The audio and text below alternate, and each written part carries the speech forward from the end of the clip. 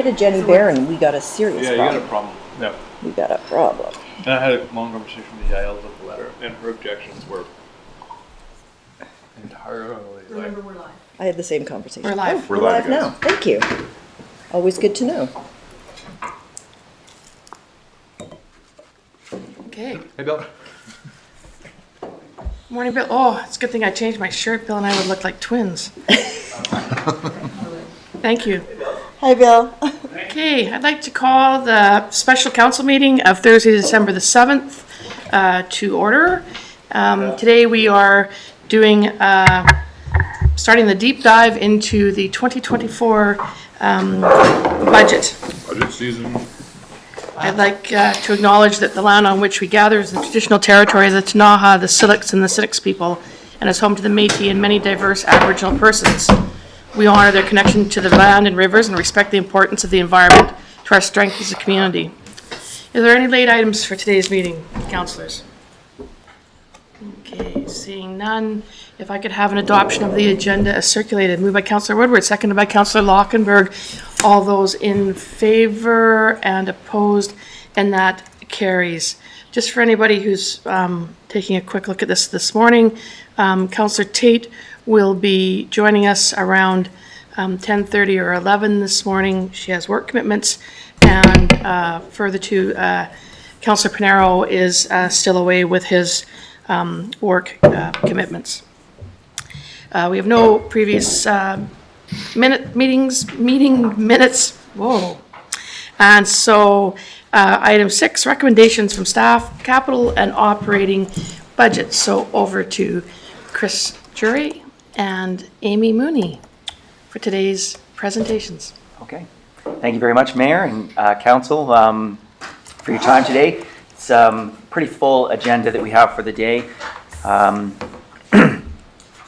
You know, this is a starting point for us, but it's, you know, there's been dozens of meetings internally here to try and get things to where they're at now, to give us kind of a sense of where we are to kind of start off from. But I wanted to get something out there for us to look at before the end of the year so that we could kind of absorb some information over the break and then meet back again on January 12th to kind of continue discussions. My thinking on this is, you know, if we could put together some sort of a budget document that we could put online and have folks be able to take a look at and comment on. And I know we've done open houses in the past, and they, you know, tend to not be very, you know, well attended.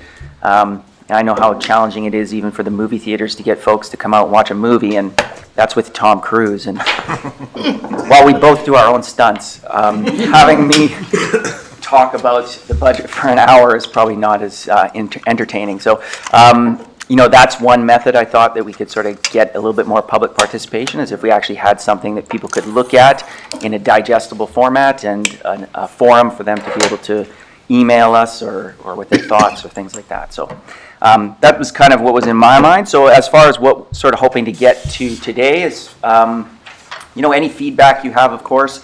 Like I say, it's a tight agenda, so if there's areas that we're going through and you think, you know, we need to kind of get into this a little bit longer, or we need to see these folks come back, January 12th is our, as I said, our next meeting, so we'll just kind of schedule some people to come back and talk a little bit more. Plus, you know, we've got the whole capital piece to get into as well. So I anticipate probably 1 or 2 more meetings in January just to kind of get things going. But you know, any feedback you have now, information, things that you want us to kind of work on over the break, we can definitely do that. Any significant changes we can kind of work on, things like that. So feedback is appreciated, but no you know, real decisions or anything required at this point. And of course, if you have any questions along the way, please ask as we go. All right. Councillor Woodward. Amy, the thing you sent, I can't seem to download it. Okay. Just to let you know. I don't know if anybody else can. I've got it. I'm- The email? Yeah, the one you just sent with the slide presentation. Okay. It's not working on my computer, so. It's working on, have you got it, Keith? I've got it. Yeah. Don't know why. So. Don't know why. Okay, never mind. Technology. Seems like other people got it. Can't live with it, can't live without it. Go slowly. See if I go like that, it does this. Should we tilt that screen so Bill has a better view? Oh. Oh, yeah, yeah, All right. yeah. IT tech magic. It's a good skill to have in this day and age, Yes. to be able to do that sort of thing. Awesome. Definitely a bonus for Councillor Page and the city of Nelson. Okay, so just a kind of a brief recap on inflation and where we were and where we're at now. Maybe a little challenging to see on the screen, but that blue line across the top is the consumer price index. And the kind of the light gray bars in the background there are the inflation for each month. So you can see we peaked at 8.1%. I think that was Councillor in, Payne has a question, sorry. oh, Sorry, I certainly understand Yep. the percentages on the right-hand side. What are Yes. the numbers on the other side? that's of the this slide? actual consumer price index Oh, value. okay, Yeah. not, gotcha, Yeah, thank you. less The relevant, basket of but it, goods, yeah, got it. what the bars are is just the percentage change in that blue line. That's what everybody sort of refers to So when they're this thinking is about, actual over inflation, there, and yeah. that's perfect, thank you. yes. So 8.1% was our peak. We've dropped now, the latest figures that came out from the Bank of Canada was 3.1%. But I kind of superimposed there the average 12-month inflation, and that's something that we kind of look at.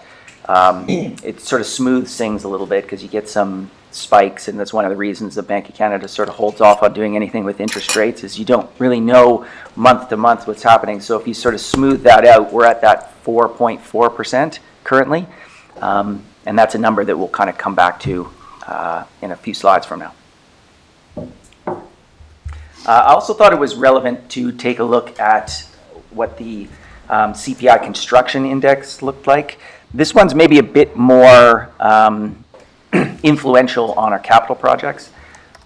So we'll maybe get a bit into that when we talk about reserves or look at capital. But that peak in 2022 Q1 of almost 23%, and we're at 6% now, but those are quite a bit higher than your regular basket of goods that everybody refers to.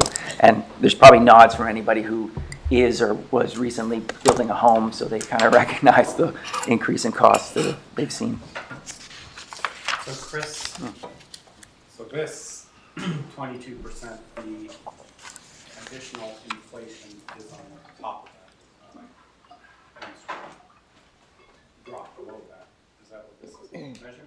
Like Sorry. if it was $100 and we had 22%, it's $122, and then we had another 6% Yes. inflation, it's not $106, it's 100 Yeah. whatever. Correct, which is why I sort of put that actual index line on there too. You can see even though when you have inflation falling, that line is still rising. It's just that it's rising at a less quick pace, I guess, if you want to think of it that way. But yeah, it's still inflation. It's just the line is flatter, if that makes sense. Yeah. But everything Yes. jumped up Yeah. 22%, so all our construction materials, our equipment, all those things have those jumps in them. Yep. So just sort of overview of some of those inflation numbers that are in our budget currently. We're averaging around 4.5% for wages and supplies. Now, just over half of our operating expenses are labor, and a lot of those are decided by what collective agreements we're in. We have some contracts are decided, so we sort of know those rates. I think fire's one that's, needs a bit of forecasting, but the other ones, we have some certainty on what those are, at least up until the middle of 2024. And we can sort of project a little bit after that. Other costs, we know what our insurance is. We've kind of got a pretty good handle in talking to the departments what sort of the needs are for professional development, some of our other costs. There's not a lot that is impacted by plugging in an inflation rate. We really try to get down line by line and look at everything. So, but we're kind of coming out of that 4.5% overall, which is pretty close to what we were showing for that average 12-month CPI as well. Some of the other pieces that kind of stand out on the transit side, we're seeing a bit of a higher increase in the operating costs for transit. Some of the drivers there are fuel, our lease fees, maintenance costs have gone up. We've got some lease fees for our transit exchange, which will be coming on board midway through the year. Some of this is a bit self-inflicted in that we took a look at our budget and reallocated some of the wages, and kind of looking at, say, our fleet and transit manager and, what's a correct allocation for him. He should definitely have more of his time in transit. So we've shifted a bit more of the costs into transit and away from some of those other areas where they might have been allocated to. But with that comes an increase in funding from BC Transit, as well as they're projecting, as our ridership goes up, we'll see a 13% increase in the fares as well. On the fire and emergency management side, we've got, sorry. So is the 9.7% before or after that additional revenue that we get from? That's just on the expense side. So I think the net on that, though, I think it was still a 9% increase net. But again, we'll see a bit of a decrease in some of our other costs because we've shifted a bit more to transit. So, Councillor Lockenberg, then Councillor Payne. This is not the time to get into the discussion, but I just want to put it out there as a flag so that we can return to it probably on an ongoing basis, which is the on the transit line, given that it's at the top, and it's something I've been thinking a lot about lately, that 275 in projected revenue, if we take in the cost, the administrative costs of managing that revenue, whether it be fare collection and accounting and stuff like that, it's the net that we're getting out of transit fees doesn't look as positive. And I think some of the evidence is increasingly showing that a free transit or no fare transit delivers all sorts of secondary impacts. So putting a flag out there that something to revisit in this potential budget discussion, because I think the evidence is going to show really exciting potential for doing that. Anyways, Yeah. want to throw that out.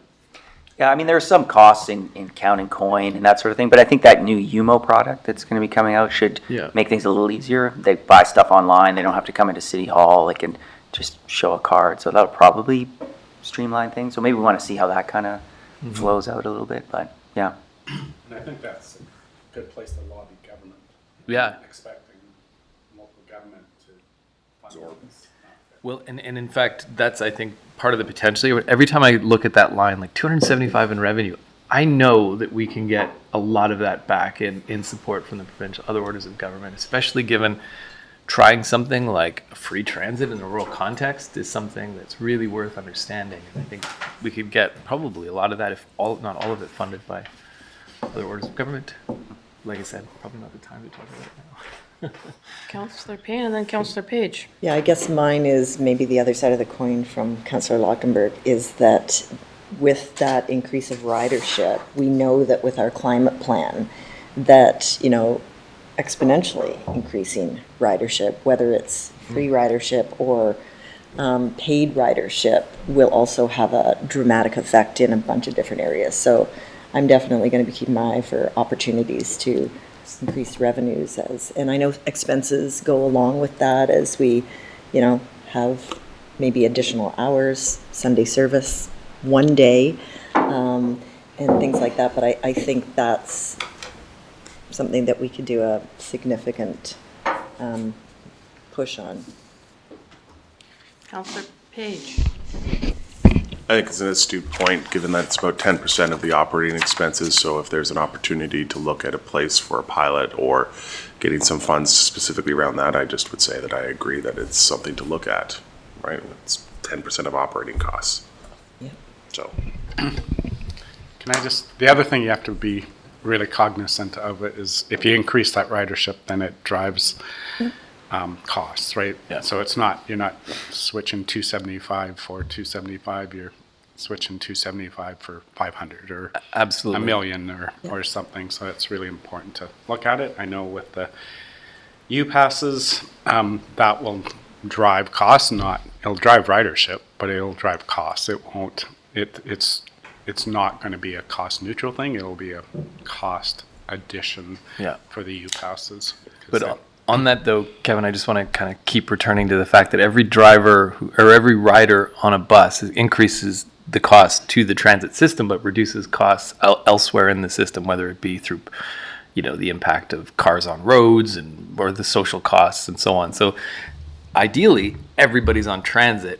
That would dramatically increase the costs in transit, but the social costs beyond transit should go down. So Yeah, and that's, why being funded by the province. provincial government, because we don't Yeah. collect those other taxes, right? Yeah. Okay, kind of going down here to take a little look at fire and emergency management. Really, the only changes here are, they've got quite a few younger or newer firefighters that, in that first few years, they each get another year of experience and move up on the wage grid a little bit. So that kind of bumps their overall costs up higher than, that sort of inflationary piece. And then further down on the fire, or on the police as well, inflationary wage increases in there. They have, again, similar to fire, they've got quite a few new officers that are below that first-class constable rate, but they did add a new inspector as well that sort of offsets some of that. So we're still kind of looking at that inflationary increase. So overall, without any new revenues, you can see just kind of based on inflation, we'd be looking at an 11% tax increase to kind of cover those off. I'm just interested in, do you know what the WorkSafe BC increase is? Is it significant or is it? Yeah, and it's just across the board, like it's, I can't recall It's the okay. exact number, but yeah. I can find out. Thanks. Yeah, just be for the class 5 protective services has one. Yeah. Councillor Woodward. Thank you, Mayor. I guess that's a pretty big tax impact. So I'm just wondering, we do all this kind of rate smoothing through hydro, and I mean, can you defer these out so you smooth over that kind of increase over, say, a 5-year period or a 3-year period? Yeah, so. Or is that not pertinent management, I guess? Well, there's a few things. First, on the next slide, we'll look at some of the increases on the revenue side, so that's gonna help a little bit. Then when we get to if you sort of fast forward to the bottom of that summary page, there's, some options there that we could use to, like you say, sort of reduce the impact of that, smooth it a little bit. So we'll kind of get to all of that. Okay. This is the highest number you'll see. Okay. It'll start to get a little better as we go through. So. It's a little shocking. Yes. Okay, so on the revenue side, we had an increase in the hydro dividend that we do each year.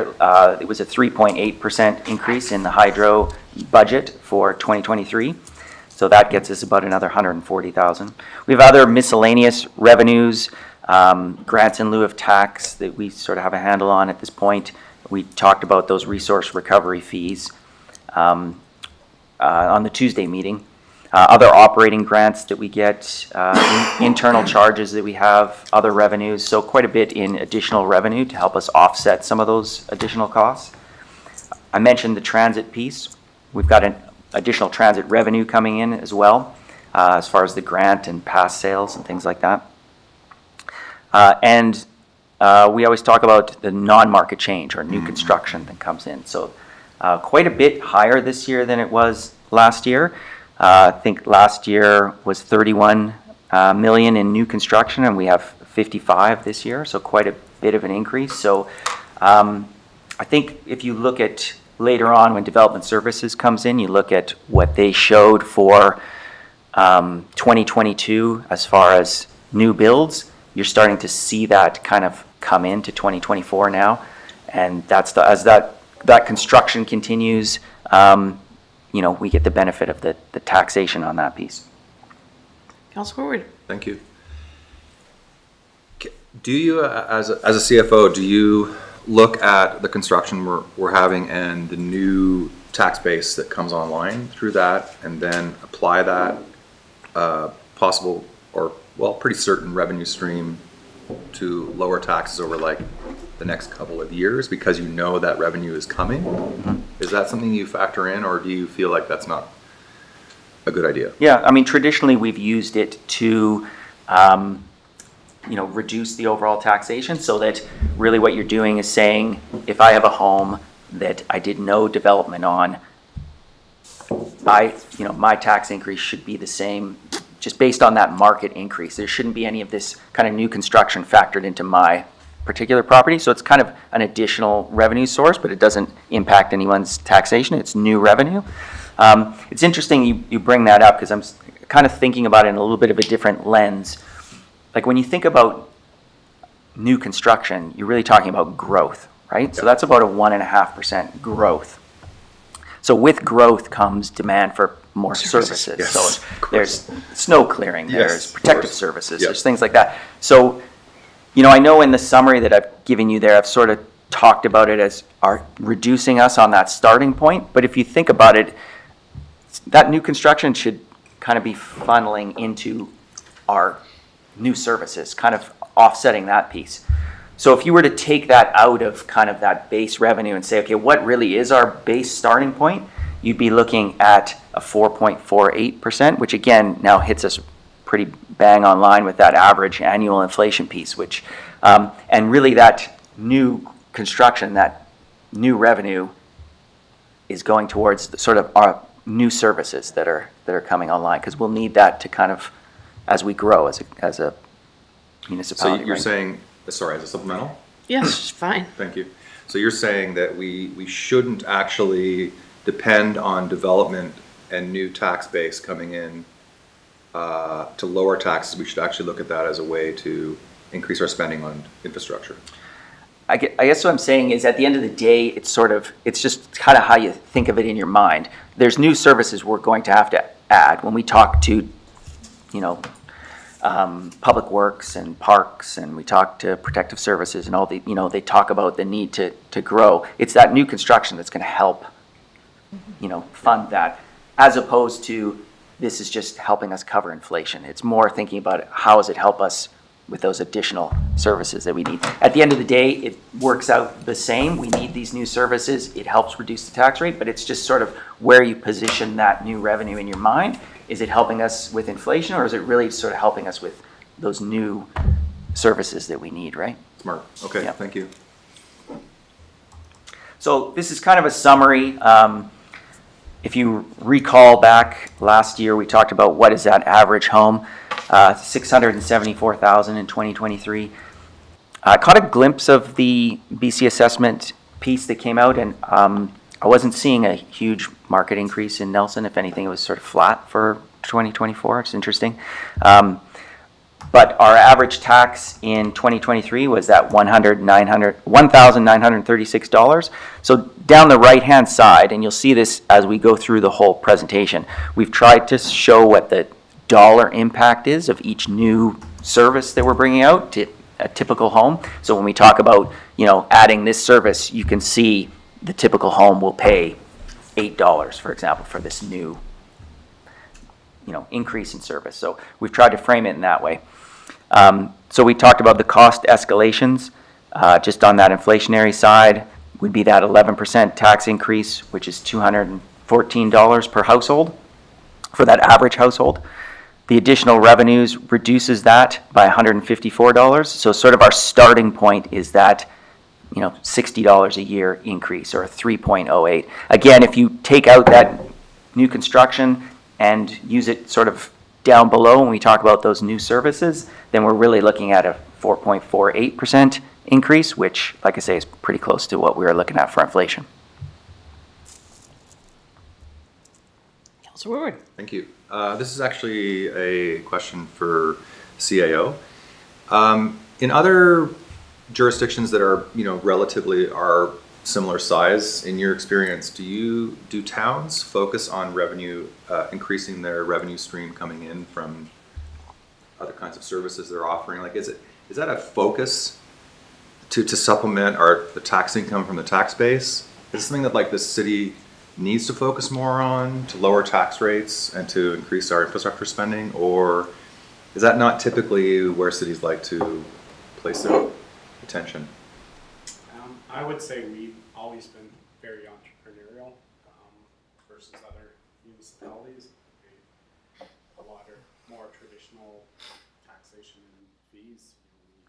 bought this building and leasing space, we, if you look at our other revenues, and that's a bit of a challenge that I think Chris shared last time was, our actual property taxes are only about 50% of our total revenues that funds that larger $20 million expenditure budget. So, so we've been quite entrepreneurial in the past, and those revenue streams don't necessarily go up with inflation. So we're always looking for additional revenue streams. So that's kind of my experience is, when we, like, there's very few municipalities out there that has the parking meter revenues that we have. Right. We're 1 million, 1.2 million a year in parking meter revenue. No other municipality our size has anything near that.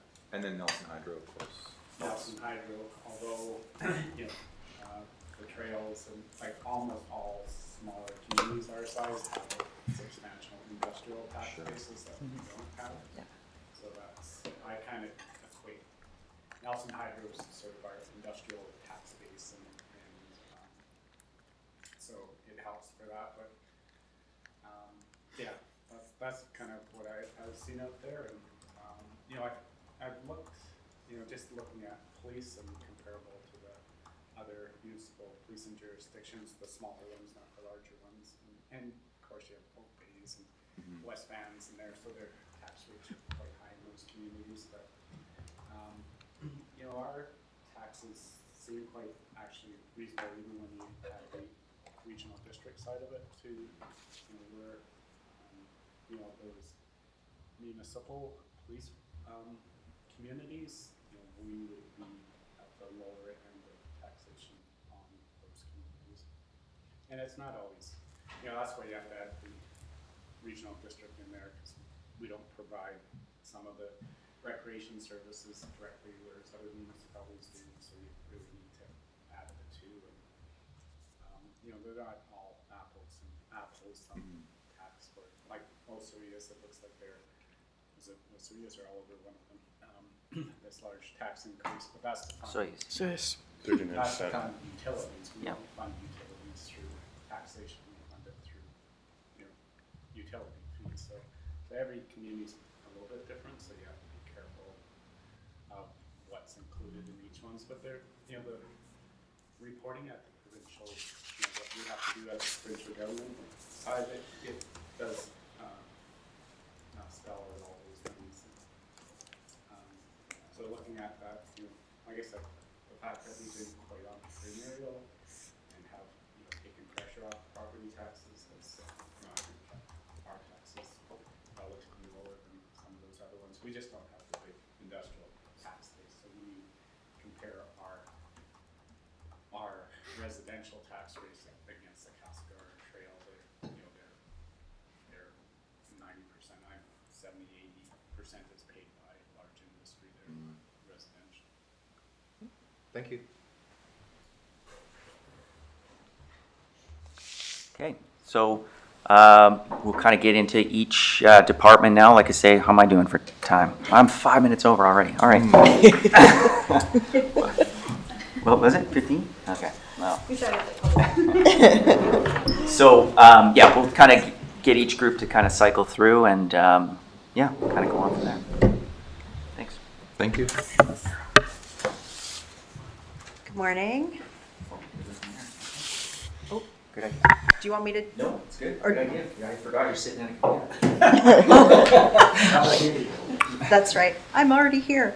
So I'll just give you a quick overview of corporate services. I won't spend, can you? I'll try. Do you want to?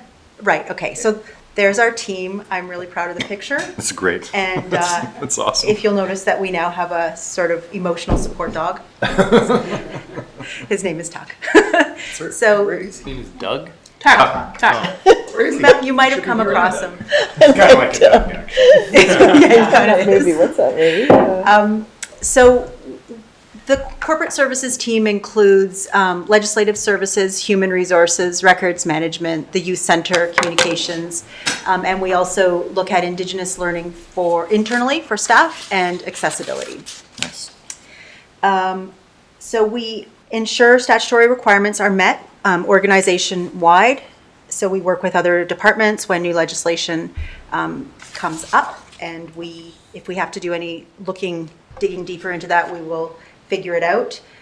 We manage the municipal agreements, bylaws, and policies. We process freedom of information and protection of privacy requests. We are in the works of designing and implementing a records management program. So we're doing a digital transformation project, which I think you are all aware of. We coordinate internal and external communications and manage human resources components of the city, along with the city manager. We empower an inclusive and accessible city, and we create an inclusive, fun, safe, and accessible activities for children and youth at our youth center. And of course, we support council. So some of our highlights from 2023 are, I'll go through them. There's a list of them up on the screen there. But accessibility, where we're at with that is legislation changed in late 2022. And so we've hired an accessibility consultant to work with us. That position was grant funded through Disability Alliance BC, and we've now completed an audit of Nelson and our accessibility in our built environment. We have to do three things. We have to create a committee, an accessibility committee. We have to develop an accessibility plan, and we have to have a feedback mechanism. So we have the feedback mechanism on our website. We are working through, we've already advertised for the committee members, and we've also created a terms of reference, and so we're just starting to work through that. And then we're hoping that in January we can focus a bit more on what the accessibility committee has to say. And from their input, we'll develop a plan.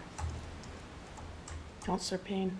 So thanks for speeding us up here today. But the accessibility that you talked about, is that around city buildings and assets, or the city in? It's citywide. So we're looking, Okay. Organization-wide. So the idea is that eventually everything we do has a lens. Like every decision that council makes, every building that we either build or look at bringing up to date, lowering the GHG levels, is all done with accessibility as a lens. So we're always considering, so that's the built environment. We're also looking at procurement practices, hiring practices. We want to make sure that everything that we do has that accessibility lens. Does that? It does. One of the things that it just sort of Yeah. flagged for me is, I believe it was in 2014, we did the age-friendly initiative, Okay. plan, whatever. Yep. And I've heard, I haven't looked at it myself, so I can do that, but that some of the recommendations in that report were not fully implemented, which I think is pretty important as we know our demographic is moving forward. So I don't know if that's something that would, So the committee Coordinate will with be, that. they'll Yeah. be prioritizing, and they'll probably look at that report, Perfect. right? Yeah. Because I think we're it's not got a just lot of the talking- information in there now, and I know it Sure. is nearly 10 years old, but And we're not just talking about, we're not considering only whether you're able-bodied or not able-bodied. There's so many so more. many different ways. Yeah, Yeah. there's got so it. much more. Yeah, thank you very much. I think that's important work, and happy that you're on it. And just to be clear, this is about accessibility for people that access our services or any public space, right? So this isn't creating accessibility for the community and private spaces. This is about public spaces. Yep, I'm thinking public spaces, roadways, Yeah. buses, like all of those sorts of things. We have quite a bit of public. We have quite a bit of space, Yeah, yeah. so it's not just, yeah, you're right, it's not just buildings, it's how you get on a bus, it's how you get. Our natural green spaces, that's another really important one that I know work has been done in, but a lot more to do. Yeah. Thank you.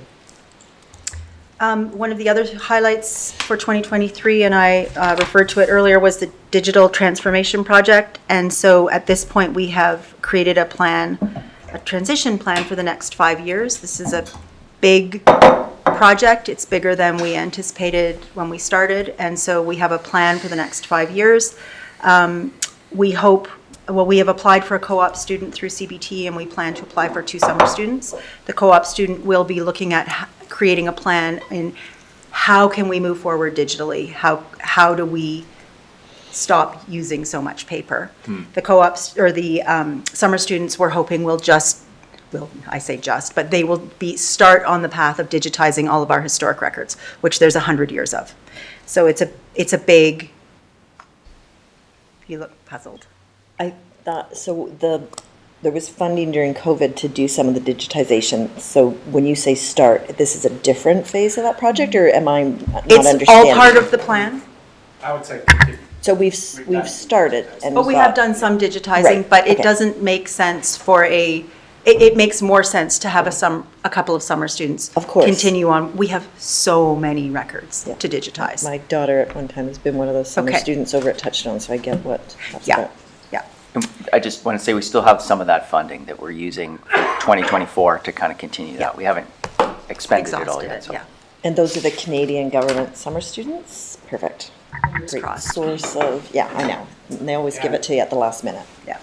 You know, when changing technology, rapidly changing technology, especially AI technology, it's going to impact how we digitize, what our priorities are, you know, et cetera, I think, so it's, yeah, challenging and it's really.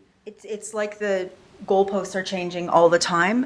What we do know is what we're doing right now, which is creating a structure for the organization, as well as cleaning up our expired records, is huge. It's a big piece of the digitization program. So you can't really, I mean, you could move everything and then clean it all up, or you can clean it all up and then move everything. And so because things are changing all the time, we're starting with the let's clean up and get organized, get our house in order, and then we can look at actually creating a bigger electronic program. Yeah, the level of efficiency will be so much more effective in the huge. future. I'm very excited.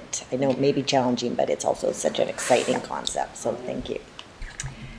Okay, in communications, an annual roadmap was developed. So that is basically a plan for each department where they do the same things every year. That's what the annual roadmap is, and it really is basically a calendar. So we know that we need to keep in mind, oh, we do snow clearing. We start snow clearing about this time every year. And so how are we going to educate the public about certain things around snow clearing, like where you can park your car, what side of the street you can park your car on, garbage collection, all that kind of stuff. So that was completed, and it doesn't sound like a lot, I don't think, but then when you're looking at all of the services that we provide as a city, it's quite significant. And it is helpful for every department. Is there a place we can look at that, or? It's an internal document, but I can certainly provide that. I can get that for you. Just interested, love communicating with the community. Okay. And then we did, HR focused on developing an inclusive guide to hiring. So that is complete, but we are going to be working through that with any staff that has something to do with hiring. So HR took that one on. And then the strategic plan, you will see a draft of that shortly. And the salary review was completed.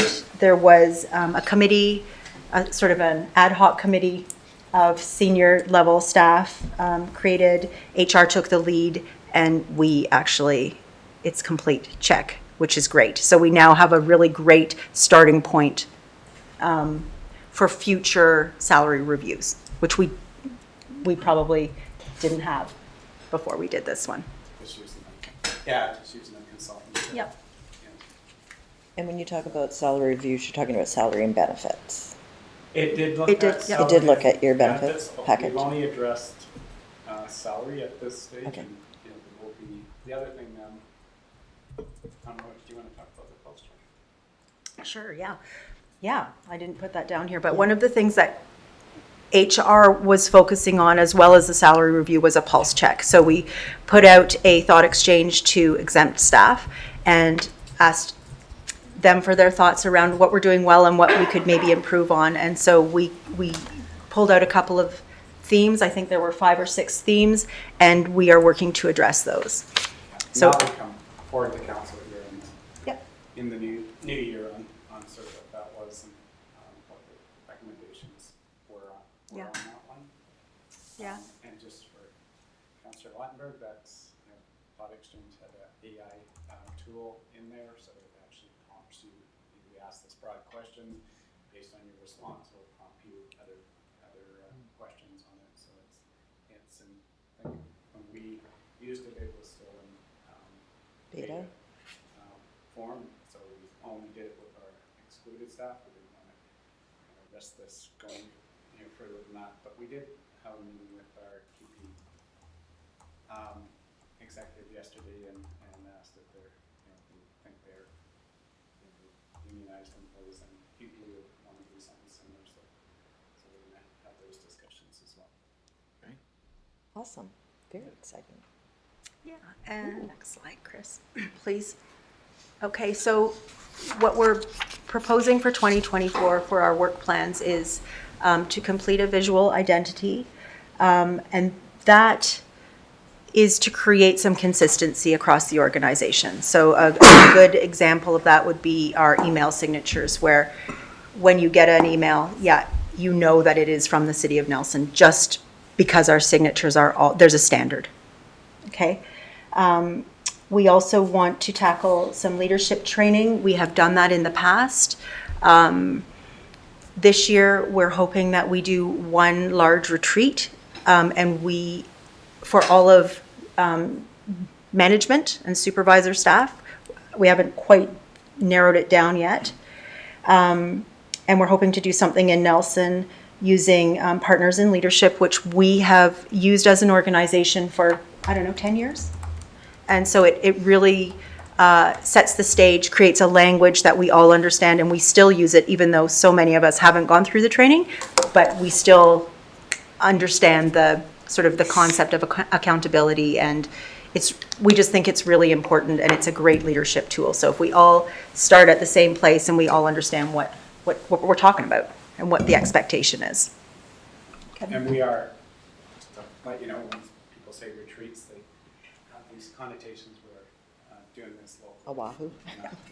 Not anywhere off site. Yeah, we're keeping it in Nelson. So that's huge. A focused gathering. A focused gathering. It's actually staff. Yeah. We are going to be focusing on Indigenous staff training, so I think council is aware that that's been a project for the past couple of years where we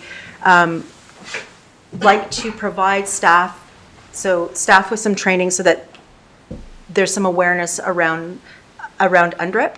That is a strategic priority of council. Actually, all 6 of these items, these projects fit into the strategic priority of city governance supports innovation and inclusivity.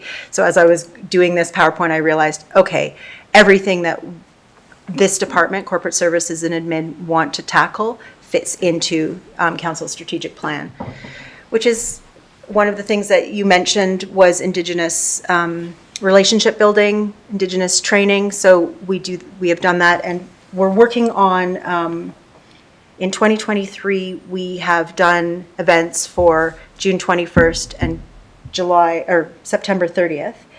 And we've also, for September 30th, we've taken some training, and we're still in the process. It needs to be completed by all staff by the end of 2023. And it is a really basic course about Indigenous awareness. So it's a foundation course, and all of city staff will have taken it by the end of this year. And so in 2024, the intention is that we will provide a second series to that course, which is sort of, maybe it's Indigenous relationship building. We haven't quite decided what it's going to be yet, but you get a certificate at the end, and again, all of city staff will have taken it. And so we'll have a really great base for understanding of what we're trying to accomplish. I think I asked about this before, but is it possible to make that available to council so that we're all on the same base? Does that make sense? Absolutely, Or- yep. Yep. I would love to know what, level the city employees are on so that we have that understanding of where we're all at. Because For sure. Makes sense, yep. Okay, let's see here. We are also going to be looking at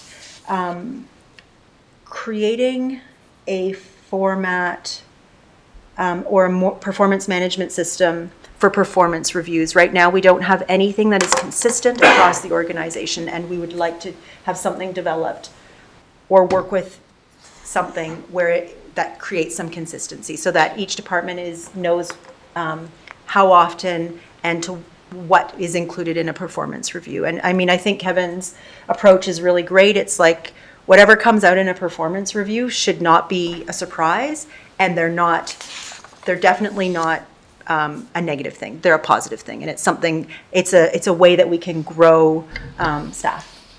Yeah, and I would say, in addition to a standardized review, that it's that continuous feedback. How are we connecting with all our employees, understanding where they're at, and have growth plans for them, and that they're where there's opportunity, that we understand where they're where they want to go, and this is one of the things that came out in the pulse check. And we have been up and down as an organization. We've had years where periods of years where we really worked hard on doing performance reviews, and then we got buried by other things and they slip off, and then we start up again. So we've been in a slip off period, and we're in a revival period again, and we're hoping to just create some consistency that this just becomes normal, and make it in just developing in a way that is doable, because we find that we've gone everything from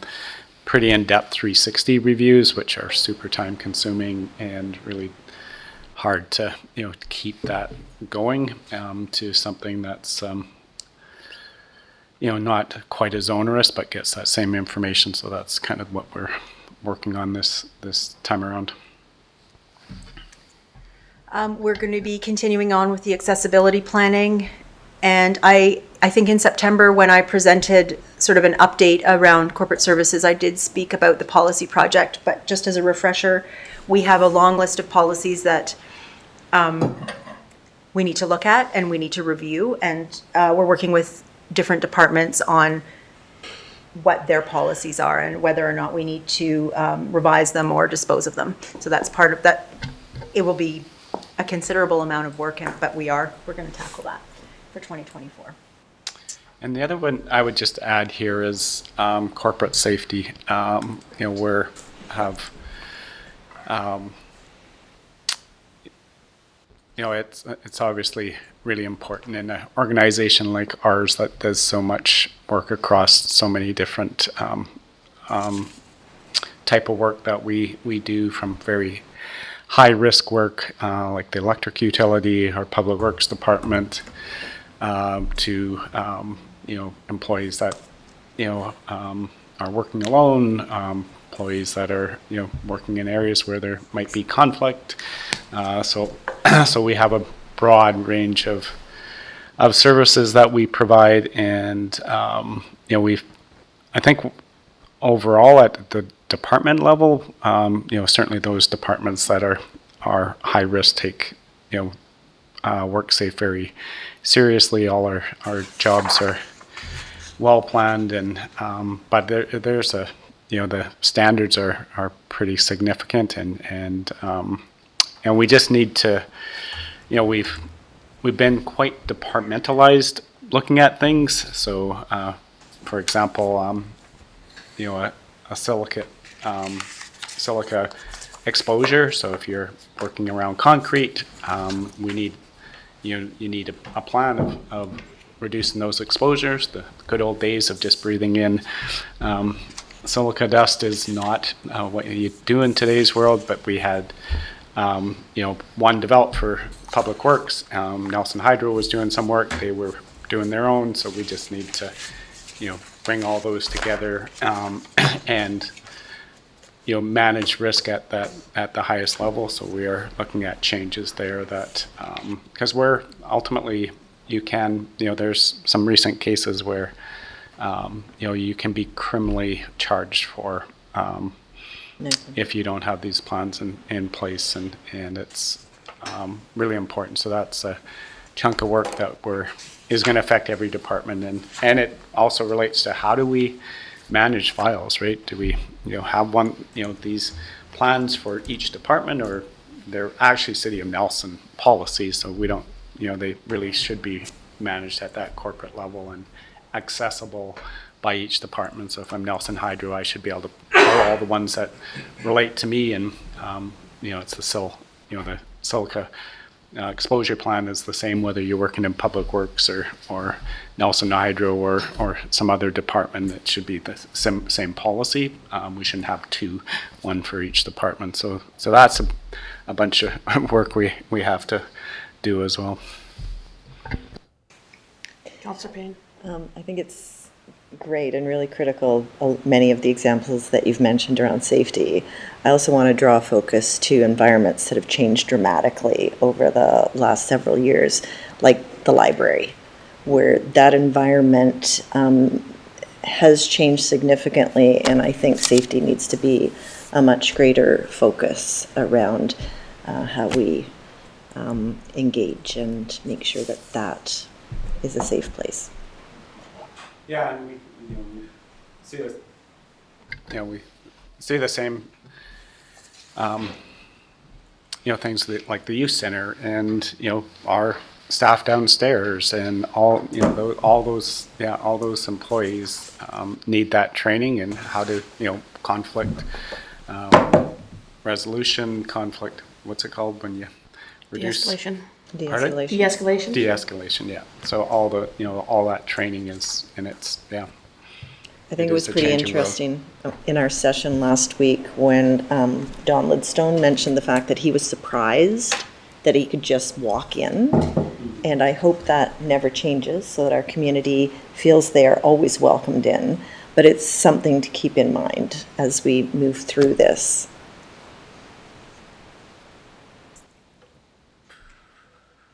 So the next slide, this slide is about what we need, what we're requesting, so that these things can happen. So for the staff professional development or the staff training, we're requesting $40,000 for that. This, in 2023, we had that in the budget for the salary review. And so basically, we're just requesting that this be moved over, and now we can use it for the staff professional development.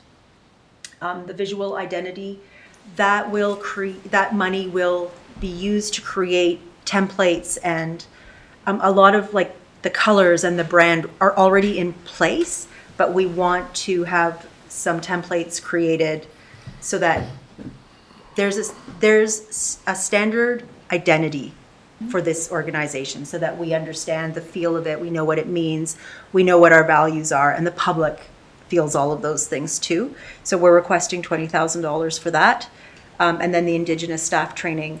Of course, every speaker, every course, everything that we kind of want to do for learning costs money. And so that's where the $10,000 ask comes from for that. Councillor Lockenberg, then Councillor Payne. So thanks, Sarah, for that. And I'm wondering if we should be allocating additional to corporate services for as part of the digitization, given I know we're not going to get to it yet, but in the new year, but the opportunities for AI.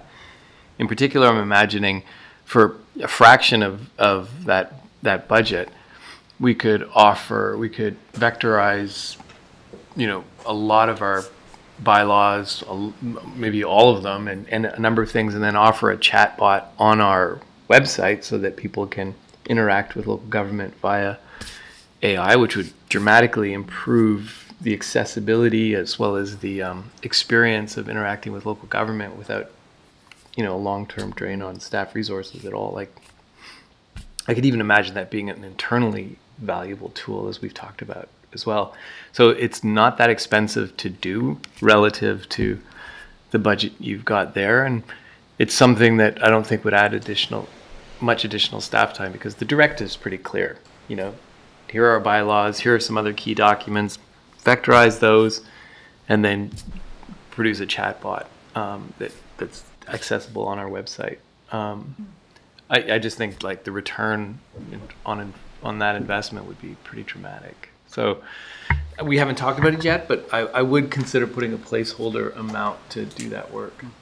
Well, yeah, as I mentioned, we do have some of those funds remaining that we had earmarked for digitization. So that's in the budget anyway. Oh, great. We can kind of look at work with Sarah on how to kind of get the best, how to leverage that in the most impactful way, right? So there is some money set aside.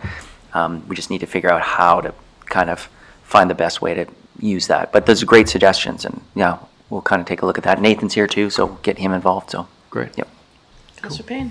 Okay, highly supportive of staff professional development. Great. I think that's critical, because we know hiring people is always challenging, and making sure there's that path forward and that opportunity for growth is so important in the investment once you have someone here. I just want some clarity. So you said that that $40,000 was in the salary review for budgeted for 2023, which we did. So some of that money was spent on that? Because you're talking about moving it forward. That's what I'm trying to Okay. get clarity on. And I'll just ask my second question so you can do it all at one time. Are we getting a consultant on the visual identity? And the third one is, I'm just assuming there's got to be grant money available for the Indigenous training. Okay, I can answer the Indigenous training question, and the visual identity question, and then I'll pass it over to you, Chris, if that's okay. So Indigenous staff training, yes, there is funding, however, and we're trying to access it. We're trying to figure out, $10,000 is not, that's, No, it's not enough. no. But it's a great starting point, and it Okay. gives us a bit of a foundation so that we can move forward and we have something to leverage. So we're always looking for grants for that Okay, kind of training. perfect. For the visual identity, yes, we would use a consultant to help create those templates. We use somebody right now to do some of our, more creative work, I guess, and we would probably continue on with that person, but it would not be in-house. Yeah, great. I just know that that's very specialized work that I think we obviously want to do as much work in-house as we can. We have a very talented team, but sometimes when we get to that, you just need somebody who's living, breathing, doing it all the time. So, thank you. Yeah, and so I think what Sarah was referring to is we had a budget in 2023 for the salary review, which was that pretty similar amount. This year we have, that money was spent. This year Okay. we have a similar amount for this. We're not doing a salary review in 2024, so it's sort of the same amount of money, but it's for a different thing in a new year. But yeah. Thank you. That's what I needed clarity on. Perfect, thanks. And is it a budget increase because it was Yes. it came from surplus last year? Correct. Yeah, we funded it from surplus last year, and our recommendation this year is that we do the same thing again for this. We don't do that with any ongoing expenses, but when you look at that funding options piece at the very bottom of that summary page, we're sort of pulling out those one-time costs and saying, here's something we could use our surplus to fund, so it doesn't impact tax. So this would be one of those items. Okay. Is it something we should consider having as an ongoing budget item? Due to the climate we're in right now, we know we're having challenges attracting Yeah. Yeah. and I think this retaining people. This might be one of those smoothing ones where maybe this year isn't the year to, budget it, budget it as ongoing. We could use some surplus to, build this over maybe a few years. We might want to put some money in this year and kind of build that over 2 or 3 years to get it up to the level that we should have it at. Yeah, and we do have a budget in everybody's department for professional development. This would just be something wider spread across the organization to kind of bring everybody together. Maybe we do that every year. Maybe we do it every couple of years. I'm not sure how that would work. Maybe we'll figure out after this one how successful it was and try and figure out a plan going forward. Awesome. right.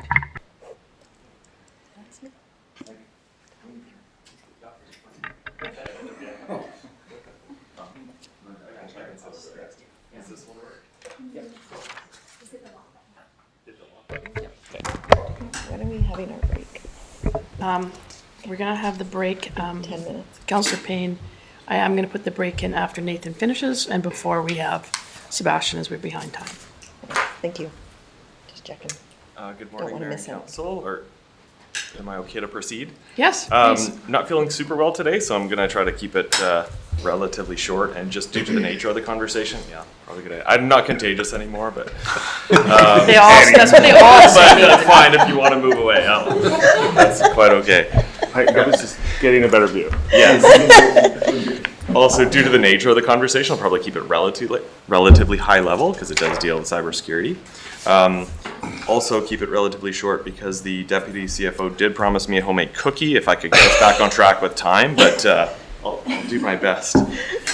I also may read from my notes a little bit more than usual, just to collect my thoughts here. But so in regards to operational for IT, we're really just asking for one ask, but it is a larger one. And it does revolve around cybersecurity. So a little bit of background. So earlier this year, late spring, summer, the city engaged a consultant to do a cybersecurity audit for the city. We did omit 2 departments just because those departments are a bit complex. One of them being Nelson Hydro. We got the results back from that cybersecurity audit around midsummer.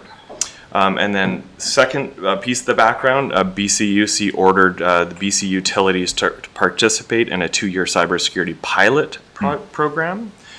So because we excluded Nelson Hydro in that first round of audits, we felt to adhere to the cybersecurity program that BCUC had ordered us to participate in, that we hire another consultant. It was from the same firm, but we wanted a different perspective so we did hire a different consultant to do the cybersecurity audit on Nelson Hydro.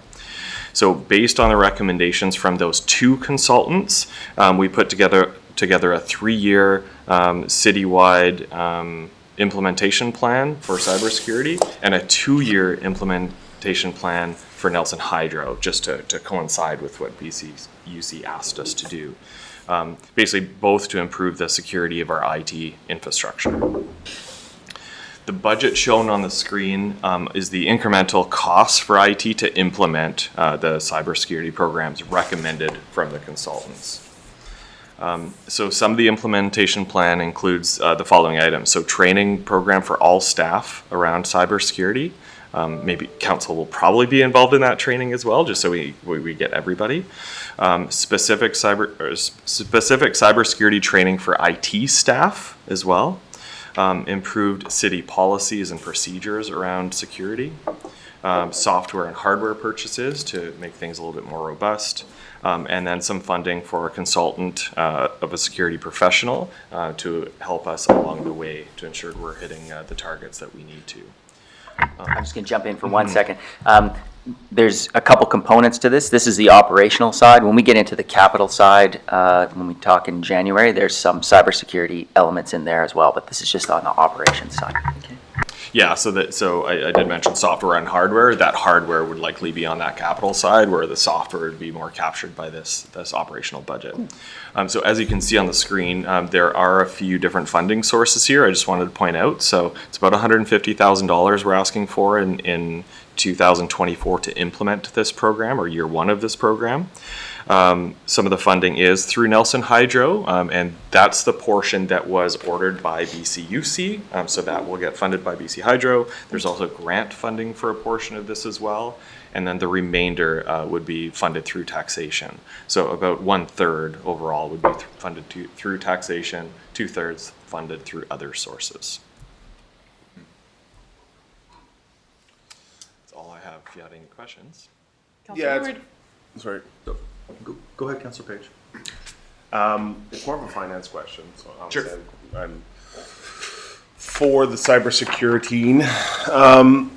When we're reporting this, and you were talking about making these documents or some version of these documents available for the public, When we're separating out the operational and the capital component of a project like cybersecurity, I think when we communicate this to the public, it's best to put it together to give a full and complete picture. Like, to me, you can't really have the project without the whole thing. So I don't really see the sense of why we're taking the hardware and putting it over capital and operations over here. We're trying to talk about taking on this project. And it's clear to see the whole cost implications, either at this table or for the public in general. Yeah, no, appreciate that. I guess another way we could have done this is to show the whole thing, less capital portion. If we're trying to show what the tax impact is, I fully agree. It's probably more our accountant brains take over when we're building these things and we think, we're just talking about operations, capital's on this other piece, but totally agree. I think having the sense of what the capital costs are. Yeah, I think on the hardware side, I'll have to talk to Nathan a little bit more. There's also $50,000 a year for the I'm going to say it wrong, virtual security VISCO. Virtual information security officer. Yes, thank you. Yes.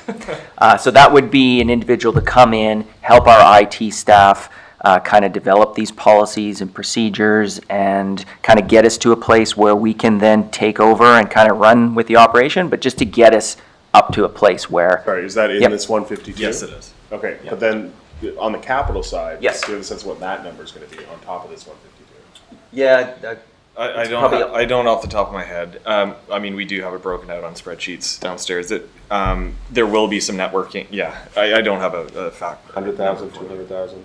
In that ballpark, yeah. About 100 for 2024? For 2024 was 50,000. Okay. 2025? 2025, about 130. But again, we can. Okay, great. I need to know where we're scaffolding this, so. Well, the large majority of it is software. Sure. It's getting better software in place to make sure we're keeping things up to date and everything like that. Licensing, all that, yeah. Exactly. So that is the majority of it. But and the hardware components are more around the IT infrastructure, making that more secure, maybe separating some things out between different departments. Supplemental? Sure. Sorry. Oh, fine. That's So what we're here for.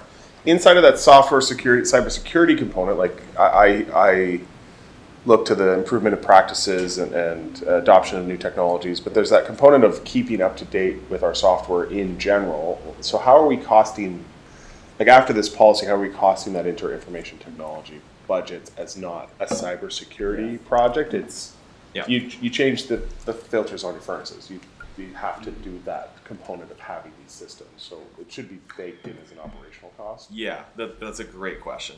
Chris and I talked a little bit about that while putting this together, because some things we're calling cybersecurity we are doing as a result of this cybersecurity audit, and they have significant security components to it. Mm-hmm. However, they will be ongoing in perpetuity because we're getting better licenses to be able to control devices better. So that will, a good example of that is we're going to up our Microsoft licenses that will allow us to control security a little bit better, but will also there'll be other features we can benefit from as well. So it's not solely cybersecurity. It's not solely operational. It's a bit of a combination of the two. So it's a bit gray. It's a bit blurry on some of those items. We have put those recommendations in cybersecurity for this year, but they will be in perpetuity, some of the licensing for sure. Okay. So okay, thanks. Councilor Woodward. Thank you. Through the chair, I'm just wondering, as we move along here, AI starts becoming a bigger and bigger part of our culture, and I feel like how much we spend out in our city with other, safety, liability, workplace safety, and like I really hope this is kind of coming up to that level too, on equal footing, because I feel like it can't be on the side of the desk kind of thing. It really needs to be like with all of our other how we operate the city for our safety, because a big attack could be so damaging. I completely agree, and that that's a big reason why you're seeing one ask here. You're not seeing 20 or 10. We need and we will focus on this in the coming years. This is a significant priority for the city. Okay. And it will have a lot of attention. I agree with you 100%. Yeah, I'm reading about AI tools that are being used now out in the world. We really got to get on it as much as like we're doing with wildfire or Right, the our burnout. water, you know, it's like, it feels like that kind of importance. Yeah. And cybersecurity is ongoing forever, obviously, right? obviously, And, yeah. and we need to stay up to date on new technologies. AI is going to be a big disruptor. We're going to have to adapt to that. This is getting us to a level of proficiency that we just need to get to as kind of a base level. Okay, and one more question? Yes. So do you kind of, or do we look at this like a hardening of our systems? Like we harden our infrastructure for climate change. Are we hardening our systems like in that kind of similar way? Yeah. Would you say? Also, it's it's not just an IT piece. It's Yes. everybody, and it's a whole mindset and culture Yes. around how you think of technology and being aware of your surroundings and the emails that come in and the links that you click and all of that stuff. So the education piece is huge. Right. So it's not just buying equipment and saying, okay, now we're safe. We can leave the key in It's our how front we're door. interfacing it. Yeah, with it. we Okay. can kind of teach folks and keep them up to date on what are the latest scams to be aware of and what not to click on and that kind of thing, right? So, and having your cell phone and those kinds of things, apps to download or don't download, and just it's a whole cultural piece that's involved, right? So it'll involve every department, not just IT. Okay, thank you. Councillor Payne. I think the other thing, I'm glad you're talking about a cultural component. I think we need to spread that beyond City Hall to the entire community. So I'm hoping you're baking in a civic engagement type of helping residents understand that are interfacing with the city all the time, but especially around costs like this. And I have a much greater appreciation for how we need to invest in this after attending the Federation of Canadian Municipalities webinar. And we certainly don't want to threaten anyone, but I think it's important that everyone understands how the city's being very proactive on protecting us from some of the situations that could arise. And I also understood from that call that municipalities are actually one of the bigger targets out there, which again was a little surprising for me, but with that information that, disseminated in the best way we can through communications to help people understand to come along on that journey with us. So that's... And the other aspect is if we're going to adopt things like smart meters and other technology, right now we don't have any of our software controlling, valves or critical components of our infrastructure. As soon as you do that, then you expose your those critical infrastructure to the world. And unless we're in a place where we can be certain or as certain as possible that we have the controls in place, that makes it much more difficult for someone to hijack your system and all of a sudden poison your water system or elsewhere, then it just would be irresponsible to start to add that level of of controls of digital controls out there without this work. So if we're going to move in those directions, we need to get our house in order and before that. And I think I heard on that webinar, the only negligent thing you can do is to do nothing. Right. Thank you. And we do want to get there with Nelson Hydro at some point. I mean, there's a lot of great technologies to have a little bit more control, but yeah, these are the fundamental steps we need to do first before we can get there with hydro and whatnot. Thank you.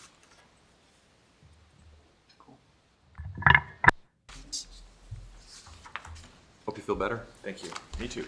Okay, Take care. I guess you can take a cookie on your way out. Council, we're gonna have, it's 10:20? 10:30, we'll be back. Thank you. And then we'll hear from Sebastian and Natalie.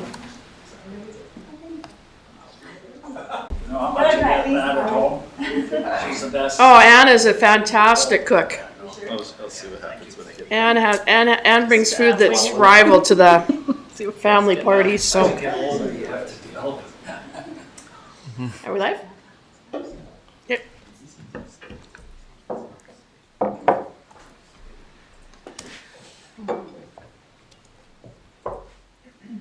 Welcome back, everybody, and we're now moving on to a presentation by Planning and Development Services, and we have Sebastian Arcane and Natalie and Drziak in the room with us. Andrew Jancic.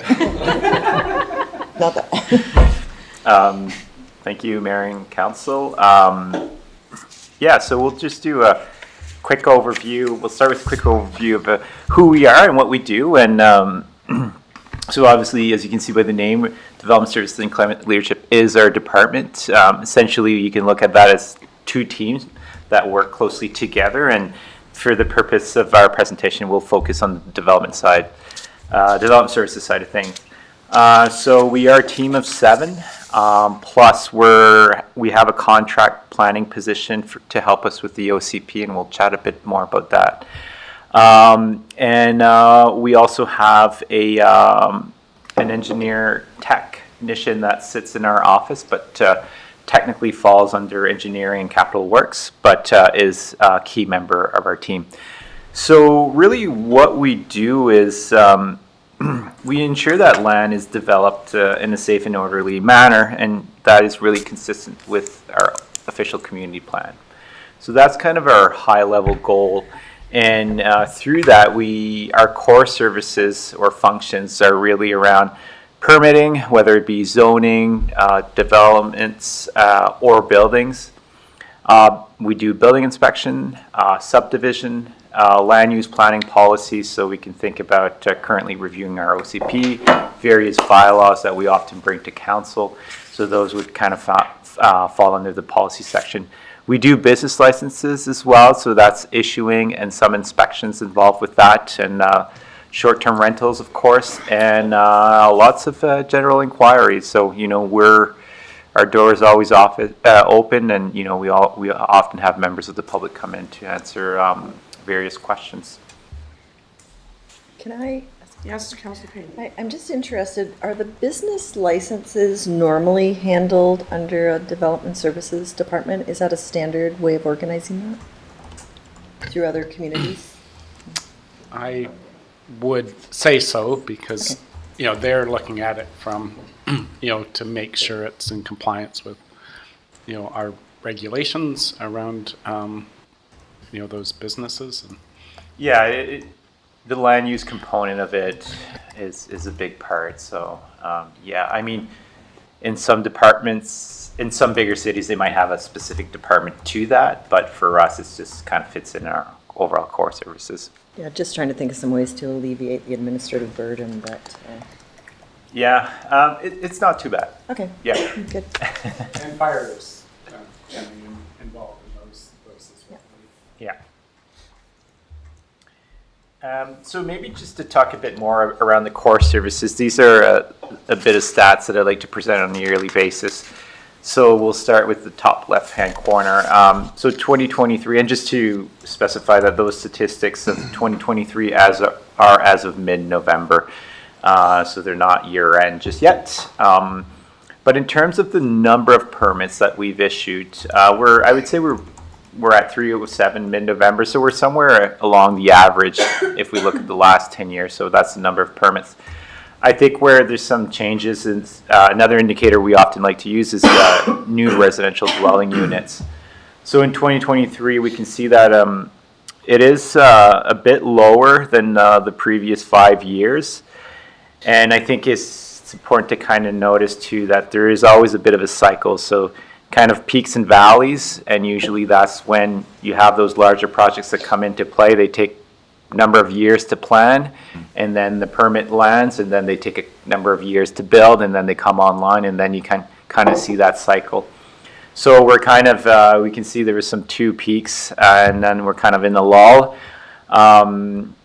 A change that is, I think, noticeable is the number of single unit dwellings that we've issued this year is quite a bit lower than the last 5 years, and I think that's probably speaks to our, you know, cost of construction, as well as high interest rates. For next year, Sebastian, sorry. Yes. I have a question. Sure. When you use the term single unit, Can you just clarify for me, that could be my house with a suite in it? Or do you immediately, when there's another door, make it fall under what you call multi-unit? No, it wouldn't be a multi-unit. So that would all fall into the single category. Right, Yeah. okay, thanks. So anything on a single family lot. But we do, and just to specify, Natalie, feel free to chime in here. But we do count them separately. It's just for this graph, they're lumped into one. So singles, secondary suite, laneway houses would all fall under the blue category. As a single, as one, not multi. Yes. Thank you. Okay. Yeah, so for 2024, based on some conversations that we've had so far, I mean, we expect that to bump up a little bit.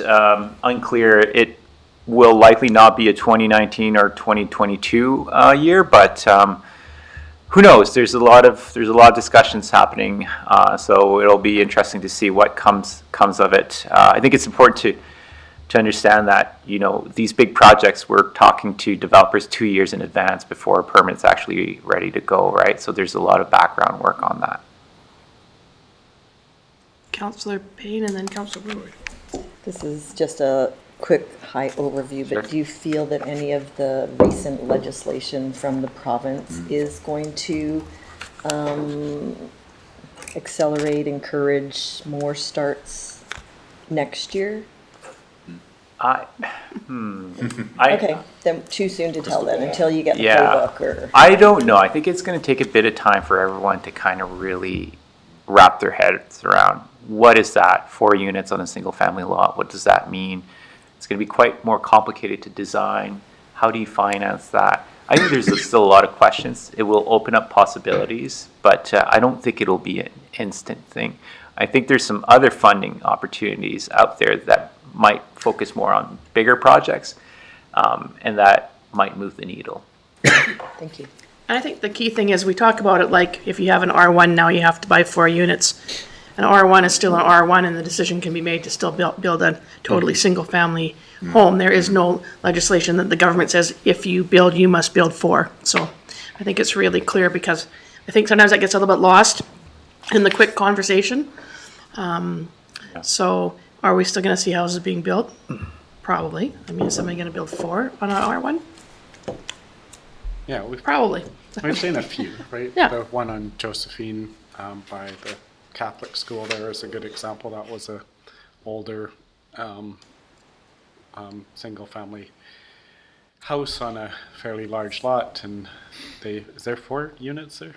There is, it's 2 duplexes. Yeah, right. Yeah. So, but also we've allowed laneway houses for how many years now? And Yeah. and we don't. Yeah, it's not like people are knocking our doors down to build them. So, 23% construction increase, so interest rates, no, those are well, factors as well. they're not. You know, as you know, they're not inexpensive to construct, right? They're they're not necessarily. Are you going to make a big return on it? Probably not, right? It's more about, I'm not sure what you guys' experience are of people that are building them, but, as an investment sort of property, they're marginal, right?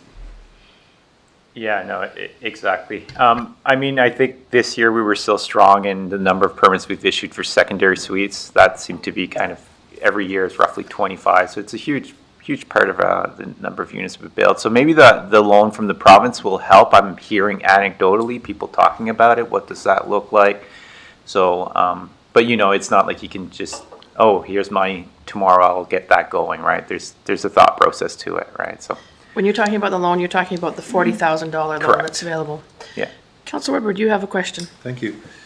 So if you look over like the last 20 years, we had, some really large projects that kind of came and struggled a bit and then like kind of fell apart, and it's been sort of like that. I'm wondering now, it seems like development, there's more security for developers here in town in terms of like, putting together larger projects and such. Is that I'm just talking from anecdotal place, is that, do you feel like there's more of a stability, or there's actually the return on investment now is more stable here in Nelson for developers? Because these much larger projects are now tandemly being built.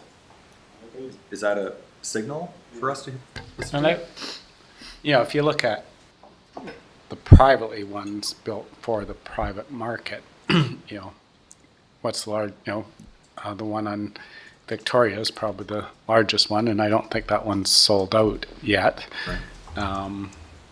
The Kulos development is how many units at this time? There's 11 units Right. being built at this moment. Yeah. Right. So we're talking 11 units. We're not talking 40, 50 units. So I think we're still, we're not a large, even a medium-sized center where they're building, 50, 60, Right. 80 units at a time that can sell in our market. We're still, like I said, the largest one that we have isn't sold out. Right. The NDN is 10 units or 8 units or something like that. So that's not we're kind of in that 8 to, 12 unit sort of private development project, right? So it's still there is, because of our isolation, I guess, and how much the size of our town, and like we don't have that major industry you were talking about, and like there are these factors, but I have, these are quite large, like the Vernon Street here and Kulos and all the other fourplexes and such going on. Like there does seem to be kind of a bubbling development of housing that must work for the developers too, but because where the Kulos was built, that was turned over as the mayor knows so many times, right? Well, and it went from over 200 units to what's approved now, 80 or? They're thinking 120. Yeah. So it got downsized quite a bit. Their large building is the last phase, right? Mm-hmm. Yeah. So they're trying to prove out, that market first, Right. right? Okay, thank you. They brought the scope down for that second phase? Is that what you're saying? They reduced it slightly, yeah, from Now that when we, they've actually worked on the property? Yeah. yeah. That tracks, okay. Okay, thank you. Counselor Page. You did touch on it, but one of the places I'd like to focus some of our energy for the work plan in 2024, 2025 is those places we can provide opportunities to add on to the $40,000 renovation suite. It's one of those places where, aside from just bringing new units online, this is an opportunity for our community to elevate the quality and standard of units that may not be in full compliance now or non-conforming suites. And I know we have places where we're putting onto property taxes or low interest loans for water connection fees and other elements of that. And so if we can find places where we can add on to that ability to leverage the property to get those units into a conforming state with the fire codes and comfort and HVAC and whatever else, so that they're not, that 40,000 isn't getting sucked out into our pockets to get a water connection fee or anything else that might be hit from development services. I think trying to get those energy efficiencies and those retrofits going on inside of that market, heading into this headwind of a recession, we should look for other places, and I would look to staff to try and find those opportunities to really help people leverage that 40,000 into more to get the projects done and entice our community to do it. Yeah, and on that piece, I think we're still waiting on the CMHC grant that we've applied for, where a big part of the action plan was to look at, reduce building permit fees, connection fees, help with infrastructure upgrades, things like that. So, and if we are successful in getting that grant, we'll have some money to kind of up that $40,000, so to speak. So even more enticing people that are maybe on the fence of creating a suite to really take advantage of that over the next 3 years. So, yeah, we're hoping to have a bit of help so that it doesn't necessarily take money from somewhere else. This is money that would come in and would help accelerate housing in the community. Counselor? No, supplemental? I'll wait, I'll sit on it, hear about it again. And Councillor Payne, Councillor Payne, you can sit for a minute. Councillor Payne. So did we have clarity on the ability to borrow money from the city to cover those fees, or? We're still looking in it. Looks Okay. like, we had, Because it was a recommendation in 2019, I believe. yeah, and it, Chris Jury let me know that there was 2 loans that were approved back in 2020, was it?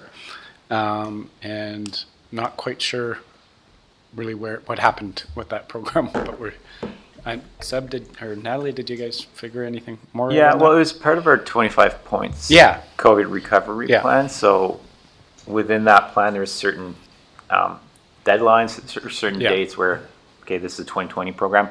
That one had no date attached to it. So I guess it's I not- think that's, yeah. So Yeah. I think that's probably a council, policy discussion. So part, just for background, as part of the COVID recovery plan, we looked at, could we stimulate construction in our community? Everybody thought things were going to go the other way. That clearly did not happen. Success. We created this, put it in that 25-point plan, and all of a sudden we had the construction industry revived, and it was amazing, that policy. Anyway, it was part of that. We had a couple loans during that. I'm hearing Councillor Page also identifying, is that something we want to look at again? But I think I think that's a discussion. What does that look like? As Sebastian mentioned, we have applied for federal funding that would allow us to address that. If we don't get federal funding,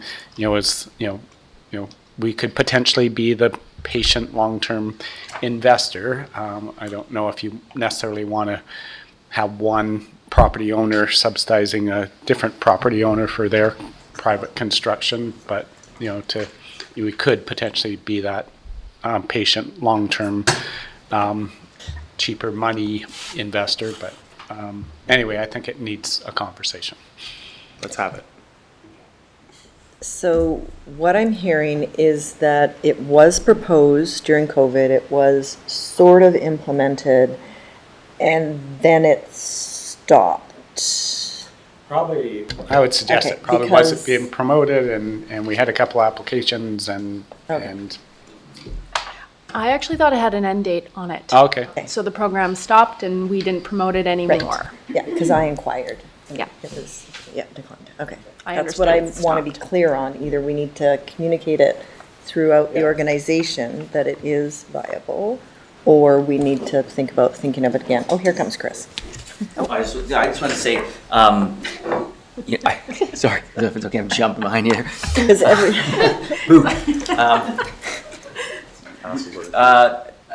If it's something that I totally agree, we have a conversation on. I know we sort of threw the 2 together that we did have, and like administratively, it was really challenging to do, and we don't have a system in place to really monitor it. It was like kind of a couple of spreadsheets and some notes in someone's calendar to look at it in 10 years' time and that kind of thing. Like, we're really not set up to do a program. So if we want to do this, then we should start right and do a proper program and make sure we have the technology to be able to do something like this. but we have the technology in the EcoSafe program. Yeah, I mean, more like the loan and the resetting and Yeah. the invoicing and that whole Because piece we're talking is- about a loan. What I saw was a loan for $10,000. And we didn't want to do it through Nelson Hydro. It's not really a hydro thing, so it was, we kind of found a workaround, but it was not great. Just curious looking because, as you know, every little bit helps, Sarah. I think we just have to be careful when we have the discussion that it doesn't put at risk the taxpayers going forward, and it shouldn't be homeowners paying for, that paid full cost to subsidize another homeowner to build a home for their own use. If it's a loan, is it subsidizing? No, it's setting parameters, it's fair. It's the parameters. Right. The fact that Because the the- risk shouldn't be carried by the current taxpayers for somebody else to build a house. And I think when the question came to us, our first recollection was that remembering that it was from the admin side of things, it was very challenging. So if we are to open this back up, to Chris's point, like, we need to figure that piece out first. Exactly. Okay. Anything? So in construction value, with all of that, it represents a lower year for us. But, you know, with 2022 being such a high year in value, I mean, those projects are, you know, we can see them, they're going up. They're going to be, you know, going up for the next year or two. So that's kind of the same peak and valley model. So again, based on some of our conversations, we expect 2024 to be slightly higher, but nothing to the tune of what 2022 looked like. Councillor Lockenberg has a question. Thank you, Mayor. It seems that peak and valley, how does the industry absorb that kind of annual shift? It seems like it's, I mean, because you have to hire and then lay off and then hire and lay off. Like, are we bringing in, you know, a workforce from out of, yeah? Yeah, I think they sometimes resort to bringing specialty trades from elsewhere. Let's say a trade that just does siding. They come in for a month, they do all the siding 7 days a week, and then they leave. Is there something, I mean, we've talked in the past about having our innovation center be more aligned with the actual challenges we face in the community as some more theoretical, technical innovation or whatever. It seems to me that maybe development services should consider adding this to, or thinking about it, to eventually add to a work plan, working with either the NAEDP or the Innovation Center to start looking at smoothing and working with the industry to smooth those out. I know some of them are going to be sort of broader megatrends, but if they're localized, and often these kinds of things are, like there's a surge in building, you bring in a bunch of people, you seize certain opportunities, you build, and then there's, you know, some sort of systemic exhaustion or something that results in a trough. So part of that peak trough dynamic could be sort of local factors. And if we can understand what those local factors might be and mitigate them, we can generally create a much more sustainable building community that's ultimately a basis for more innovation, more just a better overall ecosystem. I'm thinking in terms of, in particular, as we move to more sustainable building and then building at a more predictable scale, certainly in the affordable end, it might be that our industry shifts to more modular and prefab style construction, which would then allow us to sort of smooth our development out more effectively. It seems there's a lot of unknowns, at least in my own head, and I'd love to hear if this is something that you resonate with, and if so, what might a response be that we can support? Probably that's more economic development than development services that would look at that work. But if you look at that graph, if you look at the blue ones, right, those are single family That's pretty dwellings steady. which is really what our builders build primarily. You know, on those larger projects, you know, this one being built, all that steel is prefabbed and is brought here, and they're just erecting it, right? So, you know, I think that's the piece that, you know, that is that up and down, because it's just one large project or two large projects, and those tend to be, you know, the cabinet makers, you know, they order this type of cabinet, and that cabinet's not been made in Nelson. That cabinet's coming from somewhere else with a contractor that comes in and, you know, does 40 units of cabinetry, right? And I don't know if we're, you know, that's all being prefabbed elsewhere and coming here and being installed. Our, you know, builders tend to be, you know, the ones that are you know, building the single family housings or the smaller, you know, 4 units, duplexes, etc. You know, we do have, you know, Red Dog is working on you know, on Kuos's project, and, you know, Althoff was working on the NDN, but who built Woodward's, I don't know who built that. Oh, one. it was from out of town. Yeah. So those larger ones, yeah, our folks don't sort of focus on those larger multifamily building units. They come from elsewhere, and I think prefab is what you're starting to see more and more. Selkirk College dorms were all prefab, and I think the industry, especially for those where you can just build a series of units as opposed to, like we're building custom houses for single family. Yeah. It's multifamily that Well, and that's is customized, right? Supplemental in that, it seems to me that's the problem. Like if we're looking for leadership from the contractor community, we're not going to find it because they don't have any incentive to look at the systemic problems or challenges.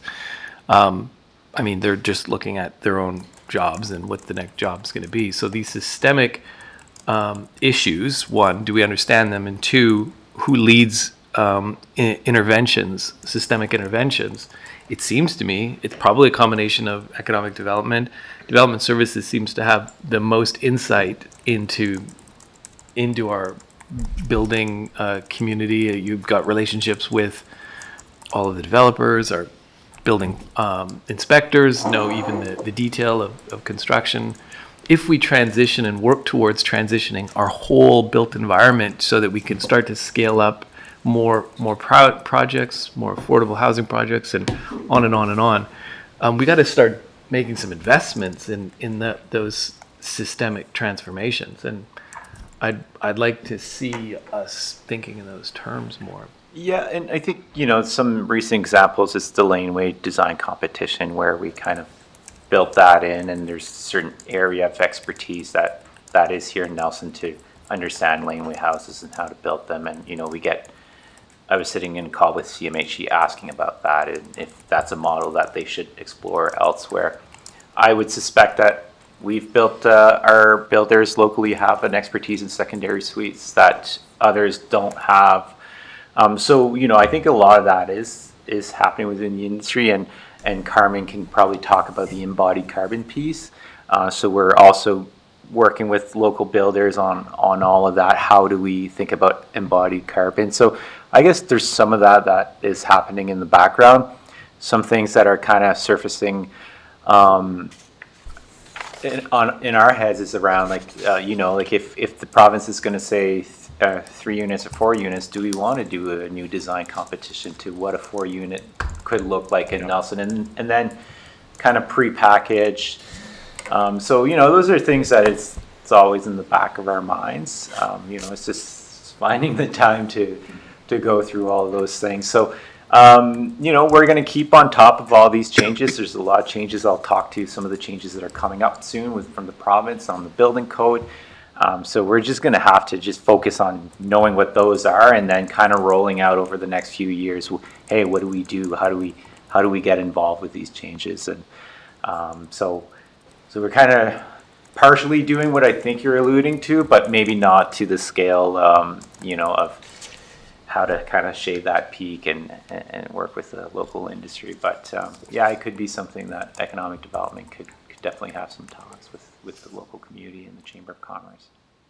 I don't want to stop this conversation because it's somewhat interesting, but I want to get back on focus. I'm going to allow Councillor Page his question, and then we're going to move on to many of the other things that they have to report out on.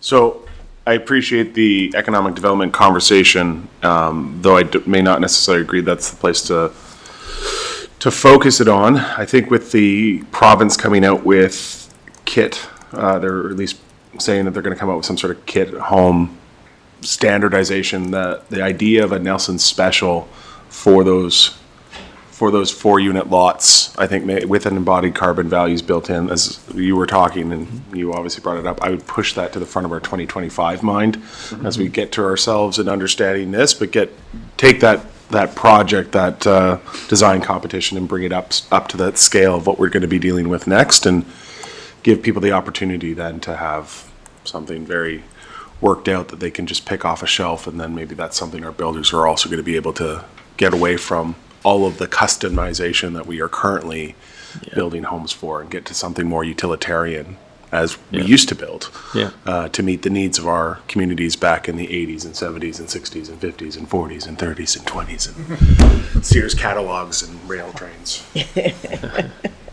Out on the prairies. Okay, so what have we been up to in 2023? So obviously the OCP review was initiated, and Natalie will touch base a bit more on the next slide on that piece. On the active transportation side of things, so we did receive some grants, and we were able to complete a missing link in Fairview on the between the 6th and 9th Street on Davies. We were hoping to do the same thing on Elwyn, but the costs of construction are just difficult to manage at this point in time, so we had to scale that back.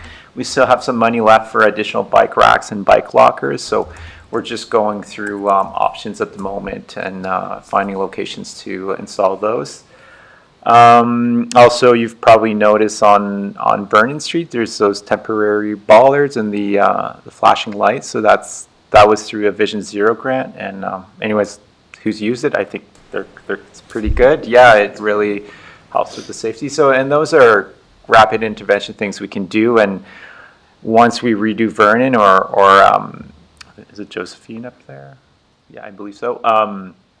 Those are the times where we could potentially explore doing permanent infrastructure instead of just kind of one-off. So that's an interesting project. We also did, which was not grant funded, but you'll probably notice on 3rd Street there's a bit of a diversion pilot down there. So we're just, I think there's some success there. There's a bit more conversation, a bit more signage that needs to happen, but that's another example of things that we've worked on that piece. We've also put in a grant for 2024, which we'll talk a bit more about in the next slide. Question from Councillor Payne before you go on. Sure, yes. Just the rapid response bollards on Vernon Street.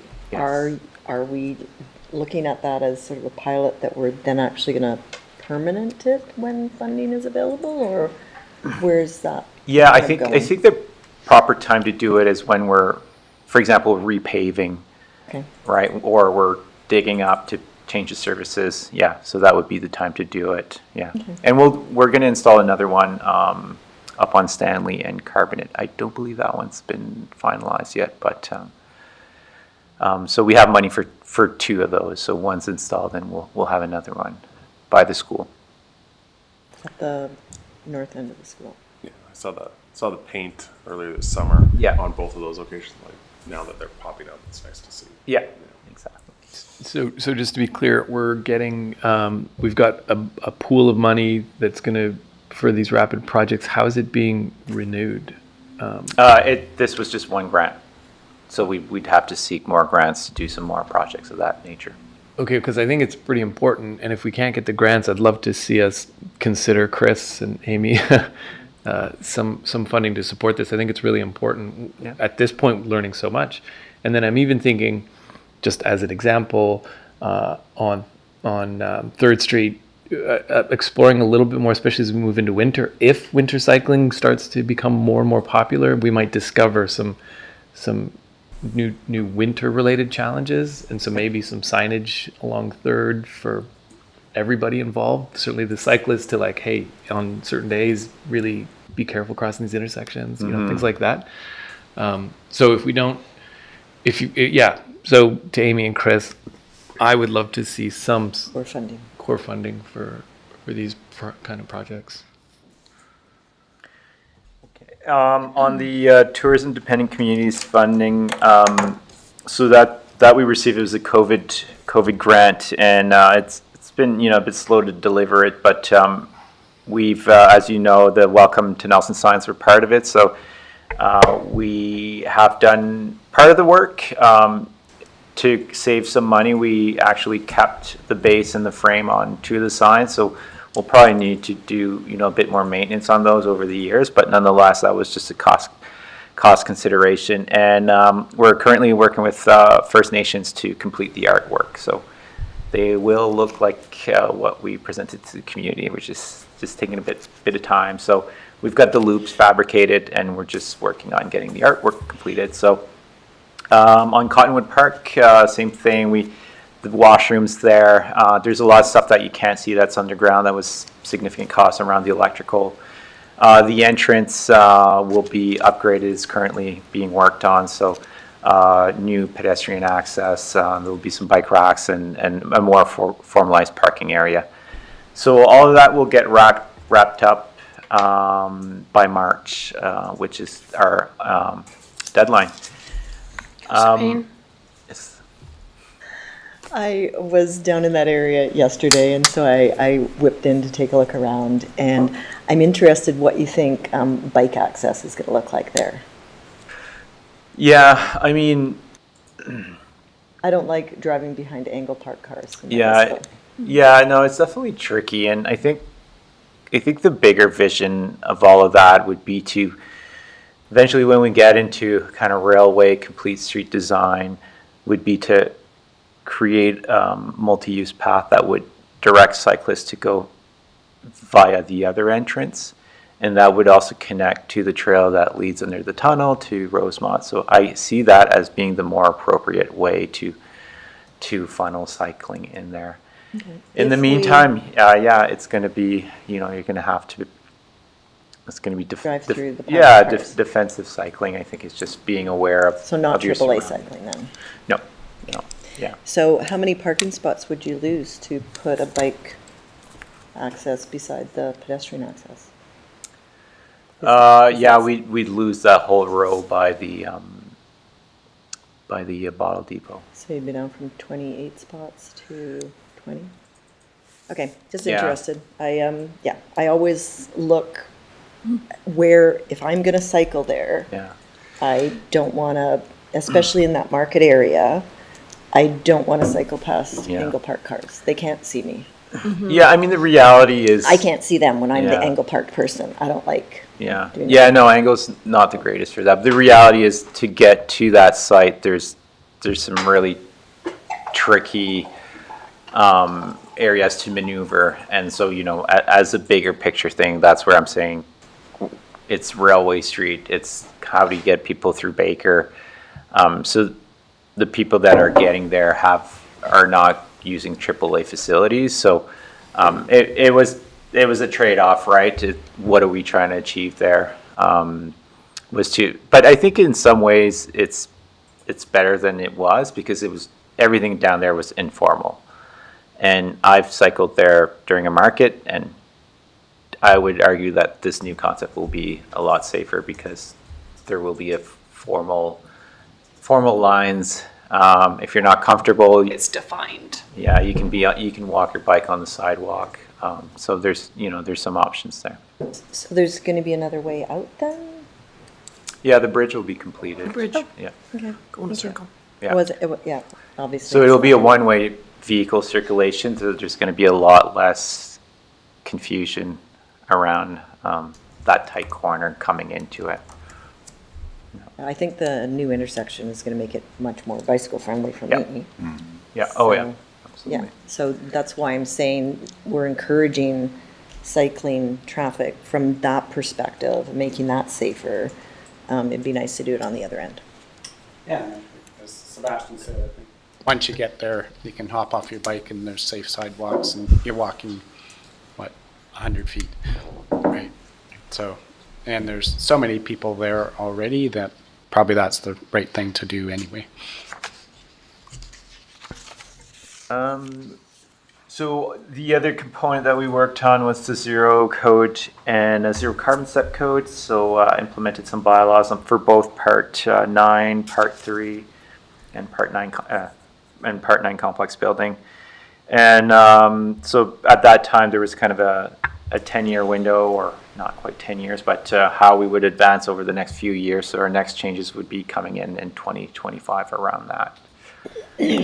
The housing entity study, so phase 2 was presented to council recently, and we'll be working on phase 3 over the next few months, and we're focusing on some of the short-term items, which we're actually meeting with our not-for-profit housing providers together next week to talk about what's in play for them and how we can all work. And we're really trying to make sure that we can get a project ready for the next round of funding through BC Housing, which would be in 2024.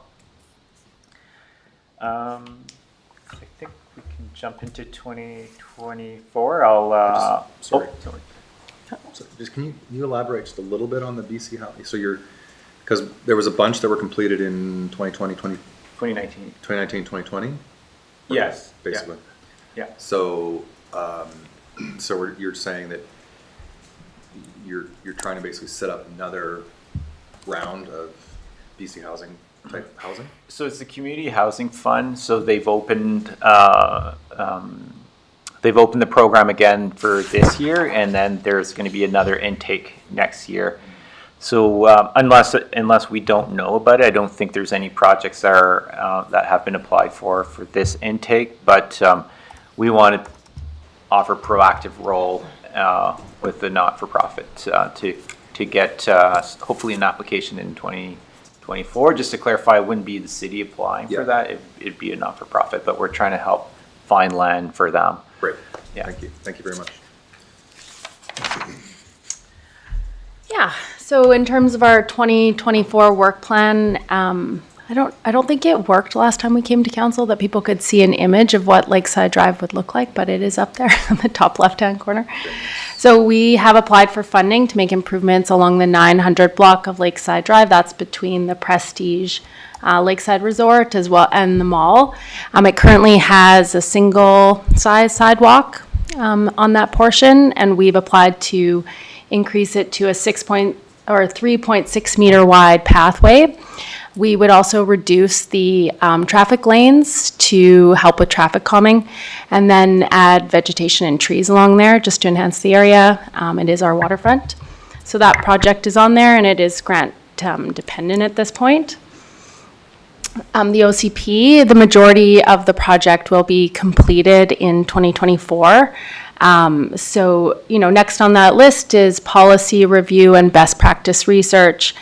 We will come back to the public in the spring of 2024 with more engagement, and we hope to be writing draft policy in the summer.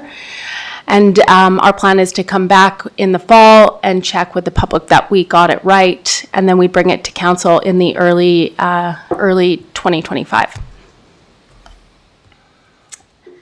Also, part of that work includes updating our housing needs report. So that report will inform the work in the official community plan, and it'll also make sure that we're in alignment with the new provincial regulations. They've recently changed the housing need report, how you come up with the calculations, the projections, and they've also required that you anticipate your housing needs from going from 5 years to 20 years, which is a big change. And that project is anticipated to be completed in March of 2024. Councillor Woodward. How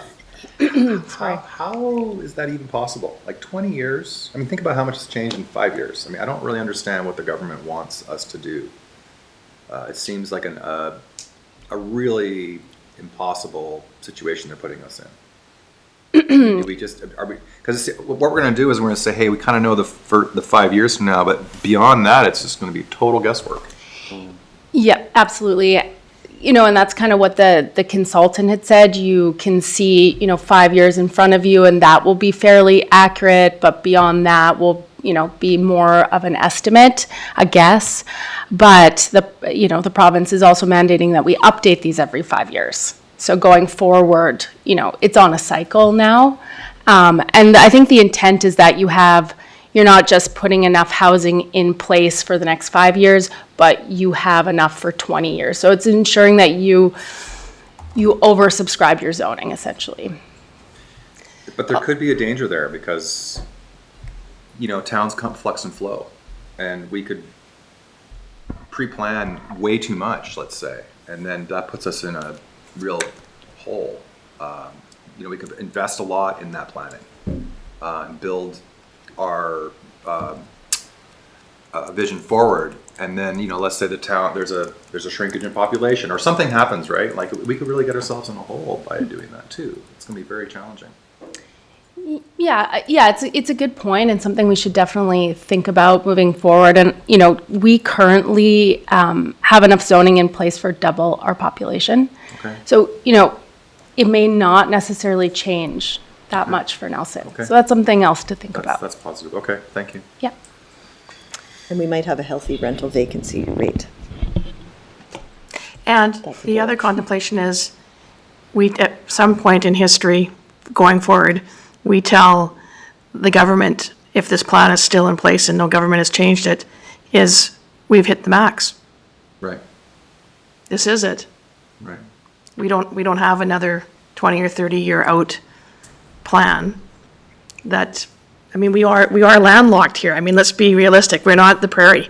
We can't expand, for forever short of then doing boundary expansion. And then that's sort of different than, like, are we going to build that into a 20-year plan, that contemplation? And I think that's, really, really a lot of speculation.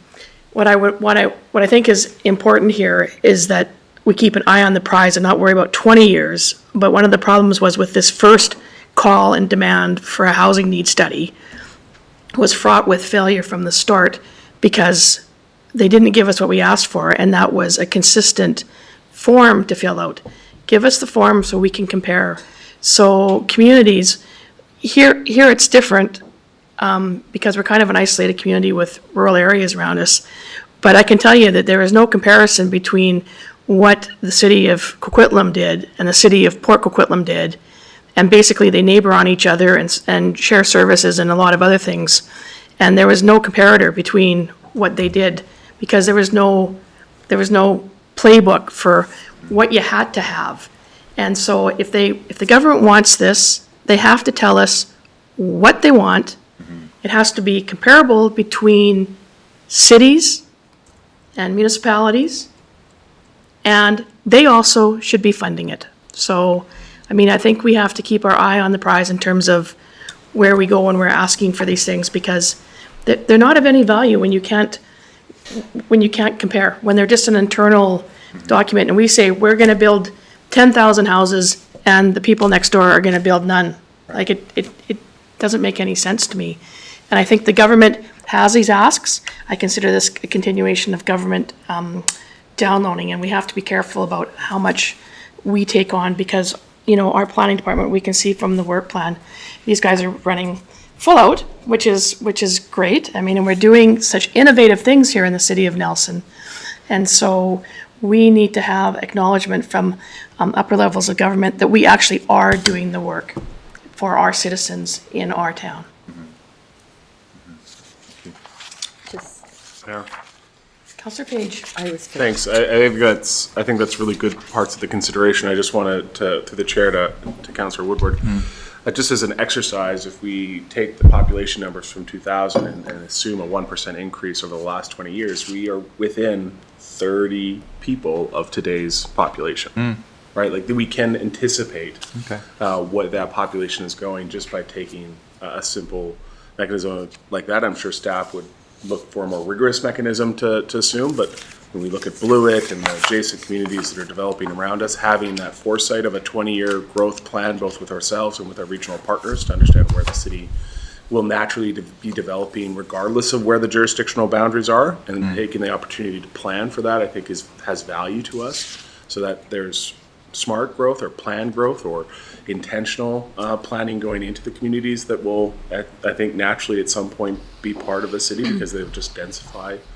And those opportunities too from those areas that want to address affordable housing, they're going to require our liquid waste management servicing in order to unlock opportunities of density. And so we do want to be thinking of how we have opportunities down Granite Road and nearby to be able to bring those in and support more people close to the center of the city where they're easiest to support from an emissions standpoint and a cost perspective and everything else.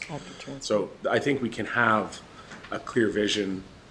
We have a direction we're going in 20 years while also knowing in the 5 years how we're getting there. And I think it is something we can incorporate into our planning. Well, and I'd also say this isn't new to, No, to it's not new. local governments. Like, that's why we do OCPs and that's why we do zoning. And like, we've done this, as Natalie pointed out, we actually have things zoned already to accommodate that growth for the foreseeable future. And if you say everybody has the right to build 3 or 4 units on their lot, we have enough housing available for ever. So it's interesting. I don't know if they've fully thought that through. As soon as they've made that change, then we can meet all our demand strictly on single-family lots. And, you know, that still gives us some, hopefully, control over some lands that we are looking for other assets, like the East Waterfront. We want Red Sands Beach. We want a waterfront pathway. That's not achievable under the, you know, if we rezoned it through ACCs or whatever, it doesn't appear to be. So we don't want just a cash contribution. We want these land contributions. That's what's important to the community. So I think you want these, you know, you want to be careful that you don't just rezone these lands and lose the ability to get those community assets, that amenities that were, you know, so important to the development of our community. And those are critical. Okay, carry on. I'm hoping that we can get Carmen, I'm just looking at time, so I'm hoping that we can get Carmen through, and then I'd imagine we will be taking lunch, which I'm just gonna suggest will be shorter than anticipated. I don't know whether or not anybody wants to tell the next staff person that they don't have to be here. Oh, well, you're already here. Hang on. Yeah, it's okay. Keep on going. Okay. Okay. Well, I think that we need at least 15 minutes so we can, like, eat. So, it's not gonna be 45 minutes, so keep going. Okay, so in July of this year, we were actually successful in receiving $300,000 for a grant application to, yes, that's great. So we will do detailed hazard mapping of Anderson Creek, and we will start that very shortly. And then we will also be looking at developing a risk tolerance policy for the city, and that work will happen later in 2024. And then also in 2024, we're going to be exploring working with RDCK to try and apply for a joint funding application to study Give Out and Cottonwood Creek. So that's also on the work plan. And last but not least, well, I mean, there's a lot of other things, but maybe one big one worth mentioning is around the legislative changes. So council's aware of, you know, changes to the short-term rentals, required change to our OCP, housing needs, zoning, parking. Some of those things looks like we'll have to have ready by June 30th of 2024. So if you work backwards from that, it doesn't give us a whole lot of time. There's also some significant building code changes happening. So the new building code will be implemented on March the 8th. So, you know, there's a lot of stuff we need to do behind the scenes to get educated. We need to educate our community. So those are things that were not necessarily in our work plan maybe 6 months ago, but now are required. So we'll be having to focus on that. You know, we'll still continue on the housing entity piece, as I alluded to. And in the meantime, we, you know, our day-to-day. So there's still a lot going on. We've got the waterfront project. There's 11 buildings going up, but there's plans for give or take 120 units, so that will continue for the next few years. You know, we're in discussions, and I just did a quick math, and, you know, we're in discussion with various developers and landowners, and, you know, we could see upwards to 200 units being applied for over the next year or 2 years. So you know, there's a lot of things happening. The reality is most of those sites are very challenging. The stuff that's under the ground is not good enough. So how do we do that? How do we manage that? So everything's becoming a lot trickier, I feel, in terms of those developments. Yeah, we're working through. We're collaborating a lot with other departments, so it puts a lot of pressure too on our city engineer, and his team to help us get through those potential issues. Yeah, so we'll be focusing. I think it's going to be another busy year, and there's going to be a lot of exciting things happening in the community. Councillor Payne has a question. The 200 units you're talking about, are those private then? Those are outside of the scope of the helping the social services agencies move forward with BCS? Yeah, Those are just private these developers. conversations are, they're Yeah. on private lands. Yeah. Perfect, okay. Yeah. Yeah, I think we've seen the map around the wastewater, so some of those are possibly moving forward. Yeah. And again, those discussions happen, you know, we might be having a discussion next week, but the building permit might be issued in 2025. But I'm hearing some aggressive timelines around, so we're going to do our best. Last slide, in terms of kind of new budget items. So as Natalie mentioned, the Steep Creek is cost neutral to the city, other than, you know, this needs to fall on somebody's work plan. So we'll be breaking that project up in 2 phases. So one phase being started in 2024 and the next phase in end of 24, going into 2025. The housing needs assessment, so again, that could be used, we could use the money from the Affordable Housing Fund. That's a requirement as part of the OCP. Not only would we want to do it anyways, but with the new provincial legislation, we're going to need to do it anyway. So that is a must. On the OCP piece, we've recently were able to get a part-time contract planner who actually used to work at the city as a planner. He's got a wealth of knowledge, so he's going to be able to help us at 15 hours a week. Nice. And we have a partially grant funded up to $24,000 to help us offset some of those costs.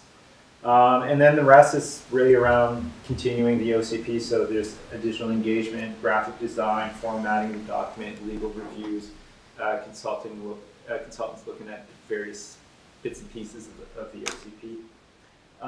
But that being said, the province is telling us that there's $51 million that will be distributed to municipalities as part of all these changes coming forward. And I did some quick math. I know there's some people that are better at math than me, but if we did population-based, we could maybe expect, give or take, $100,000 for that. So I'm feeling confident that this might actually be cost neutral, this item here. So we're waiting. They're saying we should know the details around January and February for that.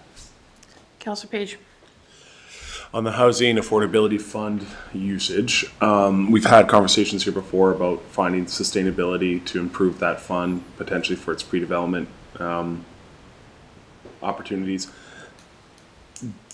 I'm uncomfortable, I think, with the operational requirement or the legislative requirement that we do housing needs assessments and that we would be depleting this fund as a means to achieve that.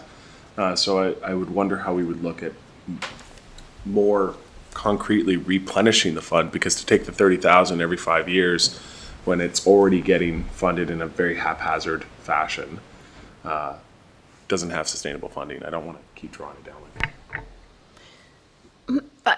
The hope with this project is that there'd be staff training, Yeah. and they're going to give us the spreadsheet. So we should be able to update the housing needs assessment going forward. Okay. That's the idea. I mean, it is Not regular. not regular. Okay. Yeah, that was the idea. Add that, I'm not gonna attack Natalie's so when we did have those not-for-profit housing buildings set up, the council at that time had directed that we sort of funnel that additional taxation into an affordable housing fund. So we are doing like $26,000 a year into that fund.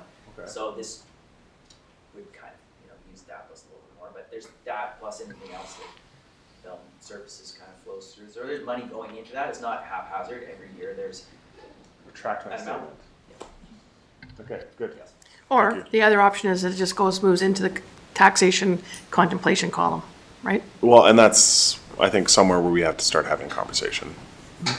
Yeah, there could be a lot of taxation if we start looking at the housing entity as well, so. Yeah, that's fair. Yeah. Anything further? Thank you to both of you. And you my for your work. apologies for saying your name wrong, Natalie. No problem. That's a tricky one. I missed the, how do you say it? How do you say it? Andrew Jancic? Andrew Jancic. Yeah. That's how my mom says it, but it's Andrew Jancic. Oh, God. Oh, wow. And what happens is that I called you, I used the name of a patient that I had for a long time, that it was her last, and I realized afterwards that that isn't your last name. That's a patient whose name I took a long time to get to pronounce correctly. Now you have to learn something else. Yeah. Natalie is good. Thank you. And so welcome Carmen to Carmen. the hot seat. I think we should have the red chairs down there, but This was supposed to be a table, a round table. Yes, no. is it blue? Now it is. Okay. Climate and energy. Hey, well, I would have had my senior staff member here, but she is away sick today, so Seb is gonna I'm just sit gonna hang here. out, yeah. He's worked on a couple projects with that side of the team in case there's questions that I'm not as familiar with. So this is our team, and we have had a couple of changes this year. We saw Erin Thompson, who supported the energy efficiency program. She moved on, and we've hired Melinda Watson. And over on the other side of the screen, Natalie Douglas left us and went to Zebex, and so Alex Leffler is going to continue that work. And the one thing to note here is that the positions highlighted in blue are either partially or fully funded. So the Sustainable Energy Specialist was actually added in 2023, and that's a fully funded position by Fortis BC, as well as the work that the embodied carbon that we do here in the city is also fully funded by Fortis BC. And we did manage to secure a little bit of funding for the program assistant to the pre-treated organics program through Eco Canada. So our work is centered around the implementation of Nelson Next, and that doesn't mean that our team does all of the actions on implementing Nelson Next, but we do lead some programs and projects, as well as we support a lot of the other city departments in doing that work, and also align and affiliate ourselves with other community groups as well that are working on climate. So here is a snapshot of the work that our team is either leading or that they're supporting other city departments in accomplishing, and also through the various joint efforts and partnerships within community organizations. And we're just looking at the highlights for this year, and the next slide will show 2024 highlights. So these are things that we're working on currently and have maybe even completed. And I've chosen a few highlights to share, but I won't be going into depth on any one program or project.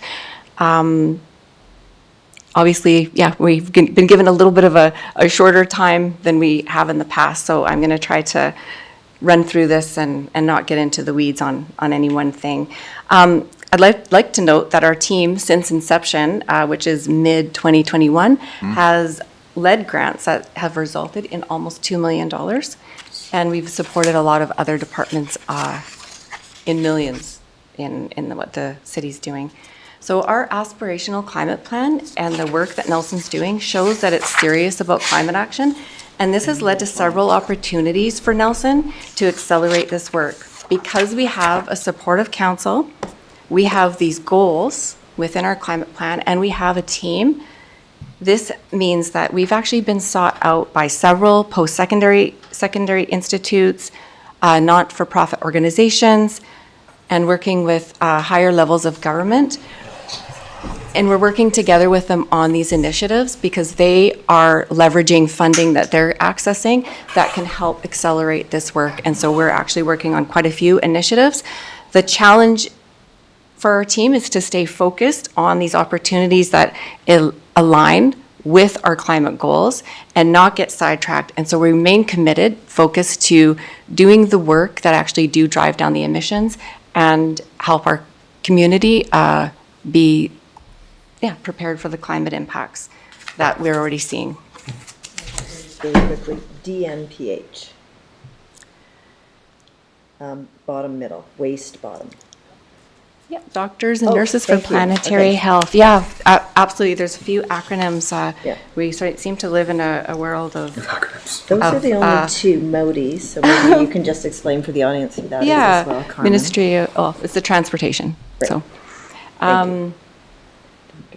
Yeah, so one of the highlights, I was going to pick sort of a couple highlights from each of these pillars. Of course, our climate plan is a low carbon resilience plan, so that includes the mitigation work, which is driving down the emissions that come from greenhouse gases, as well as adaptation, which prepares us for the climate impacts. And so our biggest driver in those emissions is transportation, followed by buildings, and then waste.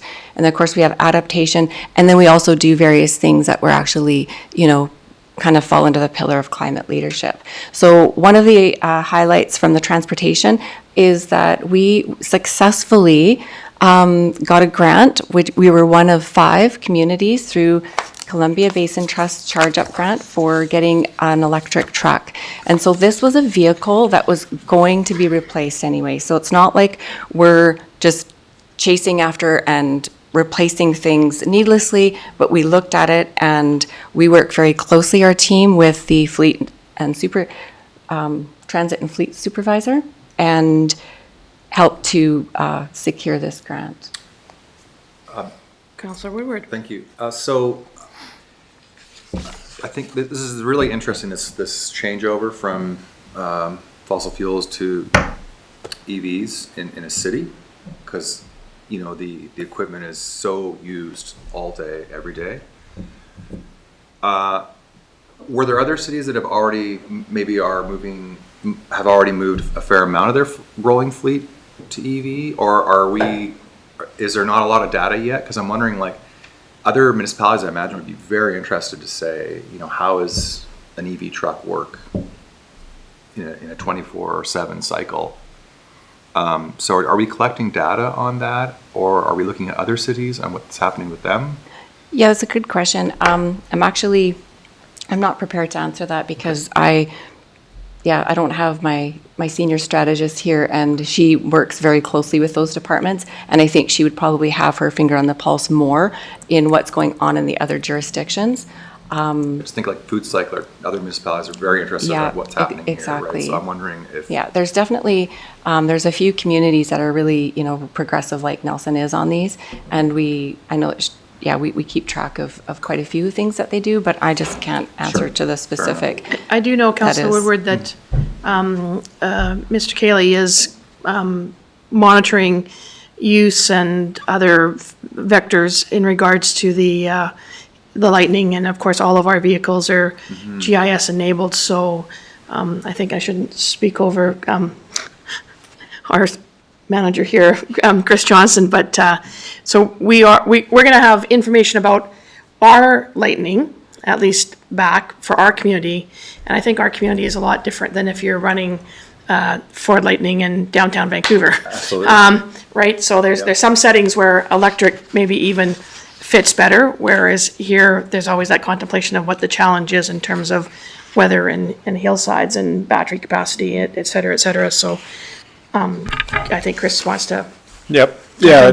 Thanks. I'll just say anecdotally, chatting with Jody, the manager of fleet, and also the crew that drive the truck. So far, it's been hugely successful. Like any of the sort of battery capacity things or anything like that have not been an issue, and then they've been really happy with the overall results of it. And to the point where through our budgeting process, talking about looking at doing sort of electrical vehicles differently. I know there were some ideas talked about, but I think that in large part this is done. Like, part of the project was to prove out a concept to the crews down there, and we're well on our way to achieving that, and looking at what other opportunities, what other electric vehicles. Understanding that Ford Lightnings might not be the ticket for everything, especially given the ticket shock on those. Yes. But just generally that, hey, electric vehicles are actually really great, and because we are so compact, it actually really works for us versus a city that has more significant sprawl. So we have yet to have an issue throughout the week with sort of charging or battery powers, you know, what I understand, they kind of work one charge for the week. It'll be interesting to see as we go into winter and colder weather how that lasts. But, you know, generally, you know, we've really got the interest of the groups down there about it. Thank you. Can I add, I think like one of the biggest unknowns for Jody is how long does a EV last? Yeah, end of life. What are the repairs? Yeah. Like he knows he can get 12 years out of a light duty fossil fuel burning vehicle, and this is what the resale value is going to be, and this is what it costs to replace it, like an EV. Nobody knows, right? Like 12 years, what does that look like? Does the technology move so far beyond that? Or so that's kind of why, you know, kind of tread slowly and sort of what is the repairs on these things and how does he manage that and his crew do it. So. And our team is working very closely with him to develop the 10-year fleet decarbonization plan. And that will have all of those pieces. That's great. And on that, Chris, what you're saying there about him not knowing, to be clear, he also doesn't know what the future resale value on ICE vehicles are either. Like the resale might be 0 in 5 years on these vehicles. But on top of that, though, if I may, Carmen, there's a few things quickly that I wanted to ask you about. The first is I don't see in these budget numbers any mention of the REAP and the money we get from the RDCK to sponsor. Like, so we've got fully and partially grant funded positions, but I understand that Janet, for example, isn't she funded through the RDCK? Actually, our budget is supported by Nelson Hydro for delivering the regional energy efficiency Right, so there's no money that program. comes from the RDCK. And we partner with the RDCK, and we've been working on this grant application, and their part of it is, they partner with us, and they've helped us develop this design report and apply for this grant. And they also really help in our advocacy to contractors and making sure that there's qualified contractors in our area. So we do work quite closely with them. But in terms of funding, we don't get any money from the RDCK. Not directly. Okay, so then the second question is, how are we accounting for our LG cap funding in this? Do we, maybe that's for Chris, does that just go into general revenue or like, how does it relate back to the? If you look at the budgets for Carmen's group here, like if you just look at the climate action group and the EcoSave group, it's primarily all grant funded. So Right. if you include the LG cap in that, which we do, we sort of say that's Right. kind of funding that operation. So that plus the EcoSave money plus all those 3 grant funded positions, they're pretty much whole in Yeah. that. The organics and resource recovery is kind of a separate piece, Yeah. but that's on its own. But that other piece is pretty neutral as far Yeah. as the cost. So that's I think something to highlight and underline for the general public is that we've got this great team that's doing great work, that's delivering a bunch of grants coming into the community beyond what we've been able to achieve. And on top of all that, all of these staff positions are largely funded through outside sources, including LG Cap and beyond. So this is, I mean, it's really great. And in fact, I'd love to see some more, 2 things. One, more recognition for the great work that our program assistants are doing. I sat in on a call that Janet did with one of her clients. I was in the room as she was coaching him through all the work he was going to maybe do on his retrofitting on his home, which is significant, like top to bottom, including the mechanical.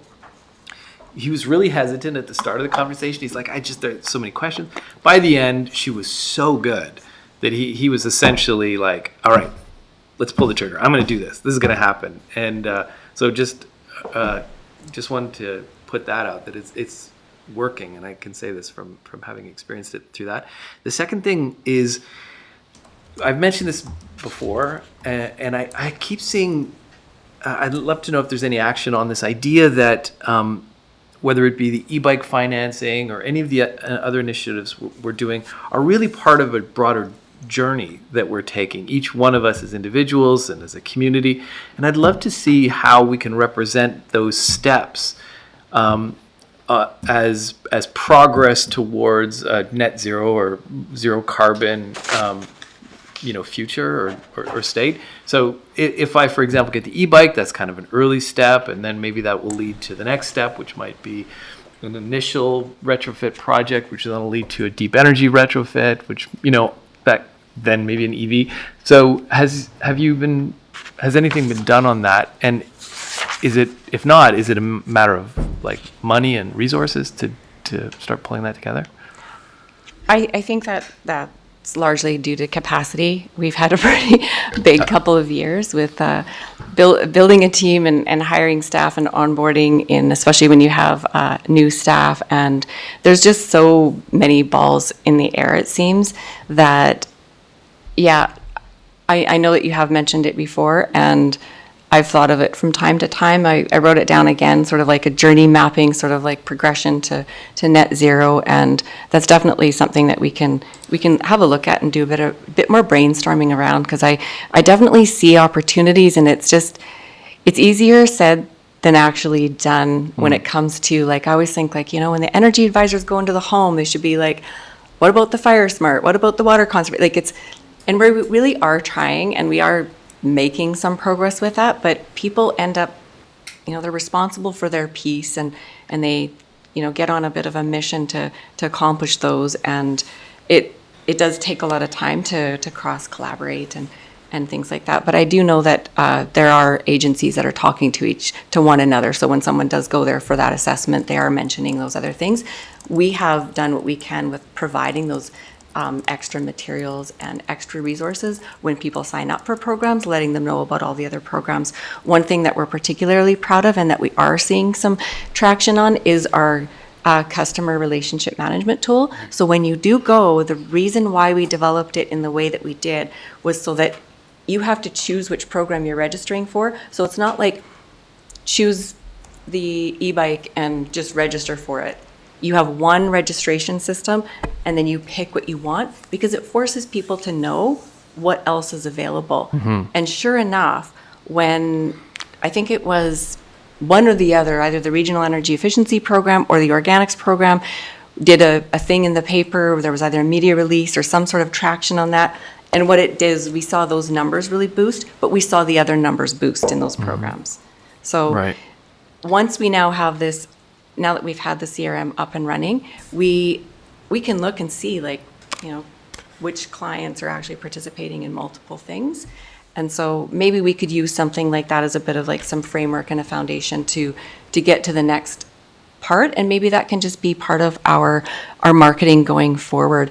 It's hard because we have this budget for this marketing of this program, and there is crossover and collaboration there, but I think it would need to be a little more holistic if we are really going to achieve what you said. So definitely going to take it under. Yeah, that would be great, Carmen. And I want to just stress that part of the logic here is that getting to net zero, and certainly as articulated in Nelson Next, this really ambitious plan for the whole community to achieve a 75% reduction by 2030, requires every person to do 10 things.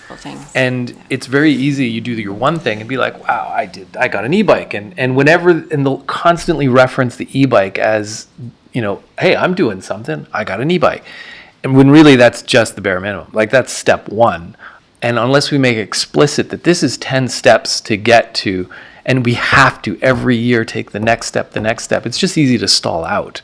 Just personally, so I really want us to lean into, some way of defining that pathway so that everybody in staff and in the public can understand and visualize, okay, this 8-year now or 7-year journey is something I can visualize when I individual climate plans. Yeah, basically. Transportation, buildings, waste. Yeah. We got you covered. I think what you heard from Carmen, we are capturing that data for those that are doing this, and maybe there is some grant funding, or we're working with these other post-secondary institutions. Maybe we can get a research student or something that would. Research with maybe a marketing student that would be able to pull that data, and because I think the other part is what does when understanding when people move to the next step, what created that, was it getting introduced to the first program? Is it having success there? Was it a grant? Was it whatever? I think that's a key part of it, and that sounds like, sort of a research project of trying to understand where what motivates people to do the next best thing. It might be just marketing at this point, because I think the idea of gamification is pretty well understood. Just grab Duolingo and there's my path, and I get a little reward every time I check off a box. And if I got my food cycler and my first box is checked off, now I just e-bike is the next one. I'll check that off. Maybe start taking transit, check that off, and I just go along my journey towards a net zero lifestyle. So those mechanics are pretty. But having a Yeah, exactly. So I just want to, I want to appreciate that, Councillor Lockenberg, you've brought this up before. It's not lost on me as I sit here and listen to all of you talk to these presentations about trying to find that linkage and to be able to highlight those opportunities where one thing triggered somebody to go and do the next thing. And I understand that there's value in that, and sometimes there'd be value in those that actually want to have the opportunity to speak as part of our communication plan, that it's not the seven of us around the table talking about how wonderful we are, that we actually use some community members to speak, and some community members that we wouldn't normally see speak on this topic. I mean, like it does take a little bit of creative work, but as these things roll along, and if we did get a metric or the gamificate, like, gosh, you guys, I just got to work on all the new tools and the new language, and a game to me is I don't know, Clue. But in terms of doing that kind of strategy and how we can build that in, and I think that there's things out there. I mean, I look at the college using the UN sustainability grants, not Goals. grants, the Framework. framework. Thank you. Millennium Development. And I like the idea that we wouldn't, when we go to do something, introduce a new metric, because I think that's one that's used quite a lot. I know that Selkirk College uses that. I have to say that was one that I brought in when I was the chair of the climate committee at our union, because it was something that was already there. Yeah. And hopefully if everybody bought into it, that also helps with that recognition part, because I think sometimes it's hard to figure out what the recognition is. And so if we can look at also using that framework and how it fits in the path that we might want you to be taking with Nelson next. So because, that familiarity thing is important. Like if I see that symbol that means, food safety or food security or whatever, and it's that emblem, and I see it, The SDGs? 100 times, Yeah, it's finally going to get home that I actually know what that means, right? that's a great idea. So, I think that the climate team has heard, and as they are evolving with ever new projects, I think it's on their work plan, or at least in their vision. life. So, Yeah, no, I do like the idea, and, already have some, Councillor and I Payne. think it would be marketing. Yeah, There's just a couple of things on here. I'm not sure if I just don't understand what they are. It's just the terminology is different. But the municipal referral program, not sure what that is. And then the nature-based solutions project. I'm interested to know where I could get more information about that. Yeah, for sure. The municipal referral program is under the waste pillar, so Yeah. that is in our partnership with Food Cycler, and how we can help consult with other municipalities that are looking to entertain similar programs, and if they did end up coming online and doing their own Yep. program, then that's that. Got it. And the nature-based solutions project, you could get more information.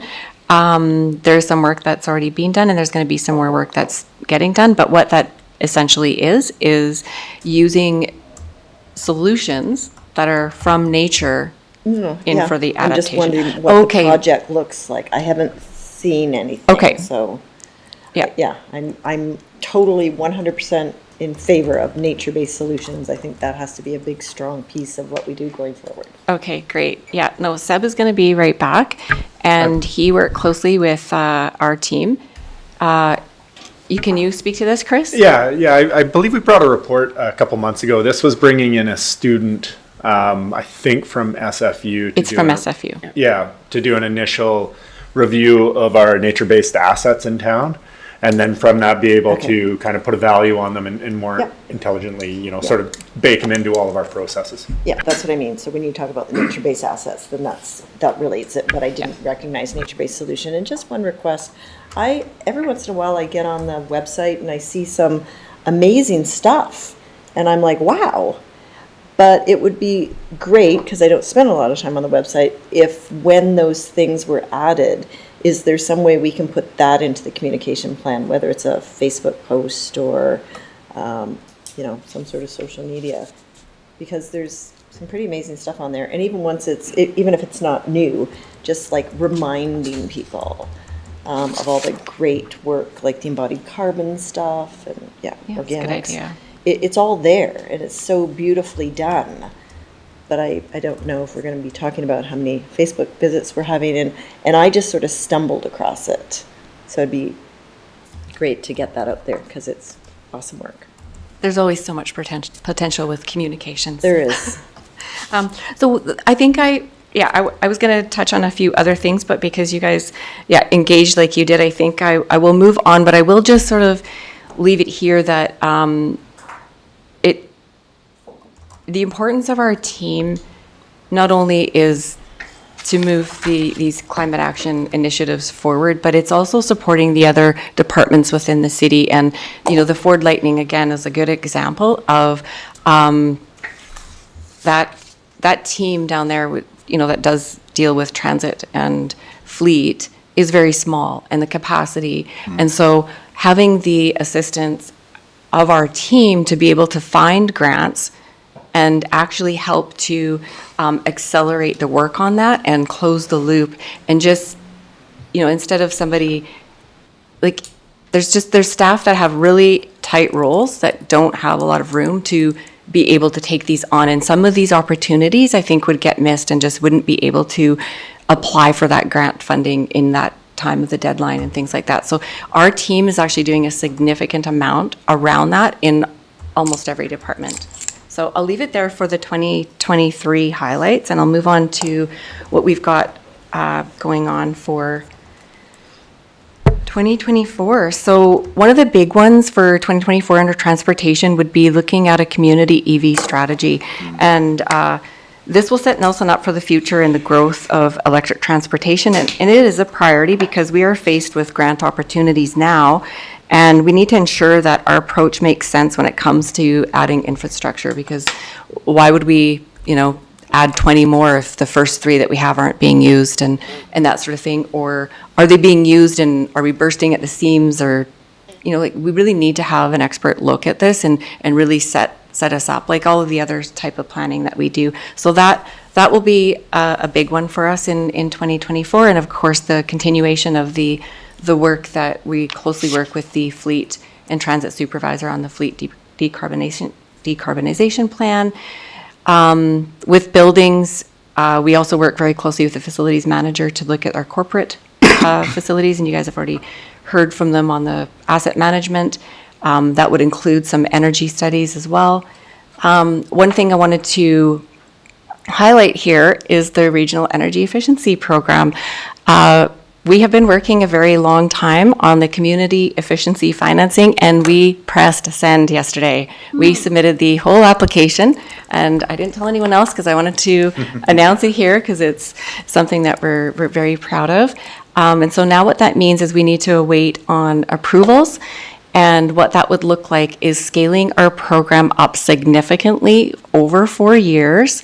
And what that means is an increase in participation, an increase in marketing and the strategy, and an added loan product with our local credit unions to provide longer loan amortizations, higher amounts. So these will be accessible loans, more of an equitable focus so that people can really make their retrofits affordable. And in that too, we've asked for significant top-up funding for rebates that are already in existence, but to top those up further to make it even more affordable. So we look forward to coming to you with workshop style to talk all about those, the targets, the successes, what the what the details are, because I know we're not really, we don't have time to get into depth, but I know that's a really exciting one. You guys are very, keen on hearing more. So we do plan on coming back and having a full workshop just on that plan. So, and then the other one, of course, is I want to just touch on the bit of the timeline for 2024 for the pre-treated organics. We are going to wrap up our pilot in mid-January, and then we're going to start shifting our focus onto the evaluation. So that will mean that we need to collect the data and send out the surveys. We will be doing a post-waste audit, getting those results.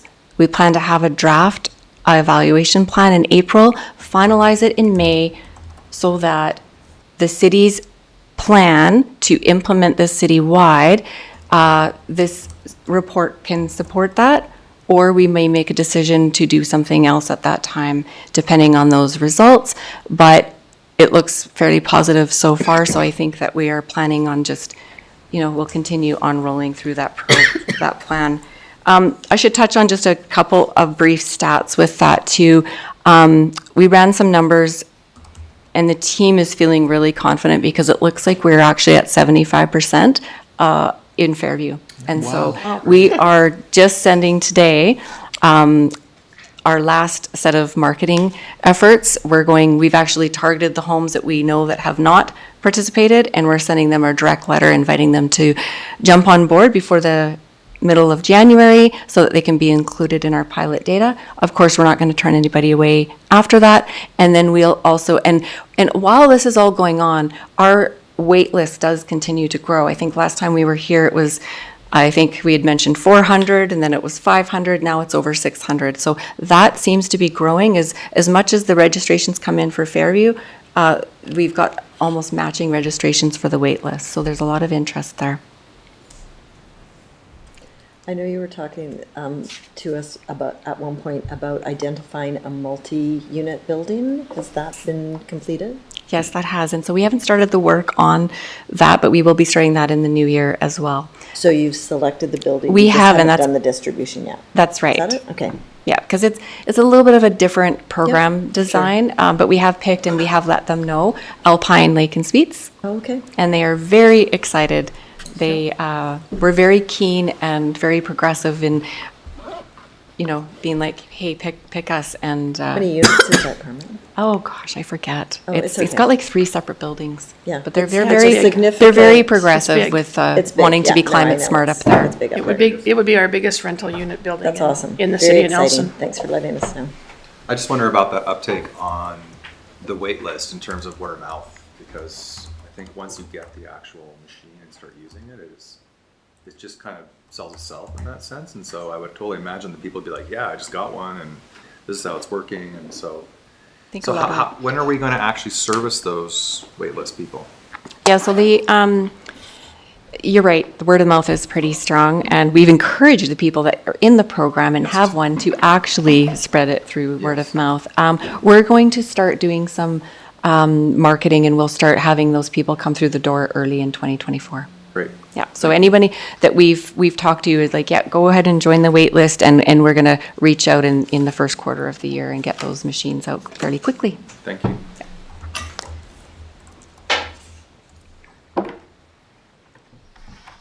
The other one that you might look at on here and not know much about is the localized climate analysis and projection software pilot. I thought this was kind of an exciting one. This is an AUDA for sure. Mel Reasoner came by, and let me just see my notes here. Yeah, he gave a brief presentation on a software program that he's involved in, and this would help assess impacts on infrastructure and the thresholds when looking at climate and weather projections. So he's currently going to explore some grant opportunities, and this may result in Nelson joining in with a bit of a pilot. So just for an example, like if you projected out a really extreme heat event, what is the capacity, like what would the threshold be for our bridges and other infrastructure? I remember that cycled around this room during the 2021 heat dome. We were like, are things gonna hold? Or, what's the capacity of our buildings on 45-degree temperatures and stuff like that? Yeah, so I think this would be a very prudent and useful exercise. So yeah, hopefully that, and if it doesn't happen in 2024, perhaps even, down the road. Okay, so this is a great slide.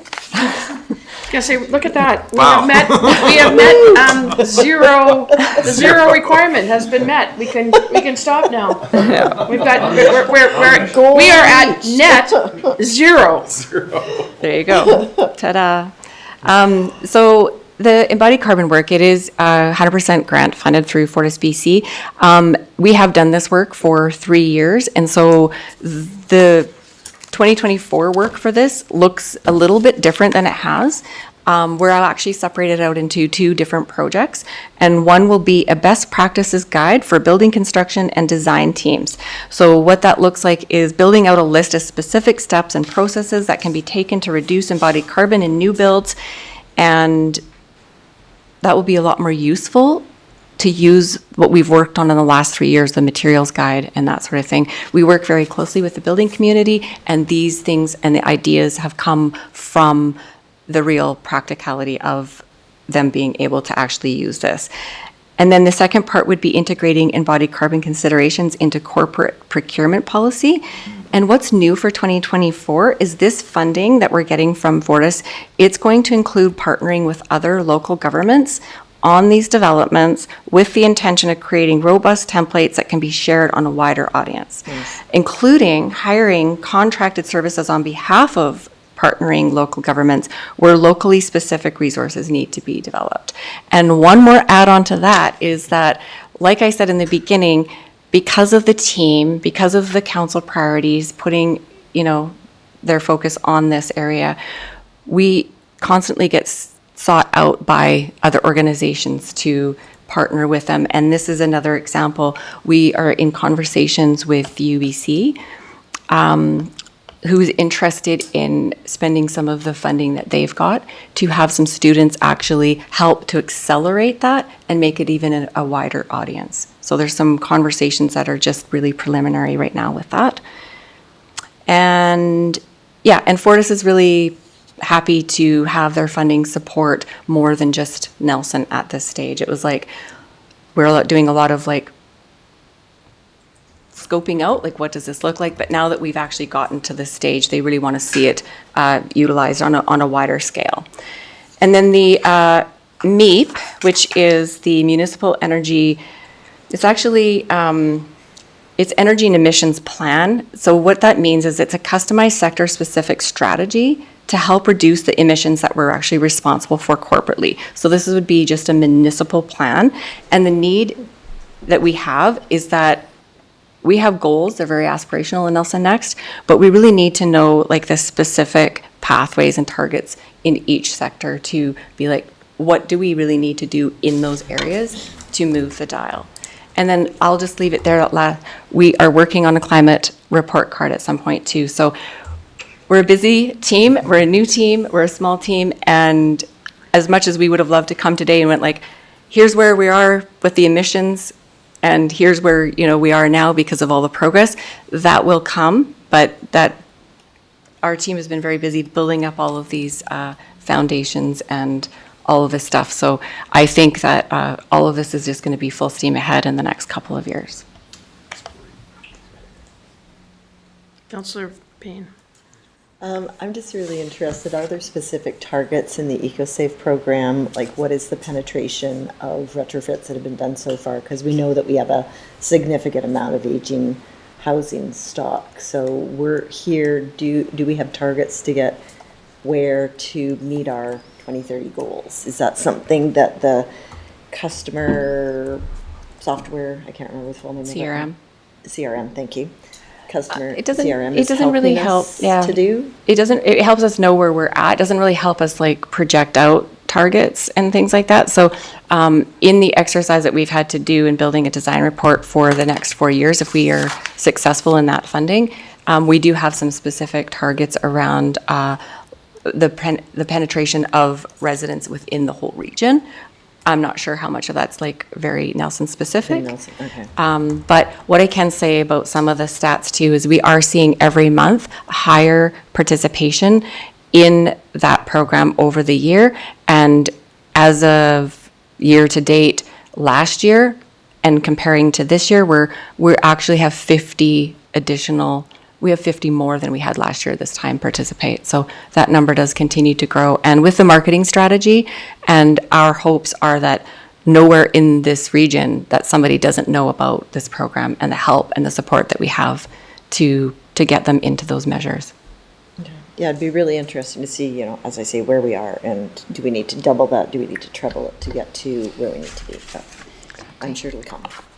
And I think one of the challenges has been, you know, the feds and the province throw out their own sort of programs which kind of throw us off kilter. They don't seem to align, you know, there's no alignment with kind of what's in place, and I don't know how you change that. I know Carmen's spent lots of time and getting assurances that they would do that, and then it doesn't happen. So, yeah, so creating a pathway and not knowing the major funder, what curves they're throwing on that pathway along the route is always challenging.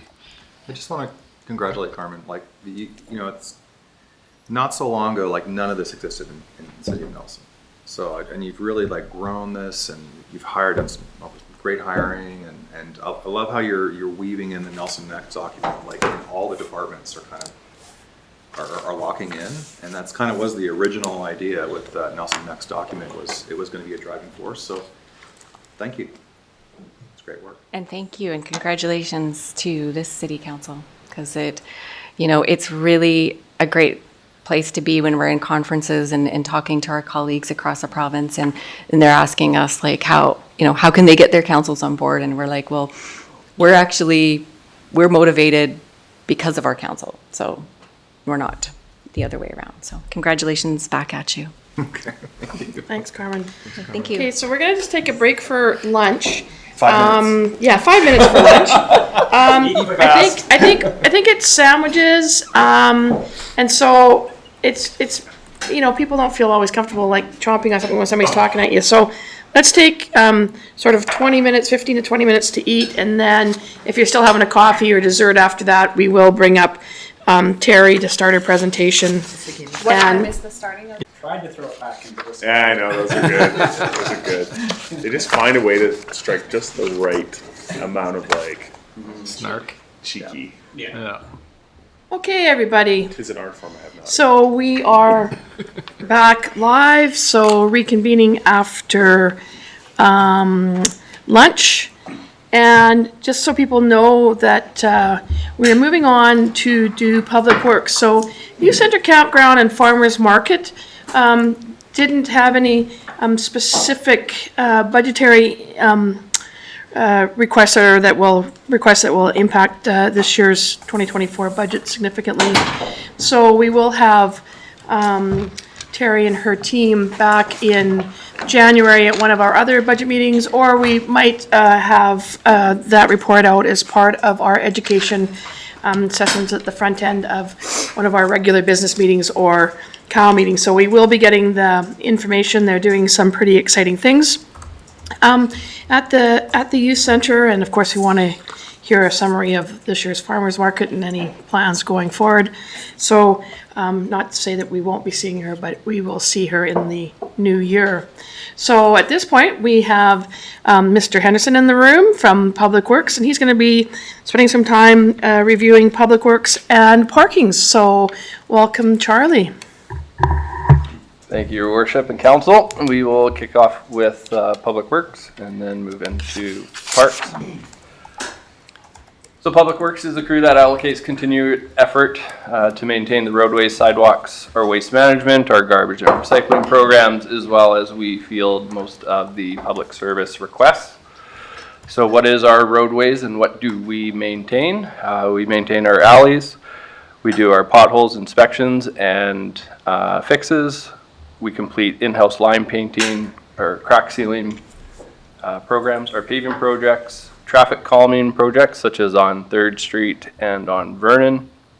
and as items come to us. We also provide traffic control for projects. So we have internal staff that are certified TCPs and as well snow removal. Our sidewalks are downtown core. We do ongoing repairs, curb and gutter repairs, as well as our curb painting downtown and bollard installation. So any traffic calming or any requests and any repairs as well. Sometimes they get dinged. Our waste management. Snow removal. Yeah, On yep, sidewalks. that's right. Garbage pickup, recycling pickup, as well as the introduced soil amendment pickup, as well as all of our parks, downtown garbage and parks garbage as well. So that team is myself. We have a public works manager. We have a lead hand. We have 2 cement finishers and road workers and 4 waste management workers. And then off the bi-weekly, they get integrated into the public works and parks teams. Can I ask a question? Yes. Can you just help me understand alley maintenance? What does that entail? Because I understand from talking to the fire chief yesterday that. Sure. So alley maintenance will be our dust control. So that happens kind of late spring, early summer. We do grading as well. So when our grader is out and about in the alleys, as well as we have the new alley rehabilitation program, which includes putting down wrap or asphalt grindings and then using that reclamite that we talked about a couple sessions ago. So as far as snow maintenance, that's like the last thing on? They're priority 4. That's the last correct. priority, Yeah. thank you. Okay, awesome. Any more questions on this slide?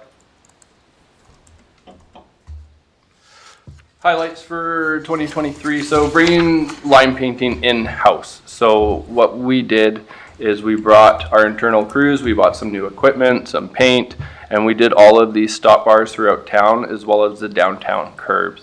So this reduced our cost on subcontractors as well as traffic calming projects. So 3rd Street has been a big one, and we just did newly installation bollards on Vernon.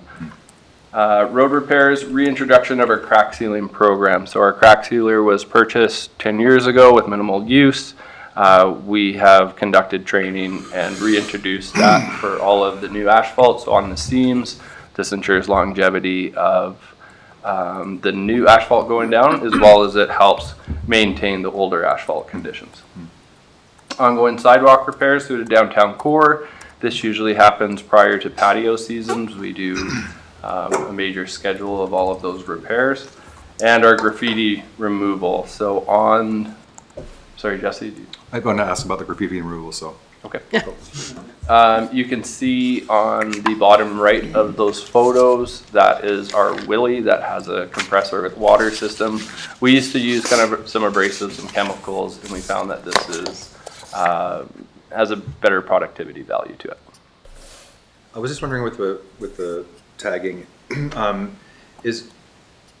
you have like a kind of list of like tagged areas, and then you tackle those as you go along, or is it kind of like you tackle them when you see them, or how does that work? 'Cause it's scheduled. It's so scheduled, okay. You know, we'll have a running list when the calls come in. We worked with the police department on our reporting, and then it's a scheduled program to do graffiti removal. So it's like part of somebody's workday, you're saying? Correct. And then they do that for 4 hours, and then maybe they move on to something else? Correct. Okay, great, thank you. Maybe I can just provide a bit of color to that, because the questions come up before too, whether it should be something that crews just sort of tackle when they see it out there. And, you know, the argument really for that is it's very difficult to plan. You know, typically when crews go out the door, they have, you know, a list of things to do that's kind of for the day. And so, you know, it fundamentally changes the way that we look at how we plan our days with our crews to go to that sort of opportunistic perspective on getting it. Rather, you know, currently what we're doing is taking, like Charlie said, taking inventory of them, and then until we have a day full, and then they go out in the equipment that, you know, is most effective at removing it, and then they go and hit like a whole bunch of places that they've been aggregating over the last, whatever, week, 2 weeks, something like that. Okay, thank you. It's a bit of cat and mouse as well. Yeah. Once we remove it, it tends to get painted over quite quickly. Moving on to snow removal, the big purchase this year was our brine maker and 3 storage tanks. One is which called a batch, which goes directly from the maker to a tank, and then we have a storage tank behind that for salt brine. And we just introduced our storage tank for beet juice as of last week. Bottom left picture, it is a lot of garbage to pick up in 1 week. So I Counselor. actually heard yesterday that it's really the success of our recycling program that is that takes much more time than the old just throwing the full garbage bags in the truck. So so I think that's a positive, is that we're seeing more and more recycling out there. Yeah, we're seeing more recycling. It still takes the time to pick it up. Yeah. So, yeah, that's kind of a challenge. But the highlight is the crews are working very diligently to complete that route. Councillor Payne. Is there a schedule when you review the routes to see if there is an easier way for you to get through them? Like, I know in my neighborhood, they go up the street and then around the corner and then they come back down the laneway, which makes me think, well, there's people putting it out in front of their property, there's people putting it out the back of their property. Is there any way to get everybody, and would that make it easier if you were able to do that? I do know that it would be a change to residents, which is always an interesting thing to implement, but yeah, I'm thinking, can we make it easier? That's a great question. So for 2024, that will be kind of a tabletop exercise that I'll be completing with a contractor to see how we can improve that waste management program. Yeah, because I mean, I have 3 different places where I could put my garbage. I want to put it in the best place for my resource, whatever we're gonna call it. I want to put it in the best place to make it the easiest. More to come, I think, towards the end of 2024 Thank you. for that regard. Any other questions?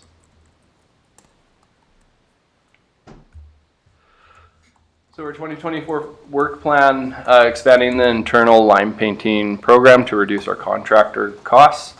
So currently that subcontractor does all of the long lines, the parking stalls, some other line painting through town. We're looking just to expand that, so maybe increase our curb painting throughout town. We're not set up to do line painting for the long line, the center lines, but we will look to expand that. The great thing is that we can do it throughout the year. With the contractor is scheduled for only a few weeks out of the year. So if there's anything missed on, the Schwarros on 3rd Street or new biking lanes, we can be deployed at any time to complete that. Councillor Woodward. Thank you. I've noticed on our Fairview Act Transportation route, the bikes line painting are almost gone. Yeah, we were late on getting the stencil. So we do have the stencil now, just temperatures aren't the best, and we're going to be plowing. So springtime, those will be refreshed. Thank you. Can I just ask you a question about line painting? Sure. So, is there any thought about, well, I mean, it'd be great if there was paint that actually lasted, but in terms of using paint that has sparkle dust in it? Reflective quality. Yeah.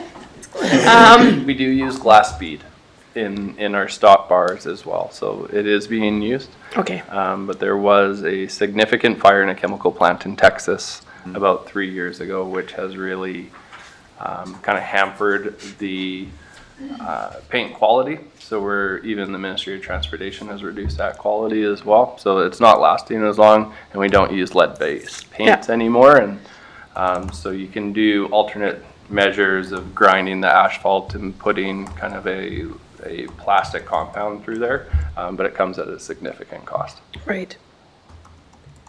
Okay, thank you. Can I ask one small question? So when you did the paving up Stanley Street, one of the crosswalks didn't get renewed. Is that something that you work out with planning where they should be, or? It's completed. Yeah, we painted that prior The one to at the snow. Latimer? Yes. Okay. Yeah. Must be under snow last time I walked by. Thank you. painted, you could only see a fraction of it. That's where they started their mat. Okay. We thank you. did paint that. I think it's great because you added a second one at the school, Mm-hmm. so that was great to have one at the top and the bottom. But yeah, sometimes you need one from there to get over. Awesome. I will be more aware when I walk by next time. So the continuation of our alley rehabilitation program, so as you go up Ward, just past Silica, in that alley on the right, and then continuous perpendicular to the mountain, we put down our asphalt grindings with reclamite as well. So if you are in that area, it's a very successful program. We will be expanding that as well. So we'll be moving from the downtown core out. But that pilot program was quite successful. We are looking to allocate more effort to our sidewalk repairs and crack sealing in 2024. So additional crew members will be added to that public works team so that we can complete things in a bit more timely manner because we have such a short window in that downtown core prior to patio season and the end of winter and our winter sand cleanup. We really try to do that downtown repair after winter, after the sand is cleaned up and prior to patio season.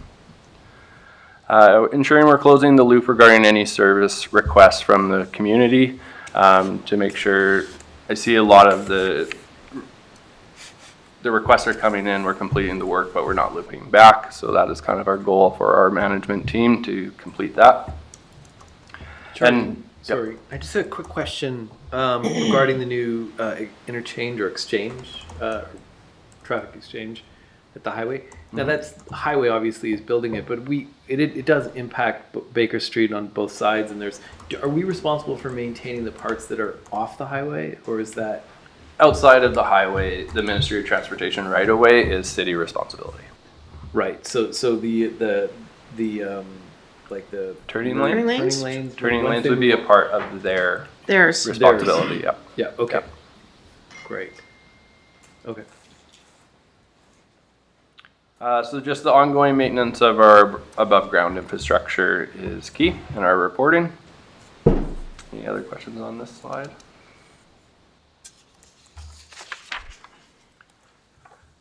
So semi-annual yard waste collection. I've put some values to this so we can have a roundtable about this.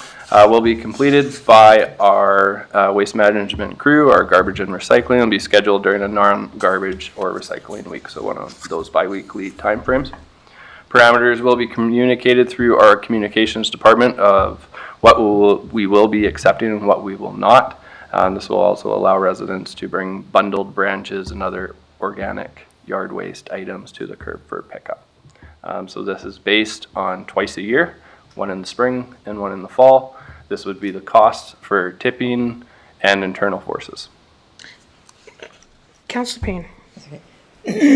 So can I extrapolate from that it costs about $23,000 to do an annual or a bi-weekly garbage pickup? Is that what it costs every year? Very, very similar, yeah. Pretty close. That's what I Okay, based the sorry. numbers on. It just reminded me that There- someone asked me at some There point is in time. contingencies built into my estimations, though. Yep, fair enough. I was just interested in the estimation of that. People around the bear issue have talked about weekly. They got that certain times of the year, and I did explain the fact of those Tipping crews. fees are different as well.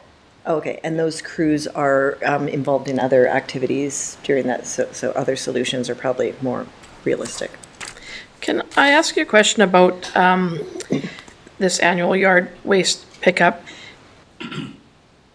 And it pertains sort of to tipping fees, but would we be paralleling this with when it's actually free to be taking your yard waste Correct. to the, so my question, I guess, is, given that we're a commercial venture, would we be then being charged tipping fees, or are we still exempt from the tipping fee charge of dropping off because of the volume potentially that we would be dropping off? I layered this in as the contingency, so if we did time it with free drop-off, but then I added a contingency to that in case. It was a quick turnaround for the estimate, so Right. It's conservative. Yeah, no, I understand that, because one of the things that has happened, and thankfully so, I mean, I remember when drop-off for brown waste was just like one weekend, like at the RD, and like October, it was the whole month. So I just want to make sure that we're trying to have these timed at the same time. Now, I think the spring one is never at the right time, but October is a pretty good time, at least the fall one, we might be on schedule to meet the requirements, if this is what we go ahead with. I think that's a conversation we could have at joint resource recovery too, about whether it's appropriate to make sure commercial, if we are gonna get dinged, don't, because you're not having all that traffic. Yeah. I think, Using the facility. Yeah, well, which You're is now a you're- plus for them, is that It's a instead plus of, for them. yeah, a current requirement of, during the yard and waste drop-off at the RDCK is that commercial operations take it all the way out to the landfill, as opposed to just a transfer station. okay, So that's where we would be taking that out to Salmo then. okay. So there would be costs, and of course, Yeah, that would be an interesting thing to look at in the cost. I don't know if that works in the contingencies. And I would just note on this too, like, I think that it would be interesting to explore with the emergency, with our Fire Smart coordinator. Yeah. This idea of doing a yard, like an annual, free yard waste cleanup, see if there's grant funding available for that. If you consider, the studies that have been done around our water system and the ability to deliver water if we did have, a large interface fire coming here, and we understand that we won't be able to supply water to put sprinklers on every house or anything like that. So the idea of, promoting Fire Smart is such that your area surrounding your structure is less susceptible to accepting fire. And a big part of that is this yard and garden waste drop off, right? So it might be an opportunity to look there. We haven't had the time to chat with them or really get them to start thinking about how they might reallocate those funds from another project and whether that weighs out. But it is another venue to look at. yeah, so the costing, thank you for trying to make an estimate of costing, but I can see where, if we're having to take it now all the way to Salmo or whatever, I mean, it does change parameters a little bit, and then again, the time for crews and such, so thank you for this initial, at least, estimate. Councillor Tate. I feel like this is the first time I've seen like a new service kind of presented in the budget, like this is a new thing that you're asking council to make a determination whether or not it's something we want to fund. Pardon me? Council may ask, I asked. Council asked for it. I know, no, I know that. I just feel like it's the first time that I've encountered it. And so I have two questions. My first question is, sorry, does it go to the landfill, not to the composting facility? Currently. Well, it's still Salmo, so it would still be Right, Salmo. but I was curious, does it go? It should go to the new compost facility. Okay, that was my first question. And then my second question is, just like process-wise, if we say that this is a great thing to add to the budget, we vote yes, how would we take it out if it's not working? Then it would have to be in the next budget year cycle? I'm just curious, is it a pilot project? Does it live there forever? You could do it as a one-time increase or ongoing. I would agree with a pilot program for your first year. Any further? Just processing Okay, that. Councillor Payne. Have we done this before? Yeah. Yeah, because other communities do it. We've done it before. Yeah. A number of years ago. Yeah. Yeah, this isn't something that the city's generally done. People have taken their yard waste to the transfer stations. I am super excited that I won't hopefully have to do that this year. Personally. Are we committing to this like in perpetuity, or is it a one-time? Well, I think that you can, that's what we're talking about. you can decide that. That's a fair suggestion, though, is that maybe you kind of run it as a 2024, and then we look at it again and see if it was successful, how many people participated, what the actual costs were. This is what it would be to do this, long term. Would do that. Councillor Page. I like the idea of a pilot, obviously. I would suggest it maybe be more than just a commitment, would be like 2 or 3 years, just to make sure that we're getting the communication out, that people know it's a new program, that we see if there's growth and uptake over the subsequent years. I wouldn't just do it as a one-off. It might not be a good sample size, but maybe staff have a different suggestion on a timeline. But I like the idea of at least a pilot. I like Fire Smart was definitely one of the top values that came out of my head. It's like, how do we brand this as a Fire Smart exercise and communicate that this is a great time to be removing fuels from your property, and that's an ongoing thing. If we can make that easier, reduce traffic at the transfer station, get the whole community behind it, Which is very successful in the municipalities that I researched. Yeah. There's a lot of buy-in. Yeah. It just leads me to think we could have like a Fire Smart weekend. And neighbors could just, plan events around it. Make it fun. Let's make Fire Smart fun. We'll have to have a We're on it. This weekend. Just be careful who you give the chainsaw to. So can we maybe go back and just sort of talk about like what would be a good time frame to be able to get enough information, and we'll bring Well, I would suggest, we're gonna, you're gonna see the results this year. All you're doing is, Chris is gonna show it in the financial plan and a big deficit in those future years. So you're gonna make that decision next year anyway. So I don't know if it really matters how long you say it. cancel it. Yeah, if you see it's successful this year, then you might want to make a decision to continue with it as a permanent budget item. If I think you're going to probably get a good idea just in the current year. To make work. And if anything, it probably would grow from there. Not probably be get less people use it. Yeah. Do we vote on that, or we just say? I think you're going to look at the whole budget. You gotta, the idea was to have all of these things there, so. Okay. So you keep track of what we're dropping off and what we're adding in. Not getting a sense that I'm going to be deleting it, so that's good. Yeah. Okay. Keep that for Thanks. Thank you. So we can move into parks.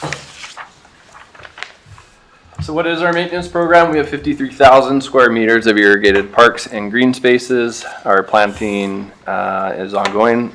Maintenance of our display gardens, our maintenance of our walking trails, our pathways, our playgrounds, our playground inspections, the spray park, the skate park and bike park, our tree management program, assessments, our plantings, our removal, and our stump grinding. Our greenhouse, or our production, or propagation of our flowers, which will usually kick off towards the end of February, working with our user groups to provide our high-class sports fields, as well as our beach maintenance. On our team, we have the director, myself, another manager, a lead hand. We have 6 gardeners. I do want to point out our gardeners have very, very long-term services, 30, 20, 10 years. We have recently been pretty successful with our training program and our succession planning with one retirement that is coming up, but we will be facing more retirements as we move forward. We have 3 arborists. So part of that succession planning, one of our arborists was successful in moving into a gardener 4 position. So for the first time, we have 3 arborist because we backfilled his position with another certified arborist. So that really plays a very successful program for our tree management program. We have 2 cemetery workers and we have 1 temporary laborer as well. So that makes up our parks team. Just want to tell you again that, only because of the fact that there's almost like more of my family now in the cemetery than are on this side of the grass, that I just think that we have the most beautiful cemetery that I've ever been in. I agree. I spent a lot of time there. It's beautiful. Sorry. Sorry. No, it's my own joke, and I just. Are you laughing at your own joke? I censored myself. It's quite funny. So some of our highlights for 2023, I do want to point out the top picture. If you look to the very top, you see one of our arborists in the very top of that picture. Wow. So you can see the high danger, very well executed work that our arbor team does. Our bear bin installation was very successful. So all of our city-owned parks is 100% with bear bins, and they're bear proof. Our vegetation and our tree management success through assessments, pruning, better techniques, better planting designs, and working with our stakeholders. We work closely with our conservation officers and WildSafe BC in 2023, and this really proved to be a positive and productive year.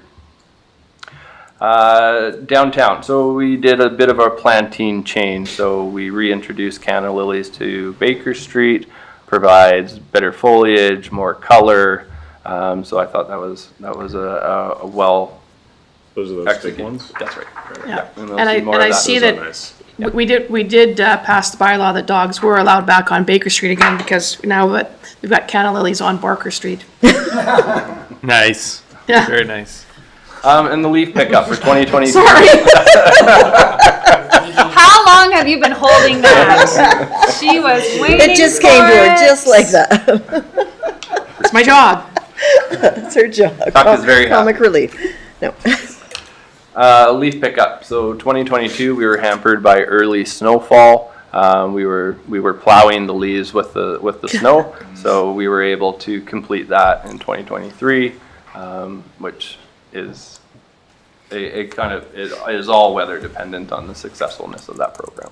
So can I just before you go, Councillor Payne, and I asked this to Mr. Johnson earlier this year, and I know that leaves are gone now, but people need to be reminded that you like them just to rake the leaves onto the road, not to make them into the big piles that we as kids love to jump in.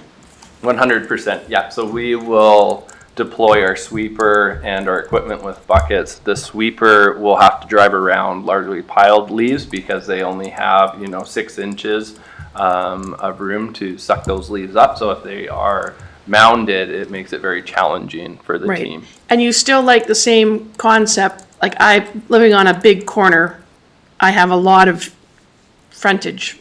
You like the same thing for spring sand pickup, if I'm not mistaken, is that you prefer it raked down, raked a little bit away from the curb so the sweeper can get in, and again, not to make a big pile of sand for reclamation. Yeah, we will have to deploy a separate crew to go pick up the piles, and it's much more labor intensive rather than mechanical. So if it is all smoothly laid out, we can do it all mechanically with our equipment. Okay, thank you. Councillor Payne. I recently attended a conference in Roslyn of resort and mountain town from all over the West Coast, and I was interested in leaf pickup. So I asked the question, how many of your communities are doing leaf pickup? And they all looked at me like I had two heads. They needed me to explain what that meant. So I'm trying to understand how long we in Nelson have been doing leaf pickup, and what would be the ramifications of, reducing that somewhat as both a cost saving and an environmental measure. Ecological. I think our foliage is something, I've lived in multiple municipalities through BC, and Nelson has great foliage. And you don't see that, if you wanted to compare, southern, very arid, dry communities, there's no point on doing leaf pickup because they don't have such great shade and such great trees. I think it's very valuable on a liability standpoint of any slips, trips, and falls. It does come at a cost. That is definitely an item to talk about. We spend a lot of resources. It does kind of come full circle as well. So we store those leaves, we mix in some of our street sweepings, and we can produce a topsoil as well. So there is some benefits to us picking up these leaves, but it does help with cleaner streets, helps with cleaner storm systems. They're not getting into our catch basins. There are great benefits to our infrastructure below, but there is effort that's allocated for it. Yeah, well, I'm excited to hear that they are part of a circular situation then.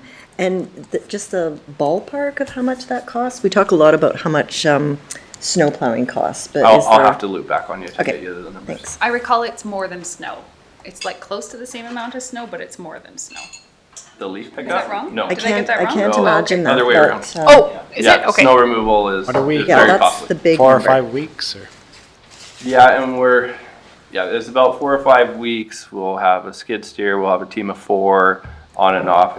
We'll be able to pull those numbers pretty quickly. I just made that up. Yeah, it is, we track it, we do track it, it is on a separate work order, so to extrapolate it should be. Just interested. Counselor Page. So I think you've already expressed the value of why we would do it from the boulevard and the sidewalk and the street perspective. But I just want to pick up on what Councillor Payne was suggesting around the ecological values, which when it comes to what residents are doing on their landscape, it's more about the insects and the other kinds of creatures that make homes in those leaves, and having that still be robust as part of the ecology. So it might be something we want to kind of let the communication know to people that, yes, fire smart and bring your yard waste, but leaves on the ground on your lawn are actually a good thing as long as they're not making their way onto the streets and sidewalks. Sort of like no mow May. Yeah, No mow sure. May. Exactly, yeah, yeah. So no rake, there's no way to put that together. Yep. I mean, I think for the most part, most people just do their boulevards, but I have seen residents who rake their whole yard and rake all of the yard Yep. on to the street Yeah. for the city to pick up. So Yeah. it is challenging because there's those that kind of are exuberant in what they do. Well, and I think the language of what we even see here, fall residential leaf, I think we also in our communication are like inviting people as if this is the preferred behavior. Maybe that's where we're looking for a shift.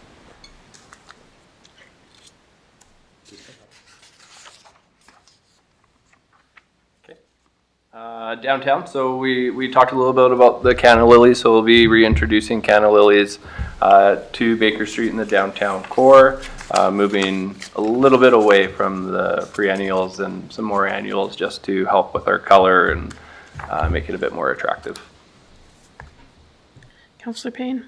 Before we move away from downtown, I understand from a discussion this morning, the barrier to putting the standard bear bins on Baker Street, not quite a tongue twister, but close. Is there not a different model of bear-resistant garbage receptacles that would be more conducive to that environment? Or is there just the one standard, this is it, and this is what you get? That is what I'm familiar with. Okay. The planning department might have some better options. Thanks. I'll follow These that. are what I have been installing for the last few years, and they are the prominent supplier.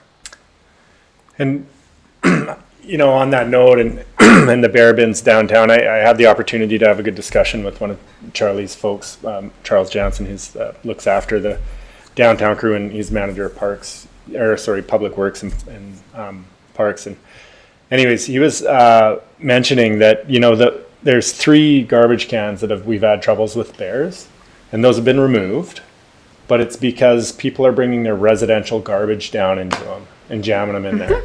So one of the things that we actually discussed with executive from QP yesterday was, so even QP was saying, maybe we could get the lids back with the smaller holes, right? So you can't jam your residential garbage down there.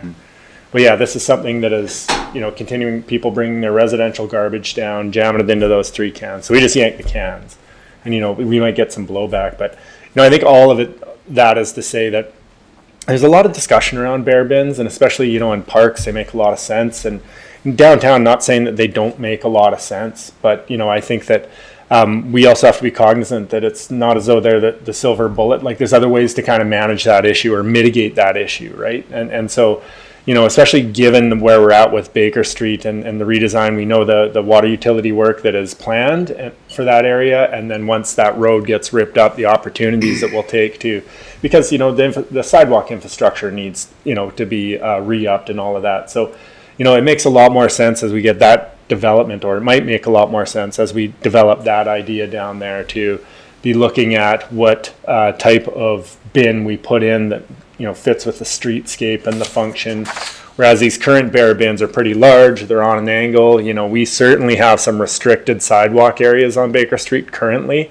So to imagine putting that in, they're also, just come the standard like, Parks Green or Parks Brown. And, we'd have to have a look at wrapping those with art to try and deter graffiti, whether that would be effective or not. So, I think that there's a lot of considerations around that with what we do downtown. And, Charlie's crews are picking up the garbage, at least daily during, twice daily during the busier months. And if we see a need to try and mitigate those attractants that are in there. And, I think generally we're pretty successful. And, the crews are out there first thing in the morning. They're seeing the ones that are disrupted by the bears. And it is the ones where they also, frequent, where they see the people walking down with their residential trash and stuffing it in there. Page and then Woodward. Okay, just because we're taking this quick detour, so, if any of the reporters are listening, we can make sure we have all the details on. When we're noticing those kinds of things, where are we, because it's not just bins, it's also bylaw enforcement, it's also the commercial bins downtown. There's certain ones that I'm aware of that are ongoing issues. Where are those other components coming into play to ensure that we're, tracking back where this garbage is coming from? And if there's a business in town that isn't securing their commercial garbage sufficiently, that we're in fact following up, because it's not just bins that mitigate bear interactions, it's all the other policy tools. Yeah, absolutely. And so that would go into bylaw, that we had an instance where the crews were out in the field and noticed that there was one business that was leaving their dumpster unlocked and had bylaw follow up with them, and they now have a padlock on it. And so it's through that bylaw route, same as, we were chatting with the QP employees yesterday, and they mentioned, well, yeah, out there at 4:30 in the morning, see the same person walking down, or, 5:30 in the morning, see the same person walking down. And, it's like, okay, well, we got to make sure that we're calling bylaw on that, so that, they know to whether they come in early one day and have a chat or however that happens. So bylaw is really our help to make sure that people understand that there's an issue. The business that wasn't locking their bins, I'm not sure that they really, were doing it intentionally. Pretty sure they weren't. It's just a matter of being reminded that, hey, this is a problem, and reminder to lock that stuff up. I did ask Charles about, what's happening in the alleys with the commercial garbages, and they said, they obviously don't frequent them as much as they are on the main roads, but, as far as they knew, there was that one that they saw, and beyond that, there wasn't a major issue there. So, but yeah, it's through that bylaw support. If you do see something, to give bylaw a call, and then bylaw will just go and give them a reminder, hey, make sure that you're locked up there. Because I think the majority of them do practice, good practices around managing their trash. And that could be as easy as a photo email to bylaw at nelsonpolice.ca, I think it is.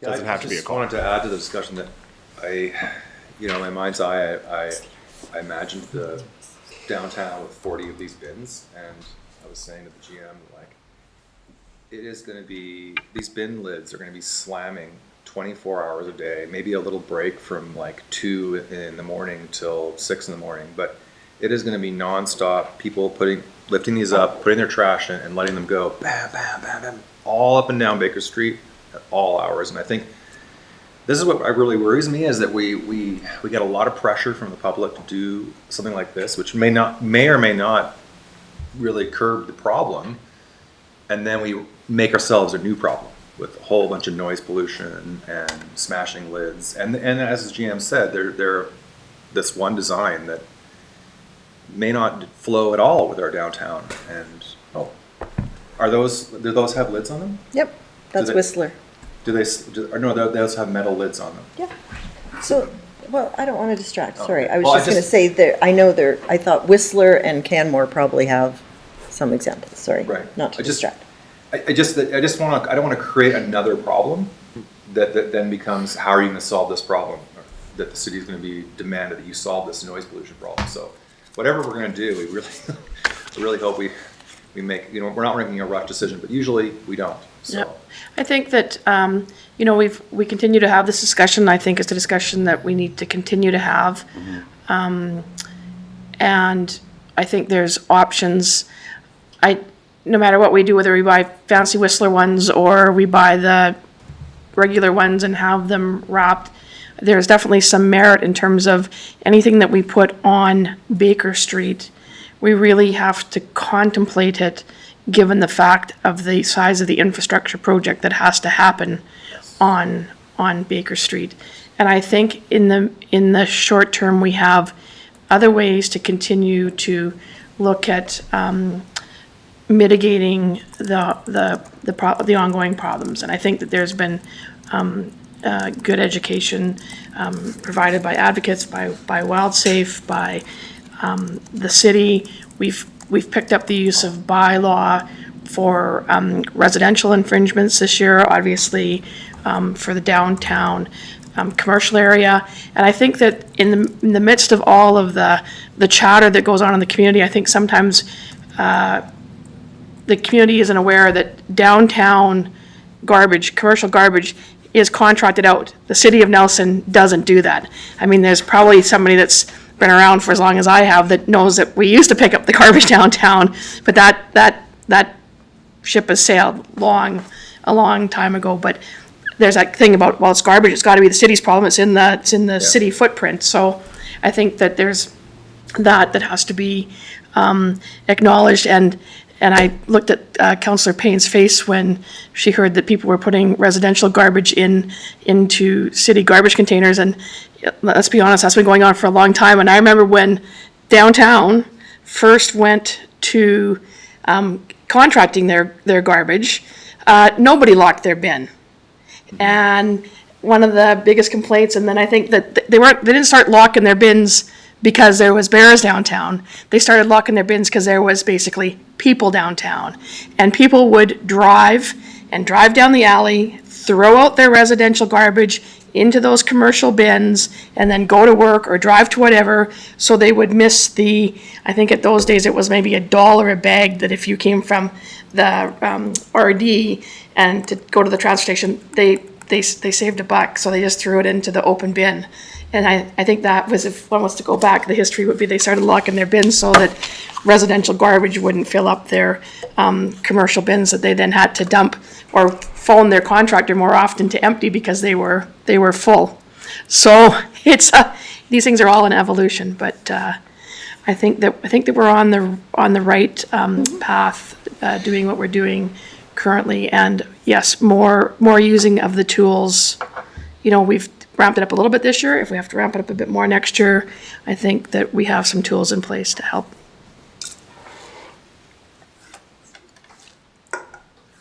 Any more questions? Concerns? So our 2024 work plan is allocating additional resources to the display gardens for our spring planting, increasing the volume of our canna lilies, as I spoke to before, in the downtown core, improving our downtown spring cleanup, our repairs, and our ongoing beautification during the tourist season, continuous maintenance to our sports fields and our citywide turf management program, and our vegetation and tree assessment and management program. We always want to fine tune that, especially when it comes to our planting design as well. Councillor Payne? Allocating additional resources to the display garden spring planting, does that mean you're just going to plant more stuff? No. Or have more people So involved in it? What does that mean? we relied on only a certain amount of people, and it took too long. Tourists are coming in and we're still planting, so it's coming out of the gate a little bit faster with more people, and to make sure that those display gardens get planted. So both human resources and... That's right. Got it. Thank you. Can I just ask, we're adding more amenities. We're gonna, the Hall Street Pier will come online this year.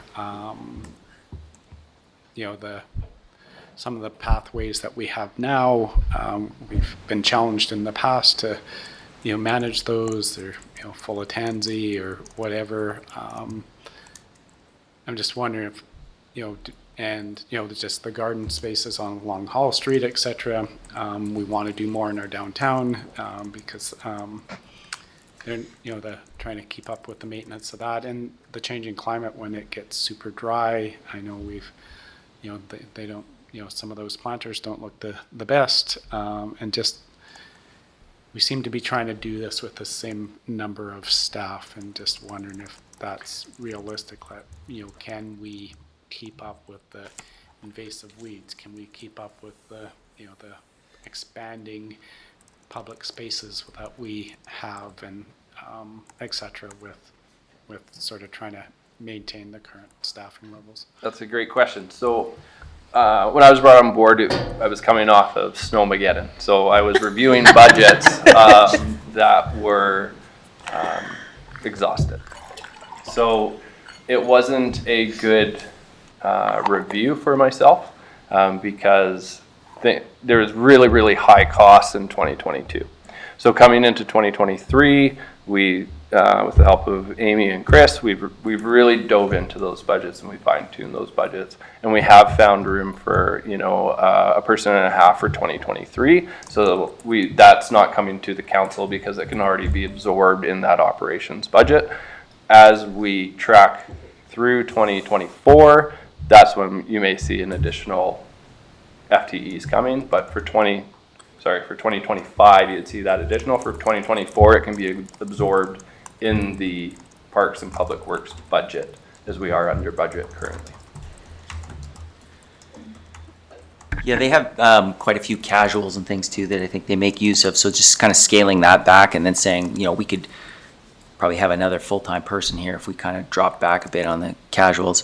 And as for the invasive species, I think probably on Charlie's next slide, he's got a piece on that. So we will be asking for some additional resources for the invasive species portion.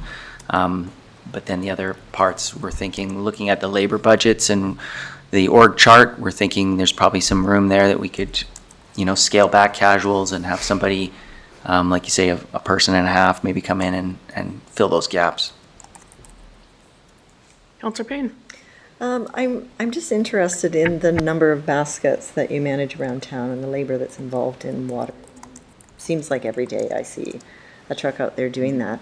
And I think of the highways program where different service organizations adopt a section of the highway. Is that anything that's ever happened in Nelson that we've? Yeah, we have. We do have that? At one point, participated for a number of years, at least 3 or 4, in the communities in Bloom. I believe Trail is the only community, I think. I thought Maybe Castlegar Castlegar was still.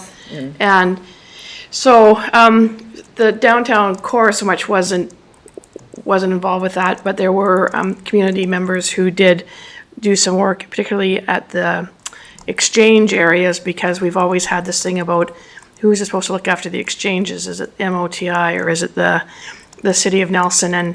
And when it gets, like where we have the new signs now, it's not attractive if you've got grass that's 4 feet high around your welcome to weedy Nelson, literally and figuratively, I guess.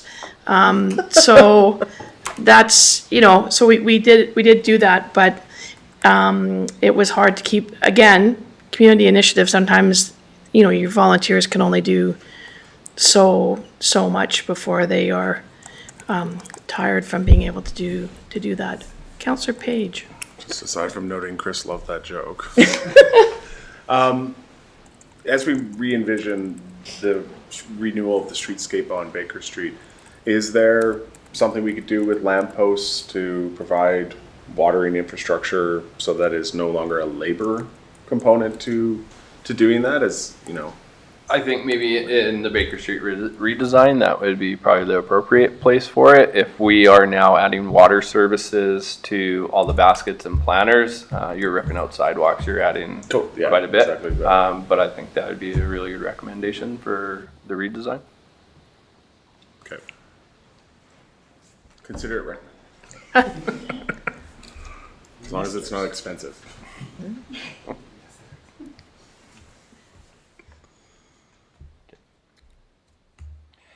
So our invasive species program, this is the amount of $60,000 for a subcontractor, CKIS, to come in, complete the evaluation, treat the areas as well as reseed the areas, as well provide education and training to our staff as well of how to identify invasive species.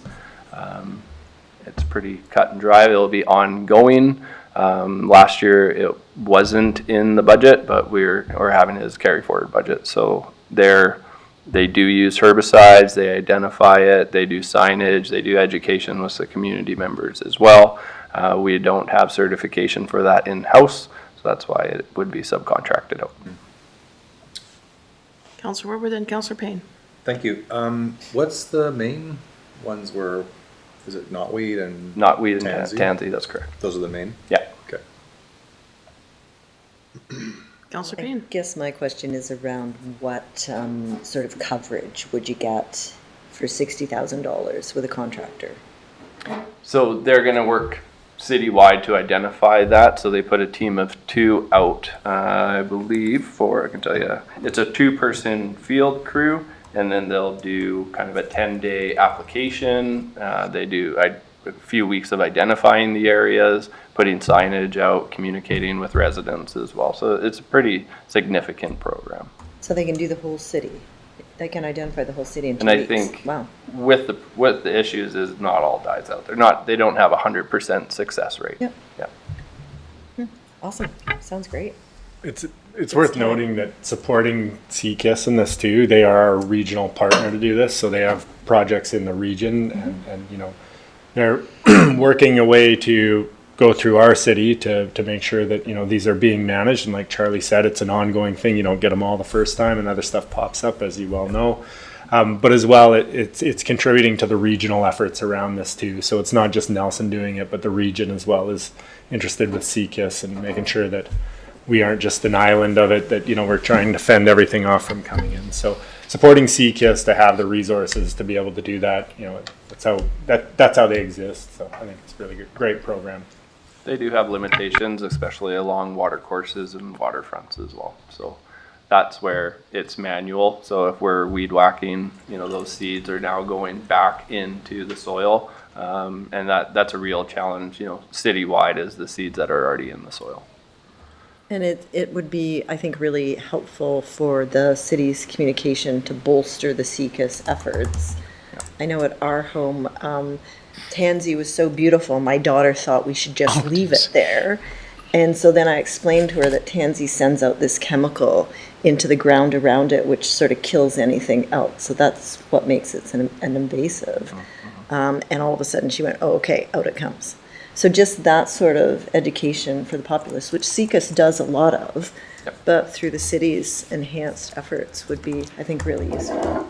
Yeah, and tansy you can't pull out because it'll spread by its roots. Yeah. is how Remove in whatever way. Yeah. We would. So how is, you know, the other thing is what's the, you know, I think it's, you know, it's both on private property, as you just identified. So if we do work on public property, it just gets spread from private property. So I think it needs to be a campaign, you know, waste management, you know, are you actually bagging it properly and all that sort of thing. You know, there's tansy all along the highway out to the transfer station now. It's just it's so prevalent there now, and I'm sure that's just from people pulling it out and putting it in the back of their vehicle, and it's just going out onto the highway. So it's all the way out there. It's when I lived in the top of Kootenai Street, it's up into the cemetery and beyond there now. So it's spread so far in our community. It's everywhere. You just have to step on it, and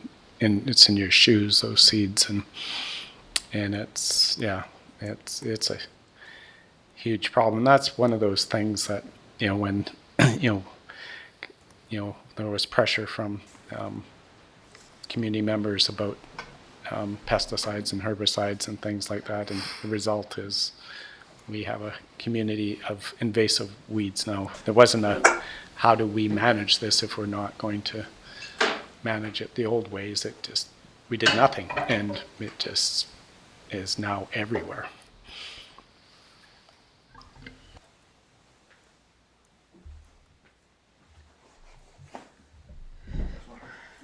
Thank you. Charlie? Thank you for having me. Charlie. It's a lot of pieces.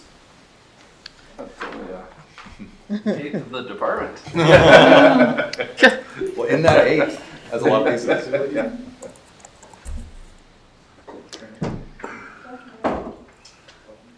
Chief? Is there anybody needs to stretch? Yeah, I can, I'm gonna stand. No intermission, chief. You're gonna go and then we're gonna try to have intermission after you. Yeah, you've gotta catch us up and, Hey, can I add that fire is one of those groups that you guys are coming back on January 12th, right? 9th, isn't it? Is it 9th? 9th. I thought it was the 12th. I think it's 12th. Hopefully I that's thought we were. Well, let's January. come back in January. Come back in January. We'll work out Hopefully the 9th. We'll work out the Maybe details. the 12th. So just trying to say that if you do have lots of questions, you could potentially kind of save them up and Okay, ask them gotcha. in January. If you so desire. Nice. I would leave as fast as you can, Charlie, before you find out that you're coming back on the 9th or the 12th or any day in between there.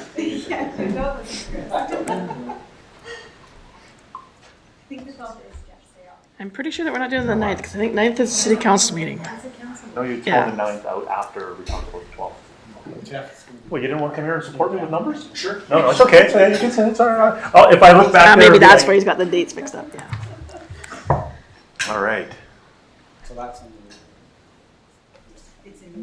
do I advance? How do I get that little fella right there? All right. Okay. The old fire department. Look at that building. Yeah, it is beautiful. Soon you'll be this ladder truck and it'll be like sticking out of the building. Have to have like a little plastic thing built over it.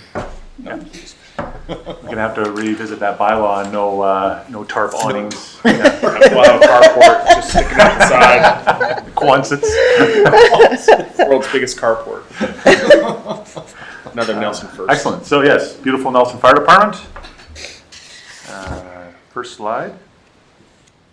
That's not the first slide. That's what we have. That's the first slide. Interesting. There may have been some editing. Okay, so this isn't the same slide deck that I had when, so let's, your 46 is my So you 44, so sabotaging good. Yeah, Well, I don't. Is there a feud going on here? it's okay, it's okay. He's just trying to derail me. You have to try harder, Chris. I'll take the blame for that. That's okay. Consolidation, perhaps. All right, so Nelson Fire and Rescue Services. So we provide both emergency and non-emergency responses, as well as delivering many community services and the Fire Smart program. We work closely with the following external agencies, which are the Regional District, BC Wildfire Service, Emergency Management and Climate Readiness, and many, many more. Here's a slide of a bunch of the different services that we provide. I don't know if you want to dive into. I'll try and refrain from reading line for line to save everybody's sanity. Moving forward. Oh, good. We got updated numbers. Excellent. All right. So yeah, we had to recrunch some numbers on the overdose statistics because the first set of numbers I knew were wrong, and so 322 reported overdoses is what we've experienced to date, December 5th, and that's 182 more than the same time last year, as well as 242 calls involving the vulnerable population for a total of 564 calls to that kind of demographic.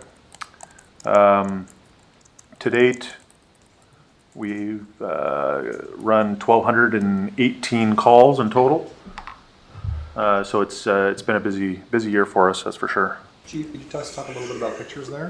Yeah, absolutely. So top left is that is a fire where a gentleman had a travel trailer close to a commercial building out in the regional district because he couldn't afford housing, likely, and it caught on fire for some reason or another. It was a complete loss on the trailer, and the fire had extended to the commercial building. So we attended that. It's part of our contract area. The upper right is a squatters camp fire. We do respond to a number of those per year, probably half a dozen or so, for various reasons. The two pictures starting on the lower left, going to the right, those ones are it was a wildfire call bordering City of Nelson property, or City of Nelson response area, Area E, and the regional, or BC Wildfires property. So it was right on the line between there. It was late in the evening, and BC Wildfire couldn't get a crew. So being that it was in very close proximity to the City of Nelson, myself and 3 of my firefighters went up and actioned that fire. And there actually was intentionally set, and there was 2 other fires that were 3 other fires that were in that area at the same time. And then the bottom right photo is just a camp cleanup, which we do a number of those, assisting public works and police and contract employees throughout the year. Thank you. And Chief, can you maybe speak a bit to what kind of pressure this is putting on the department? Yeah, I can. You're referring to the overdoses and the increased call volume? Yes. So it's funny. It's actually not funny, but I'm just saying that because it smooths it over. We have a call-out phone system. So that phone is it's a central phone. We pick it up and it dials everybody. So when we need somebody, we don't have to hunt down individual phones. It phones everybody. It's a big blast-dial conference call. And normally, you call for additional members and somebody is available to pick up and respond to come in. And lately, it's becoming the fact that nobody wants to come in anymore. So the officers, before they even can leave the hall to respond to the call, are asking 1, 2, 3, 4 times if anybody is willing to come in. So there is a significant amount of concern for burnout.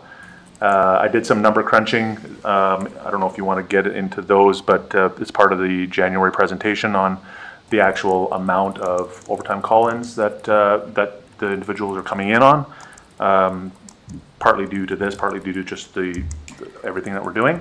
But yeah, it's going to be a problem. And it doesn't just impact the department. I mean, when people are coming in to the station after hours, that's time that they're away from their families and friends, and they're out at a function and they get called away and all that sort of stuff. So it's not just something that has an effect on the city, it's their personal lives as well. So anyways, that will be part of a larger presentation in January, but if you have any other questions, you can ask them now. Councilor Lockwood. Yeah, just quickly, that 182 additional overdoses, maybe the whole number, is that still trending upward, or was that kind of peaked in the summer, is coming back down? It definitely peaked in June and July. There was, I mean, if you look at that number, 322 overdoses, that averages out to less than 1 a day. There was periods in June where we were doing a dozen in a 24-hour period. Right. So there's definitely some upward trends, and in the winter time, maybe. I can't explain it all. I do know that there was some bad drugs going around. The police did some key busts, got a lot of the product off. We did see some declines in overdoses after that. But I mean, it still seems pretty steady at this point, just not 12 in a 24-hour period. Okay. Yeah, probably in a 24-hour period, 1 or 2. Okay. Yeah. Thanks. I'll just go. So, when we look at other communities, are there other models that don't have fire services, rescue services as the response call? As like at the volumes we used to see, maybe it made sense at these kind of volumes, it almost seems to not be a fit. Smaller volunteer departments that don't offer first responder as part of their host of services just don't respond to the calls because they don't get the calls. It's not through the dispatching center. To my knowledge, any career department or department Nelson size, they're all suffering this because it's a service that we provide. Yeah, and it's a service that they provide. It's just usually the smaller bedroom communities and smaller municipalities that just don't offer a first responder service because they're completely volunteer. Mm-hmm. Right. Yeah, I mean, all of our regional district partners, they all offer first responder, but these problems aren't are materializing in those communities. It seems to be centered around Nelson. Okay. Although it does seem like a discussion with, like EMS should be responding to these calls. That they are the ones that are responsible for this service. We backstop it, because we respond quicker. So I think it's definitely a discussion at the provincial level of, it's now having a significant impact on us, as you noted, when it started as, like I asked the chief, and 10 years ago, we're responding to highway accidents and those type of things, not 332 overdose calls. That was never contemplated in the that response. It was never, we're never structured to be able to maintain this level of additional service, right? So further to that, Kevin,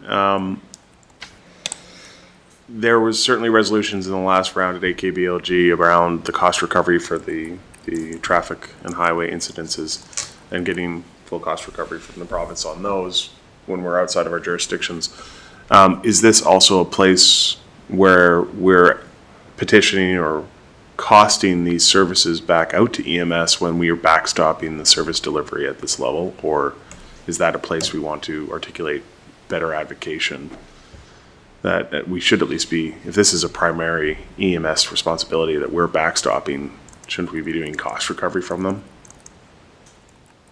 Yeah, it's through PEP, right? The Like road rescue is through the emergency program. Yeah. Yeah. Well, it's by example. I'm talking about the overdoses. Yeah.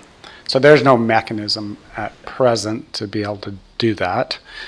So it would be something that, local government needs, I know they're lobbying and identifying this as an issue, but ultimately it's, I think there's, like our staff have now got to the end of their, like, we can't do this with the existing number of staff. They're coming in on all, when they're supposed to be off, they work a 14-hour or 10-hour shift already, and then they're coming in and, on those days off, or on those, when they are supposed to be at rest and all those things. So, it's got to a point where you can't do it with that size of department we have.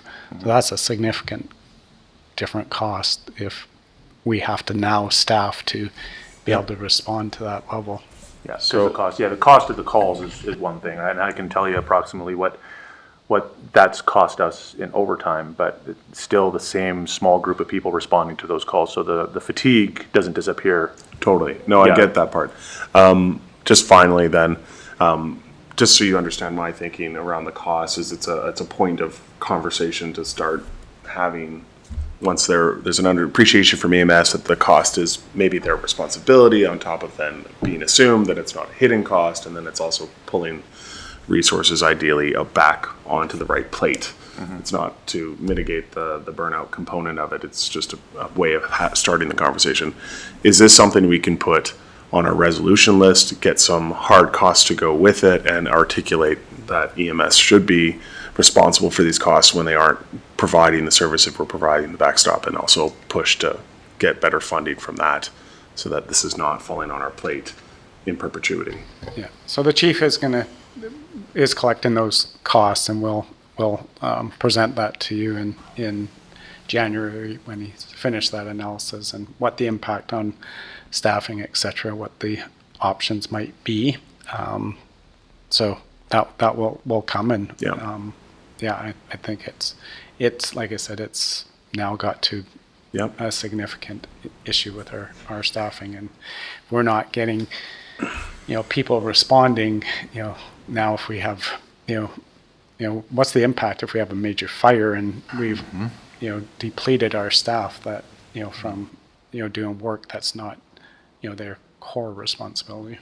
It's going to be hard to recruit.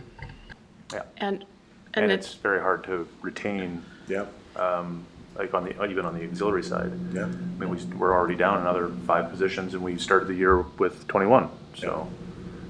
I've got Councillor Payne and Councillor Tate. I just want to mention that I have brought it up with ministerial staff about the fact that whether or not there's other funding that could go into perhaps us hiring more staff in fire service because of this first responder work that we do. So it's, you know, it hasn't been the top of my list of conversation points, but it has been brought up. And I think that it just needs to continue to be brought up going forward, besides the things that you're recommending, Councillor Page. Councillor Payne, then Councillor Tate. There's two things that I wanted to mention. Number one, I'm very aware of the mental stress that this brings, and I want to make sure that your staff is in connection with, I cannot remember the organization where the two men came, who, there's 10 of them covering the entire province, but to make sure that that's available to your staff, because it sounded like a pretty awesome way to field those resources of, you know, who do you talk to? Mobile response. Thank you. Mobile response team. We're not sure if they visited you when they were here, but probably worth checking into. I do believe I did hear about them when they came through, but we'll look into it. I do know that the firefighters do have an internal system for dealing with these things, and so I think as far as the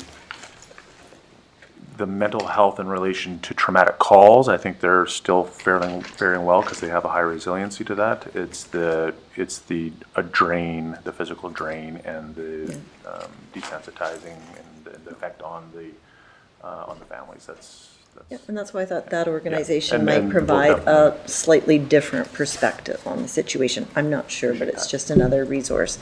The second thing, and I think the mayor has mentioned this in the past, but when I was at the Housing Central Conference, I did go to a session called Policing and Mental Health.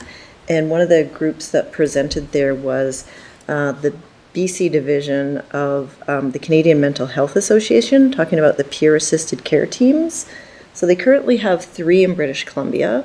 They're rolling out another 3 early in 2024, and they're looking for an additional 4 communities.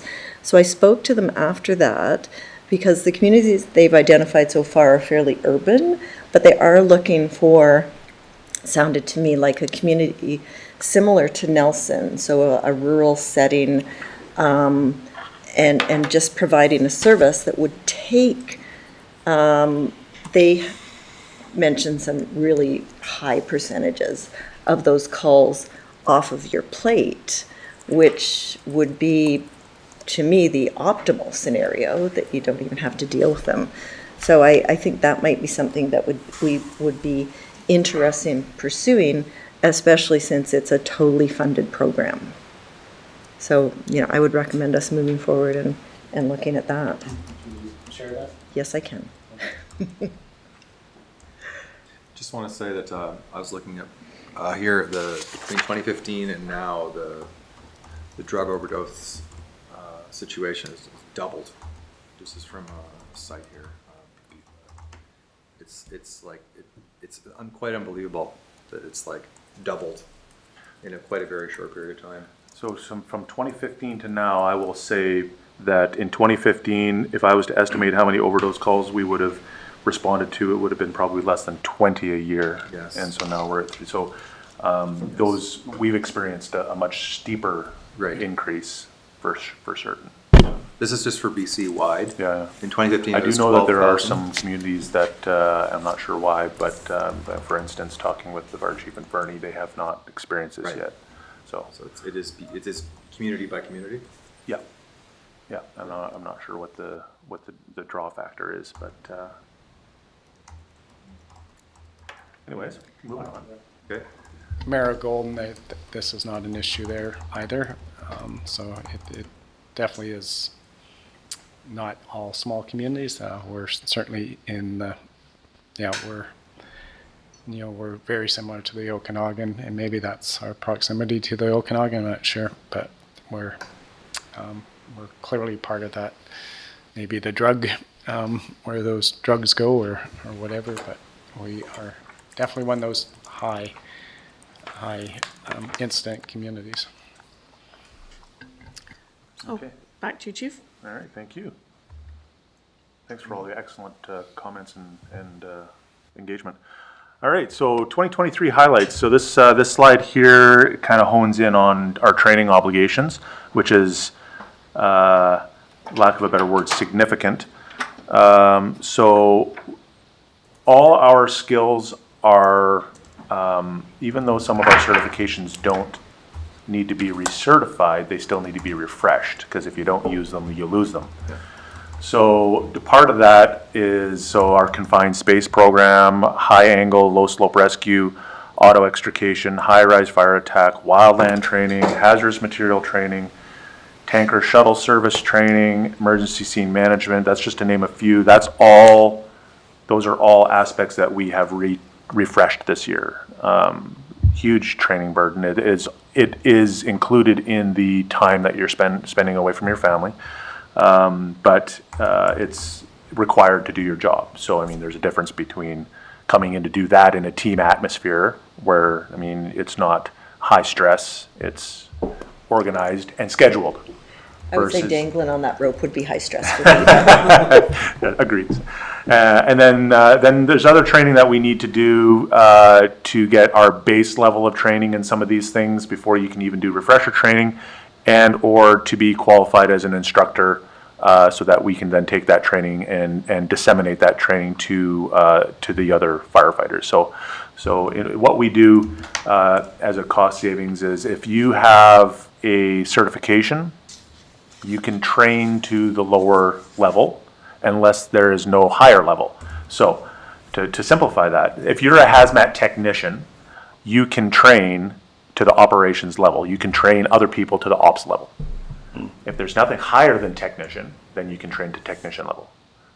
So if we can send a couple of our people away to get technician training, then they can come back and then distribute that training to the rest of our members instead of incurring the cost and sending everybody away, which these courses, when you send people away, it's expensive, but they are required.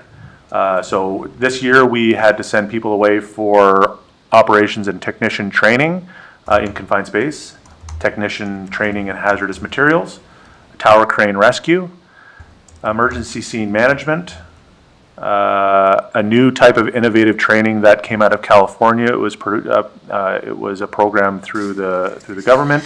One of our firefighters was handpicked. The picture on the lower right-hand side with the fire trucks and all the people, that's responding to the interface training. It is a new type of training to train structural firefighters to defend using modern techniques against wildfire. So that is a program that will be distributed more thoroughly through 2024. But one of our firefighters was picked to be part of that initial training group in Kamloops. Fire Officer 1, which is required, and for our department, because we have the same amount of officers as we do firefighters, it's a 1-to-1 ratio, which is not an optimum ratio, because when you have high turnover, you end up having all your junior firefighters now becoming officers in a very short period of time, and they're not necessarily ready for it. Whereas, I mean, you take a look at Vancouver, and it's an obscene comparison, but they would be a firefighter would be a firefighter for at least 15 years, maybe even 20 before they would even become an officer. And in Nelson, you're an officer after 6 or 7 years. So it's it's only because you can't become an officer until you're first class firefighter at 4. So, and I'll touch on that on another slide here. And then fire investigator, we sent a gentleman away for fire investigator training. And that's all that we've done this year. Some of that stuff we will, in order to have an appropriate level, number of people, we'll need to, we're going to train up one more fire investigator. We went through a cycle, I think it was in 2015, where we actually brought, we had an instructor come in and they taught everybody fire officer because they were going to need it sooner or later, and it's good information to have because a lot of our firefighters have to act as officers for shift relief and stuff like that. And if people call in sick and we don't have enough people to cover the shifts, then we might have to have a firefighter, if he's qualified, to fill in for the shift. So we might have to do something similar to that. We did get grant funding for fire officer training this year. I just found out. So hopefully we can get some more people trained up in that. Okay. All right, the Fire Smart program. This program, we get accolades that we're miles above most communities, and I hope that's true. So in 2023, we did 2 community volunteer events. One was the Rail to Trail.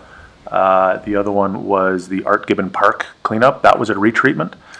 So it's nice to see that areas that we treated 10, 12 years ago, we're now getting into the position to retreat them. Art Gibbon is one of them. We produced 3 local Fire Smart videos grant funded. And we've been approached by other communities if they can borrow some of our media campaigns and things like that. We hold a wildfire risk reduction open house every year, and so this was the 3rd year. COVID was a tricky year, and it's changed how that program is received. But we've been able to bring the numbers back to a good level, and we're constantly looking at different ways to increase the uptake on that. Our Fire Smart coordinator goes down to the farmers markets and Baker Street markets and teams up with the regional district to promote Fire Smart at those events. And it's a good partnership between the two because there's always people from inside and outside the city attending those. So it's good to have that partnership with the regional district. 2 interagency burns in the planning stage. So we had intended on burning, there's a portion of ministry, provincial land on Sabota Road that prevented a unique opportunity for a interagency live burn and training between BC Wildfire Regional District and Nelson Fire Rescue. The area was prepped in the spring of 2023, and we had intended to burn it this fall. Unfortunately, with the late fire season and the venting window for smoke control and the availability of BC Wildfire staff to assist, we missed our window. It's funny that as the fire environment increases, our window to use those techniques as mitigation decrease. And so our venting window this year was very, very small to pull that off during when BC Wildfire was available. Councillor Woodward. Do you think advocacy towards maybe having to just not have the perfect conditions? I think giving the local communities the ability to do that, that would have to come at a provincial level because if you were to, the fire chief doesn't have that authority. Okay. I do not believe. We'll have to look and see. I have heard instances where provincial enforcement has threatened to issue significant fines burning outside the venting windows. So I'm just thinking as these summers dry further and further, there's going to have to be some bend in the system. It's definitely a topic that we have to try and navigate for sure.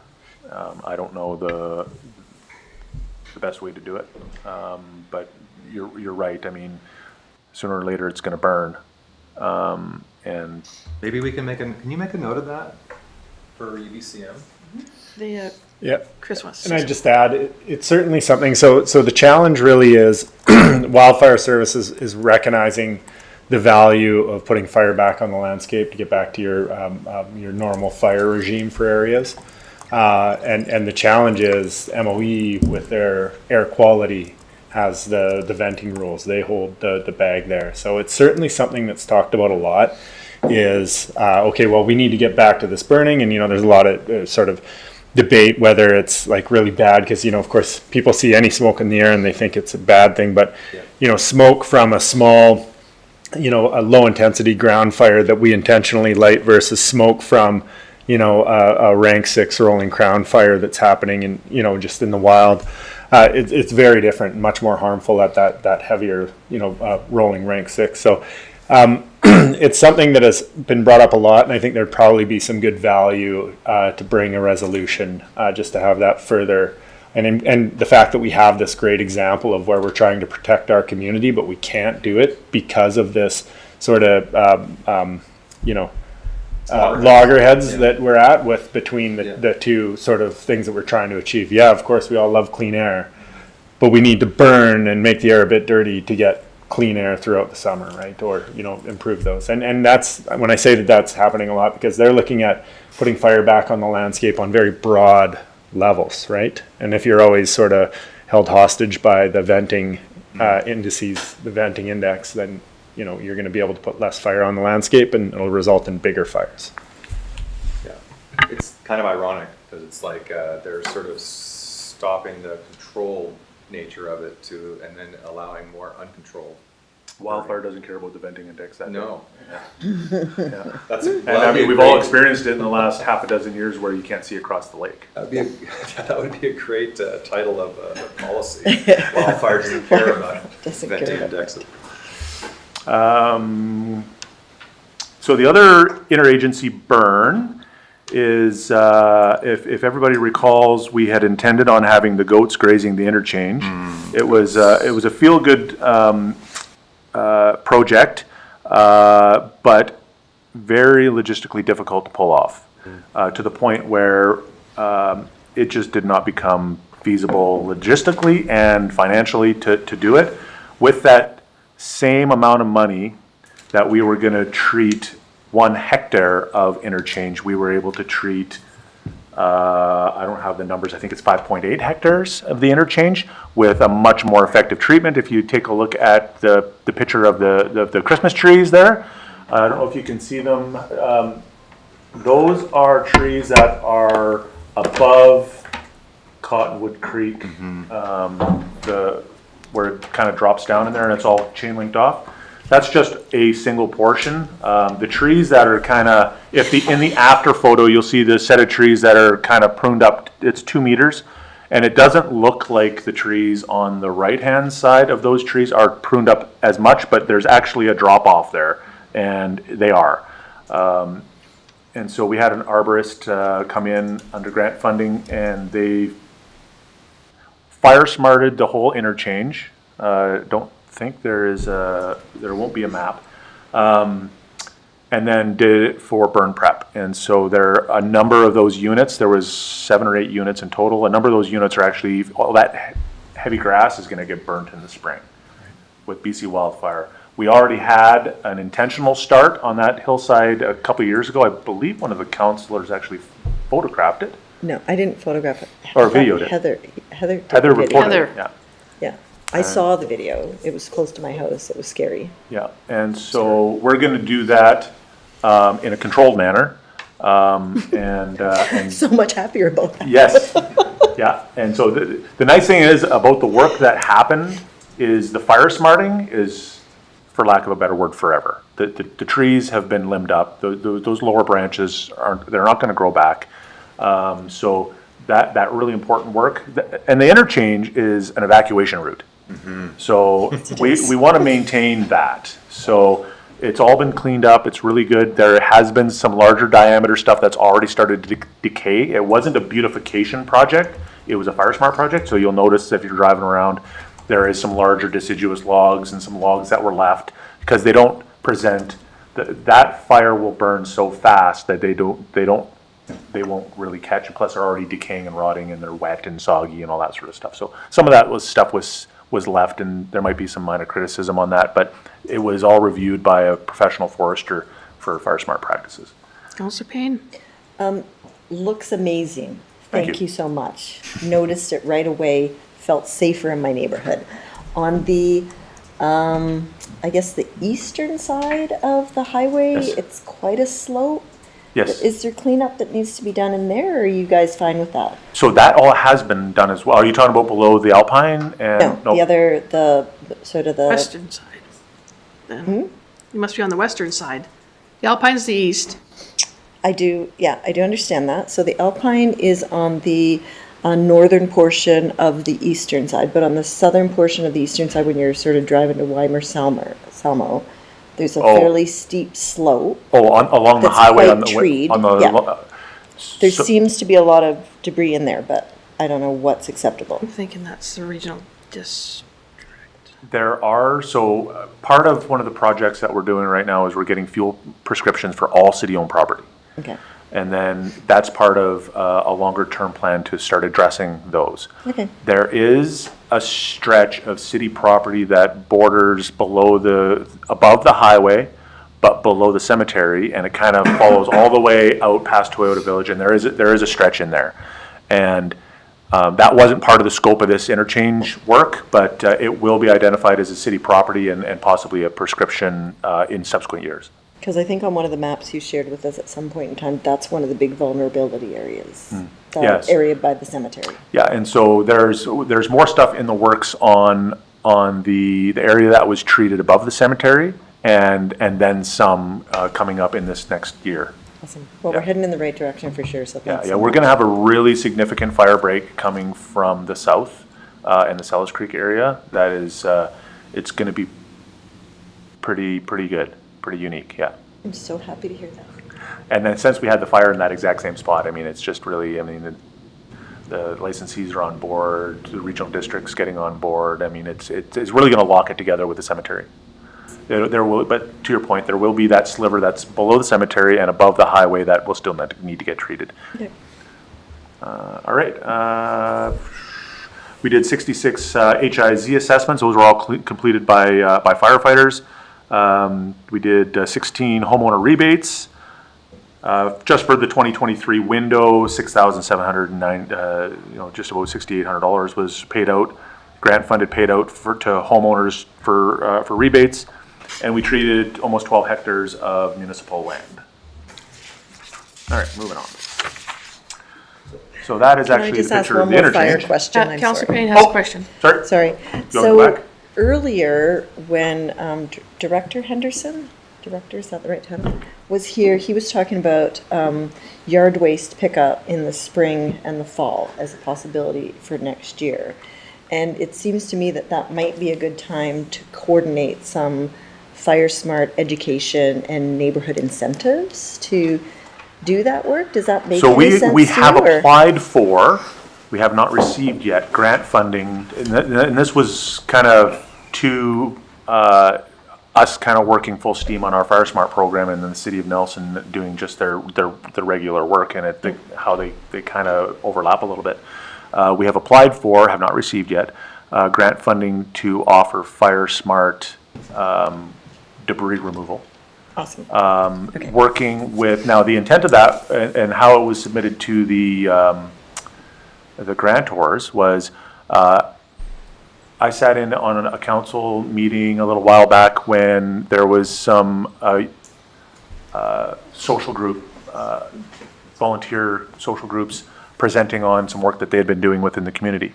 And we had a great idea that it would be great that we could take grant-funded money and pay it forward to these community groups to then help us do our Fire Smart, and then that money, then they take that money and then use it within the community for their programs. So really multiplying the effects of that grant funding. So that's the intent of the grant funding that we did. And then we found out that Public Works has got their program going. So it's just a matter of trying to amalgamate all this and align it all so that we get the best value for the community. Perfect. I really think it would incentivize people to actually get on it. Yeah. Okay, thanks. All right. So work plan for 2024. This is obviously a very rudimentary. I mean, there's so much more going on behind the scenes than just these four little tiles. And I'm not sure because they don't collaborate with my feed here, which one I'm actually speaking to. Oh, here we are. All right. Talk to the director. So my first speaking point, which is actually the bottom right tile succession planning, as we've alluded to it in the in the previous conversations, in the next 5 years, of my 5 senior staff, 3 are retiring. And then within another year after that, maybe 2, I lose another one. So the majority of my staff, for shock value, it's 90% of our senior staff are retiring in the next 5 years. But when we only have 5 senior staff, like my officers, it throws the numbers off. So in transparency, it's not 90%. Basically, everyone's retiring. Yes, everybody's retiring. You're hanging in though. For a while. Moving on. Yes, I'll see. Freedom 49.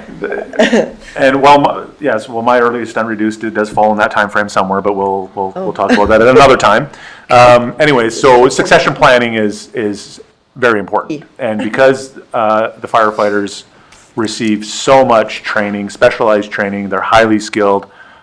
It's requires a lot of effort to kind of bring them up to speed and give them the opportunity to experience a variety of calls, so that when they are put in that position to deal with that situation, they have the knowledge base to draw back from. So we need to start focusing on that. And that's part of the training stuff that we're applying for grant funding to do, increasing training budgets so that we can try and chip away at the training burden to make the succession planning a reality. So that means you're saying the next 5 years, right? Yeah. So that means that all my firefighters that I currently have will be moving into officer positions. So then you have to backfill with a whole bunch of new recruits. How many new recruits? Are you gonna need like 5 new recruits? I'd have, when one retires, I'll have to hire one on the bottom end just to fill it. So, but what that means is that I'm not hiring a firefighter. I'm hiring a probationary. It's like a trade. I hire a probationary firefighter. Basically, just somebody to command. He has his 1001, but there's a lot of other stuff, doesn't have any experience. And then he moves to a 4th class, 3rd class, 2nd class. Once he becomes a 1st class, then he can start taking officer training. And it's not out of the realm of possibility that with a high turnover, that he might be 1 year as a 1st class firefighter before he's actually put into an officer seat. So would you be looking out like across Canada, across BC? Like, would you be broadcasting that we need? So we have a policy, and there's a good reason that we look first in our auxiliary ranks. Right. So we need to offer priority to those people because they serve the city of Nelson. Some of them have career goals, and some of them don't. Some of them are happy with the customer service or just serving their community, but some of them do want to become career firefighters. And they put in all this time with the city, and then if we just go external right away and don't look at them, then it's really going to be difficult to even maintain a basic level of auxiliary firefighters. Mm-hmm. As well, we do have it in our policy that you need to have, and it changes depending on what the quality of our auxiliary applicants are, because sometimes we don't have auxiliaries that are interested that have 2 years. But usually it's 2 years. Sometimes we've had to bump that down to 1 year. You have to have at least 1 year or 2 years, depending on the environment, of auxiliary service before you can apply for a career position. So that makes it so that you can't go out external right away. Now, we have had one in the past where we did not have a qualified auxiliary candidate and we did go external. And that firefighter actually didn't end up lasting. So there's challenges. The great thing about the auxiliary program is we get to see them through us training them, how they work as a team and how they get along, and we get to see them as people. Whereas a person that comes in for an interview, they can fake it for 30 minutes. Mm-hmm.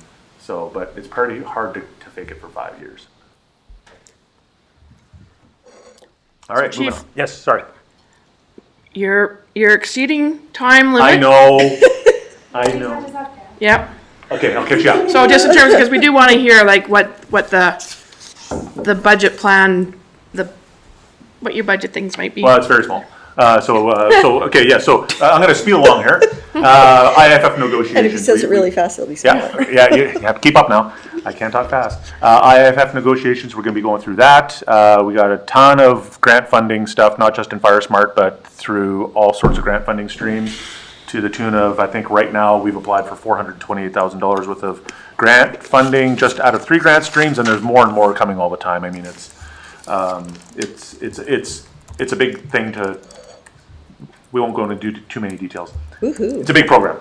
I think moving Heather into that position. Oh, yeah, like you that did was- really helped. Yes, oh, huge. That was a really great. We were talking about that probably this time last year. Yeah, we were. Yeah, no, it's fantastic because Julia's doing a great job doing the admin and dispatching and keeping all the filing up to date and all that sort of stuff on the fire side that was falling behind, and the grant funding stuff is just, great. Yeah, it's wonderful. Okay, what do we got here? All right, so we had to, and this doesn't cover it, it's just the overtime is a shot in the dark. We have no idea where overtime is gonna come in. $15,000 will bridge the gap between what we budgeted last year and what we experienced this year, but it doesn't cover, I mean, it's not the whole thing. It's just enough there to make sure that Chris doesn't shoot me at the end of the year too many times. Because he's still be like, how come your overtime budget's over? I'm gonna be like, because we did 322 overdoses. And he'll be like, okay, Yeah. so sorry about that. And then additional training and supplies, it's just a bump in one of our, just because of trainers, all the training, everything, cost of everything has gone up. That's just to try and get our succession planning and our training a little bit closer to where we need to be. And it was a 2-year program. We started it last year with a little bit of a bump last year so that we didn't have to incur it all in 1 year. We tried to get some grant funding to cushion that. And then this is the kind of the balance of that program.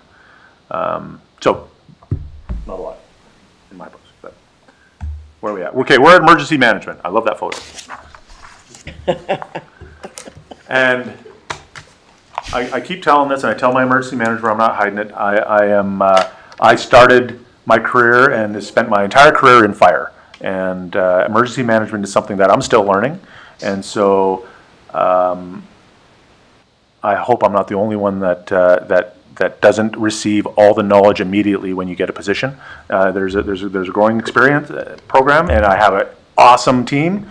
And we have gone through a few emergency program coordinators in the past. We have a new one right now, and so he's taking some time to look at our program through a different lens, and he's got some really good experience in activations and actually working the program through an activation. So he's already come up with some great ideas on some modifications that we can make to some of our processes, which is good. And just to smooth things out. Can I, did John leave like an exit interview, or no, but like a package for this new person? Yes, he did. So okay. Yeah, there was a handoff package, because when he first announced that he had found a promotion through the province, we didn't know who the successor would be, because we were still going through the application process. A lot of the stuff, because the gentleman that we hired worked very closely with John. Okay. A lot of the stuff, it's as smooth a transition as you could almost hope for. Wonderful. Yeah.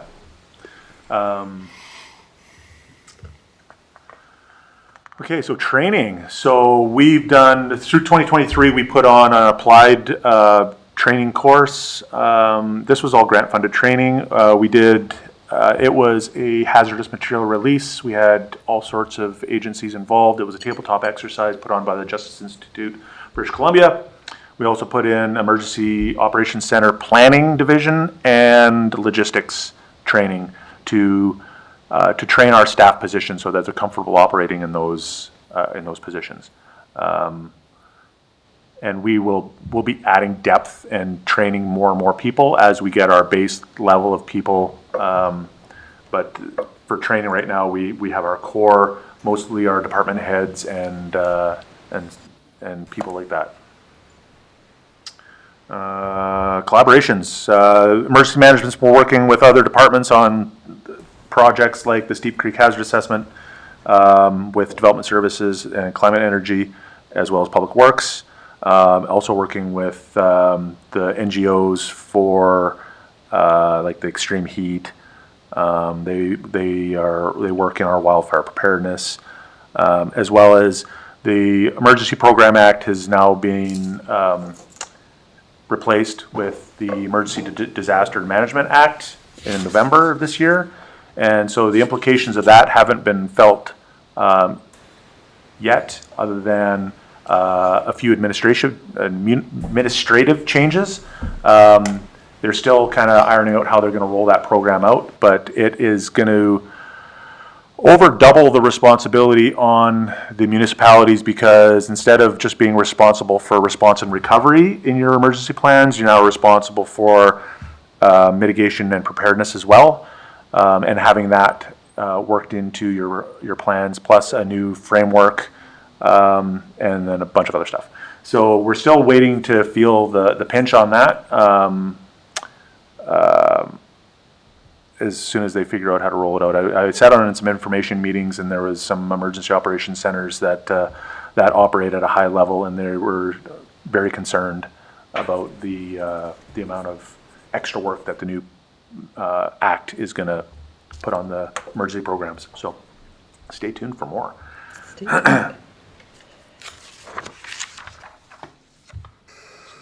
see here. So work plan, same thing, continued training. We have EOC operations scheduled for March. We have ongoing is just our readiness checks of the EOC, and working with our grant funders, because we get a lot of our work done in the EOC through grant funding streams. We have in June, we have a wildfire response tabletop exercise. And just more engagement with the modernization of the Act. With that, we will have to review the emergency management bylaw in the city, but it's probably going to be something that's going to happen later in the year, because they're going to be trickling out the release of the new Act. So I think it's better just to kind of wait until the whole Act is released, instead of trying to fix it and then fix it again and then fix it again and all that sort of stuff. So that is coming, a review of that bylaw. All right, police. Are the police? I just have. No, we got a question, sorry. I just have one quick question. Sorry. I'm interested in the evacuation survey. What are the next steps on that? Remember, we were part of that study. Yes, survey? so they are still, they've approached us 2 more times to recirculate that study so they can get more sample sizes. So we need to keep telling our friends and our neighbors to do it? Yes, and so that's where it's at right now. Once they get an appropriate level of samples back, then they will be doing the report. When we talked to them, they said it was going to be at least a year, so I'm expecting not to really see anything until spring. I was interested. So is it on our website somewhere that I can refer people to, or? We can check that later. It's okay. I know Heather has pumped it out a bunch of different ways. We got a postcard right in the mailbox, so that was the number one. Yeah, but I can check and see if it's on the website. I can check. Don't worry about it. I got it. Didn't have that answer. Chief, one thing you didn't mention on the fire side is the completion of a fire master plan. Yes, thank you. Something I've noticed that a lot of fire departments have been having lately, some of them are getting theirs renewed. In our case, I have not been able to find when it's happened. Talking with Kevin, he doesn't believe it's happened in the 20 years that he's been here. Certainly not the time that I've been here. Is what's called a fire department master plan, where it's an assessment of your fire service and the needs of your community by experts in that. And so what they do is they look at your community and the risk to your community. And different communities are different depending on building heights, building sizes, proximity to structures, age, travel courses, roadways, all that sort of stuff. All that develops a risk analysis for the community as far as fire services goes. And then they take a look at the fire service, and they look at all the regulations and stuff that you need to follow and how the fire department is meeting those needs, legally and service-wise.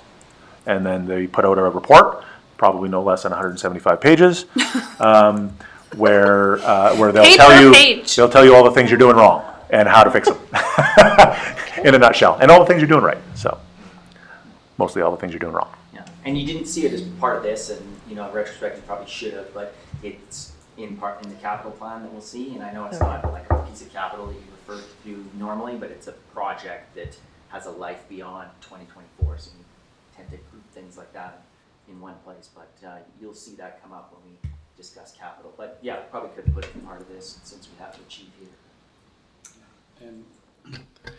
And also looking at a potential new fire hall. That's a big part of a piece of work for the department and obviously other staff.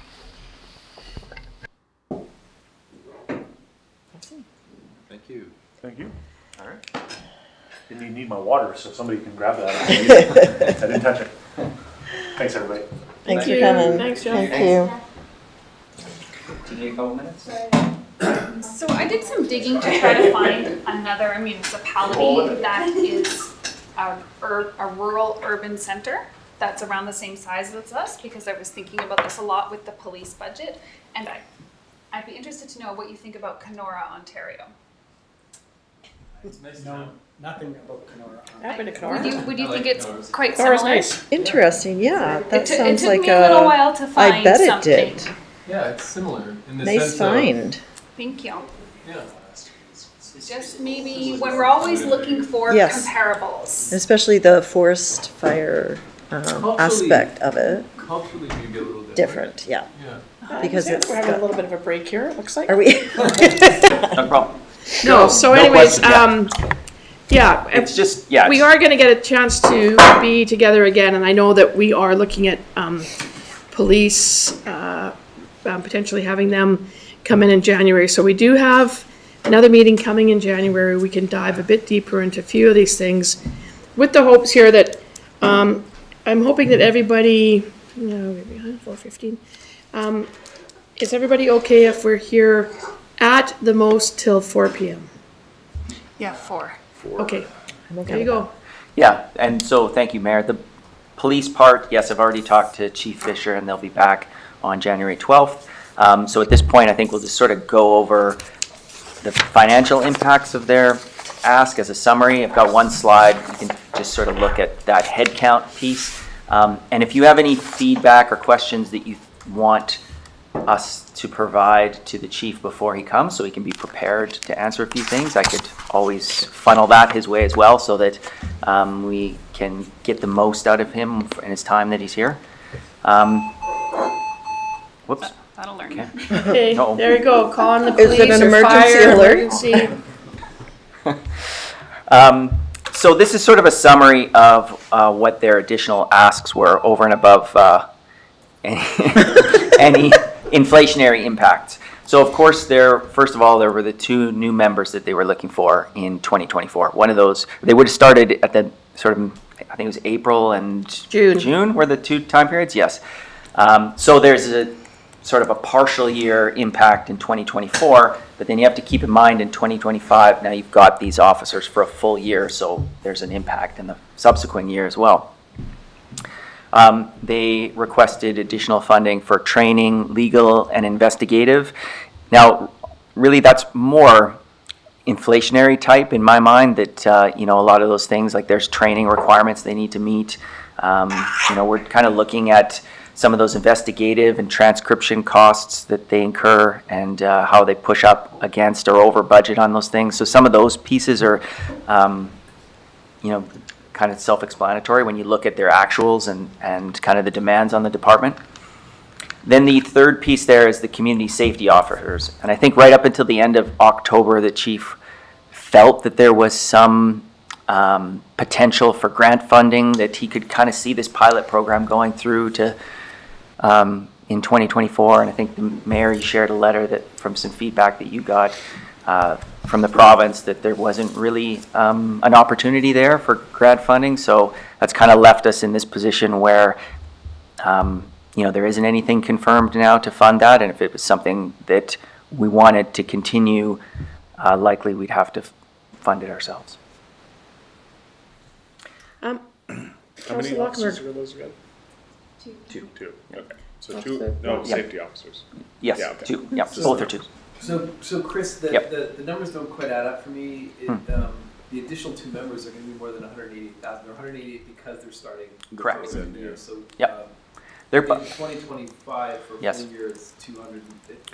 Yeah, I think an officer is probably, 150 something thousand a year with overhead. So when you kind of look at that, that's the cost of an officer. And the community safety officers, that's full year, or is that also? That's a full year. That's a too. full year. Yep. Yep. And then, and this is what the full ask? There's their inflationary kind of just normal pieces. Then this was their additional asks that they had. Yeah, I think you would have just seen the two new members and the training, legal and investigative, and not the CSO part. But now I'm kind of showing you all of them there. Right, so Yep. then year over year, we're talking about Yep. 600,000, basically, or 620,000. If the community safety officers continue beyond the pilot. Yeah, if they go for a full, like next year, like continue on in perpetuity, you mean? Yeah. Yeah. Yeah, so 650. It's quite a big, for the 2025 budget, if you go back to that, when we showed 2025 and 2026. 2025, once you do the full accounting for the two additional members, plus the fact of the ask for another officer in 2025, it's quite, I think it was around 8%, if I can remember what the bottom line of Have it in that front graph of what was. they're, yeah, but it was. And that wouldn't have had the CSO part in it. Yeah, that didn't have the CSO. And that wouldn't have the CSO Yeah. in it.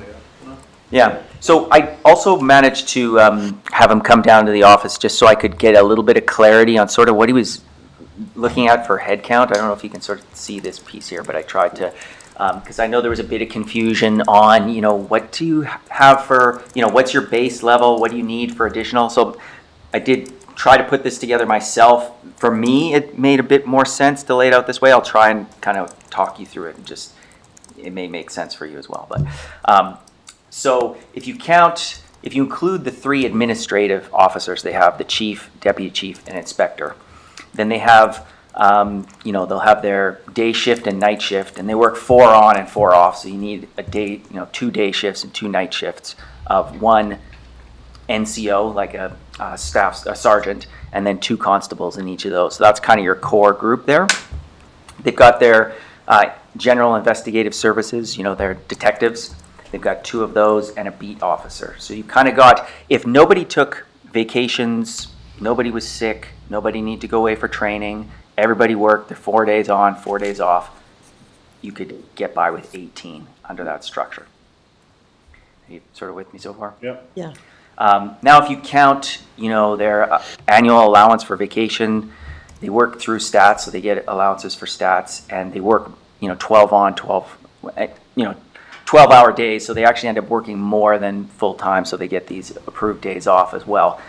You add in, you need an extra 3.1 officers to cover off that time.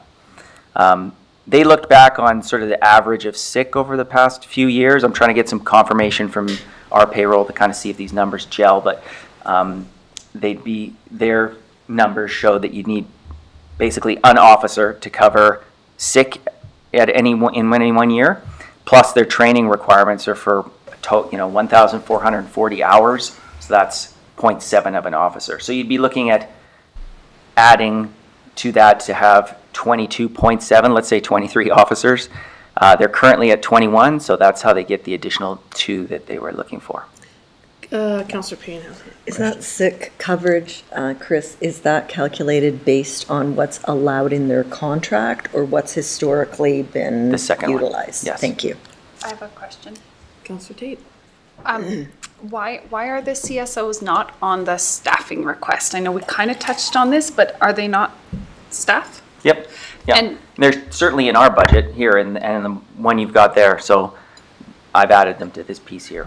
But not on the next page. On this one? No, sorry, because they don't, they're not going to get sick coverage. They don't have the same training requirements. They're not officers. They don't really slot into this as far as what they need as additional coverage.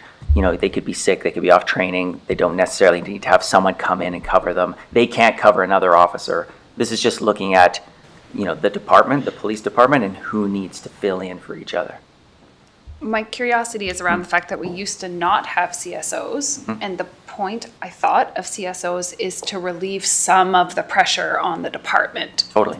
And is that reflected in this 18 base level requirement? No, because you couldn't have them fill in for someone who is away. Sure, they reduce the workload, but they're still there 12 on, 12 off. They're not having, it's not like we have this CSO, so that means I can go away on vacation, they can cover me. That doesn't work. So they're almost like their own thing, kind of like bylaw. I guess they don't really cover each other or help. They help with the workload, but they don't help with the hours. And really, we're looking at an hours thing in this piece. So it's an improved level of service. Yes. Yeah, well, it allows them to take the time off that they're allotted in the training that they're But the required. and that CSOs stuff. Yes, provide that is, an improved 100%. level of prospectively, Counselor- improved level of Yep. service, sorry. Paige. Yeah, so in that conversation, help me understand again, there's two parts to my question. How did we get here in terms of starting off with CSO officers who we don't have a plan for funding over even the timeline of a year? And the second question is, if they are more, so maybe as an improved level of service, is it the police that they need to be sitting in, or is it something that should be sitting maybe in more social development sphere at the city? Yeah, and I don't have an answer for you on the CSO. These are all great questions that you could probably ask the chief on sort of what his thoughts were of where he thought this was going to go past 2023. I know he felt that he had some funding and budget for 2023 to do that, but I don't know outside of a hope, I suppose, that there would be some grant funding for 2024. I don't know if he thought beyond that. So, yeah. So- but again, this is a question that he could probably answer. Yeah, but they are using the CSOs for doing some workload tasks that are police specific, Right. right? So, They have to be in the department to do that. yes, they are doing like some, I guess, like, the way I would put it is like investigative work, like the stuff that they can do research, whatever. So again, that all that stuff that's confidential and needs to be in-house and follow all of the procedures so that we're not forever going to the OPCC because we've failed to follow some step in the very complicated Police Act. So Okay. he does have them doing some of that work there. I think, Chris, he spoke to you about some of the duties they're doing already. Yeah, I And mean, they've they already started some. kind of take statements. They'd do some of the paperwork type things, write reports. I mean, I know one of them is kind of working on the Christmas toy drive, and that's something that an officer would have spent a lot of time doing. So now they're able to go out and kind of work on the street and do that sort of thing. So they sort of fill in those gaps that, So I have a number of questions. Oh, Counselor,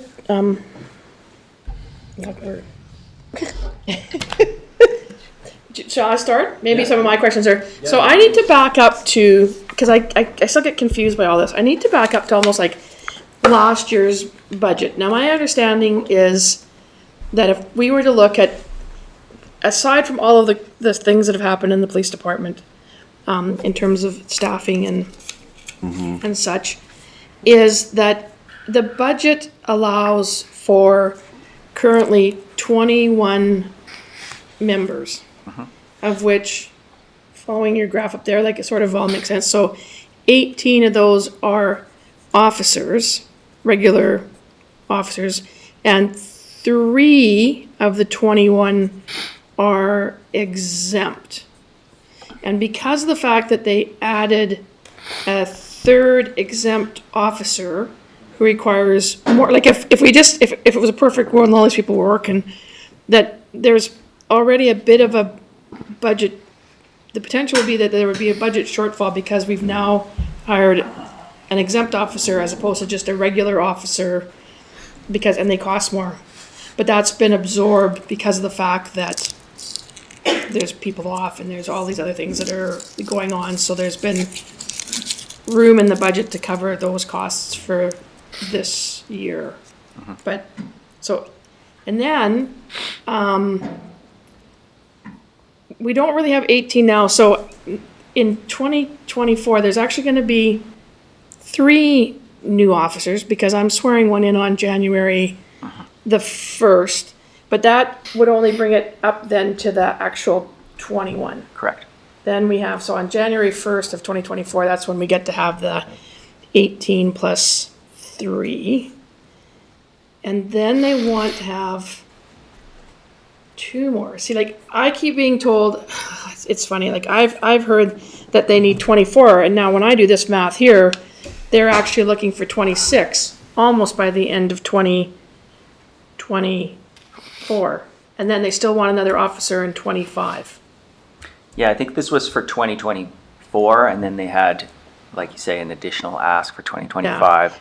Because I've always heard that they need to have 24, but do they need 24 members and then 3 exempt, which is what the number looks like now, 27, like, or do they need 24 so that they need 21 boots on the ground and 3 exempt officers? I Like, think it does get confusing when sometimes they refer to what they need without the exempt officers, and sometimes they include them, and now they've got an extra exempt, so now they have 1 fewer in the staff, and I agree, I don't know what the impact of that is, that you moved someone from sort of that 15 up to the inspector. Does that mean now we just need to hire another person even to be where we were at before, or that staff sergeant? and that would be my understanding, is because exempt officers don't normally do beat work. They don't do patrol work. If you're exempt, you're not on the street. And so January 4th, when I swear in this person, we should be at the 21. Yep. And then in the course of the year, we're adding, potentially their ask is for 2 more, which would take us to 23. Correct. And then 2 more again. In 2025. In subsequent years. Yeah. But that's above their staffing model. That's 2 in addition to their staffing model. Yeah, so that would be 23 plus 3, which makes 26. No, unless my math is the wrong. 21 in this Oh, January the 21 does include the 3, includes the 3. Right. And this, like, we used to have 2 officers per shift. This is a big change in their staffing model, having 3 officers per shift, right? Yeah, and that's the big change. Yeah, and in speaking with the chief, there may be rare occasions when those 3 are actually there, because one of them would be on vacation, another one would be training. But they're adding 3 more. But yeah, here, that's right? essentially how it would work. This would allow 3 per shift, because you got the 3. You're at, that gives you the 18, right? Mm-hmm. And then you add the 3, whatever, another 4, almost 5 additional officers to cover. So that allows you 3 per shift, right? So sorry, you're not talking about 3 constables. You're talking about 3, including the sergeant or whoever. Yeah. Yeah, gotcha. Yeah. Yeah, because I think their we model. never had. Yeah. That's what we had. We had the sergeant and a constable, not a sergeant and 2 officers per shift. In fact, we had 1 per shift on night shifts in the past. We went to 2, 10 years ago or something. Now they're wanting to go to 3 per shift, right? Mm-hmm. Full time. Whereas that's the big change. That's the increased policing plus, as Councillor Tate, plus the CSOs. So and so it's a big service increase for sure. That's been the shift over, and they've been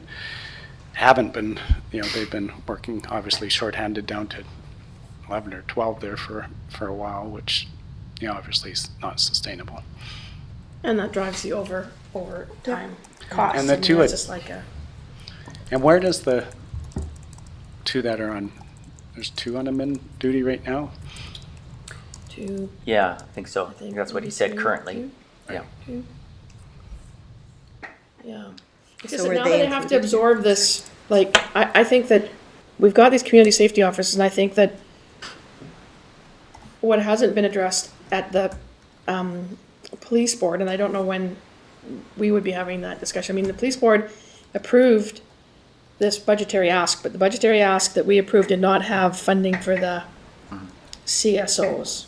Now, I know my group quite well, and I think that they would just say, yep, that's fine too.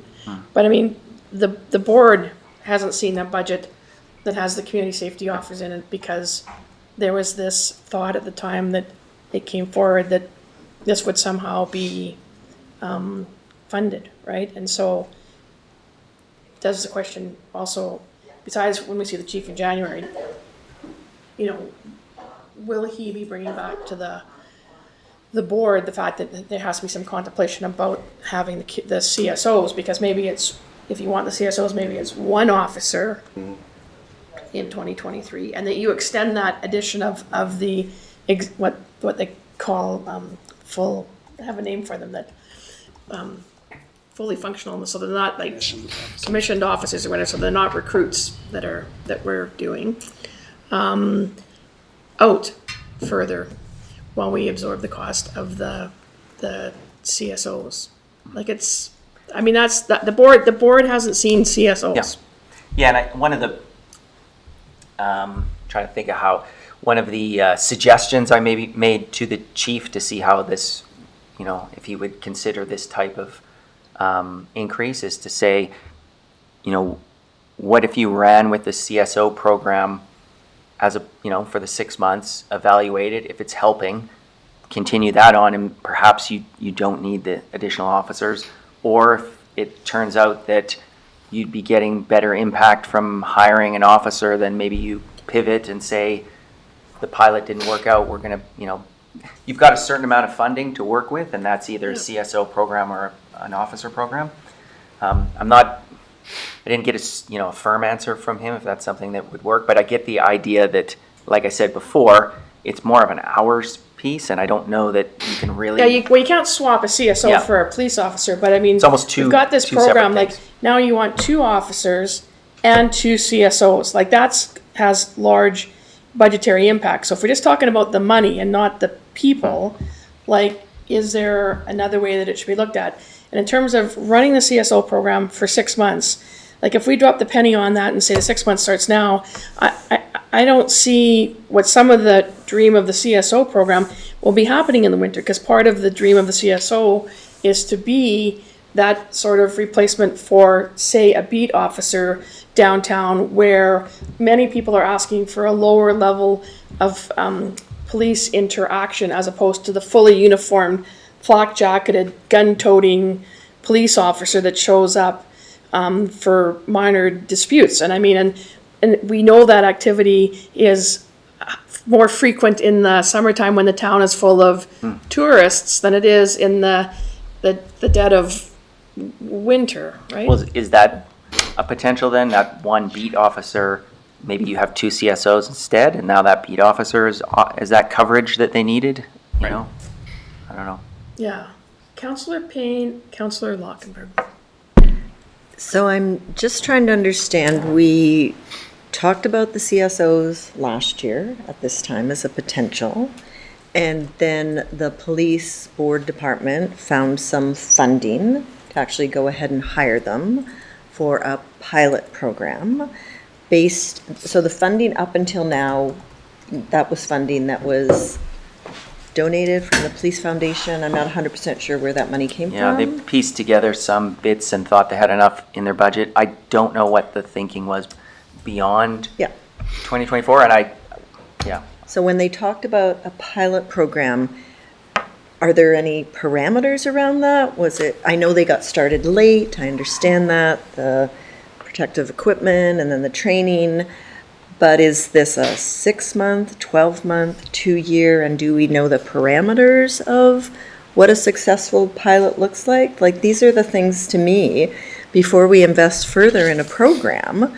that we need to understand what sort of influence, outcomes and impact it's going to have on the community. So I think we need to be really clear about what that is before we start looking at what is that, 1.91% increase for 30, nearly $40 for every home in the city. So I think that's important information that I would like to see. And then compare it, maybe we do get accepted in the PACT program, and that's financed to work with the population that has increased the police activity and the fire activity in a different way. So I think there's some options out there that I would like to see further explored before we commit to that program. Yeah. I just did a little bit of research. The average police officer, according to policechiefmagazine.org. Canadian or American? Good question. I have no idea. On an 8-hour shift, spends 3 hours writing reports. Spends 3 hours or more per shift writing incident reports or other documentation. So just to test the theory, I wrote up an incident report using AI, and it generated a beautiful incident report in about 15 seconds with me just randomly typing in some facts of what happened. And I can imagine how much time I would spend composing an incident report if I can just bang in like Joe Smith witness, Valhalla Pure incident, and it writes a complete incident report. Bang, I've taken my 3 hours per shift and dropped it to an hour and a half. Which, if we scale that up, that means more than an additional police officer in time spent policing. So I'm thinking, let's make 2024 the year of like efficiency and innovation within the police department, and we'll delay the hiring of another police officer until 2025. That's my 2 cents. And I'm sure they didn't sign up to write reports. No, totally. That wasn't their career goal. In terms of the... No, but I mean, so that's a question you can ask when he comes in January, because it's gotten more heady as it has in almost any career out there. Maybe except for in the IT world, maybe you can use that. But I mean, the report writing to ensure that you've covered every base and mitigated every risk is it's crazy. Like I used to be able to treat 20 patients a day. When I retired, I was treating 8 patients a day, and then I probably was coming in an hour early the next day to get the paperwork done. Like my capacity to actually do my job was divided by half by the paperwork to make sure that I had mitigated all the risks and make sure that nobody was going to be suing Interior Health or myself. Or anything's on the way. So well, you make the case for what I'm saying, because the great thing about an AI, and doctors are doing it today to write their SOAP reports. They're using AI to just bang in the facts, allow that composition, which ends up taking so much time, and even follow-up questions. That's, perfect for an LLM. And if the police can just, while they're sitting in their car, just bang in the facts and then move on to the police, and then the report gets written for them, we get a big efficiency. I hear you, and I appreciate that there will be an opportunity there. This is not a spot. Would it be the spot that I would start us down that path? Because I think the amount of validation we'll need to do over the course of time to ensure that we're getting the output that is required is not. I wouldn't put it in such a critical role. Not initially. So I think these conversations, it doesn't help us in 2024, 2025, but the police ask before us. But I'm not opposed to finding other workloads within our organization where we can start to validate that, because it's really going to be whatever the reporting software is. That's where the vendor needs to start implementing these kinds of efficiencies, and will, I think, invariably. Where I would look for to the chair of the police board is ensuring that we're not beholden to old software setups, and that we're in fact keeping an eye on where that is going, and if those vendors are bringing forward, and if we're engaging with them to develop that technology within the software platform to achieve the efficiency that I do believe as well will come. But keep in mind, there's 2 things I'm worried about. One is investing upfront in really heavily investing upfront in improved service levels when there's probably more affordable ways to do it without sort of locking us in to FTEs that we hopefully don't want to lock into if we don't need to. So that's why I'm thinking upfront, considering it, if we can, maybe take the risk of more overtime in 2024.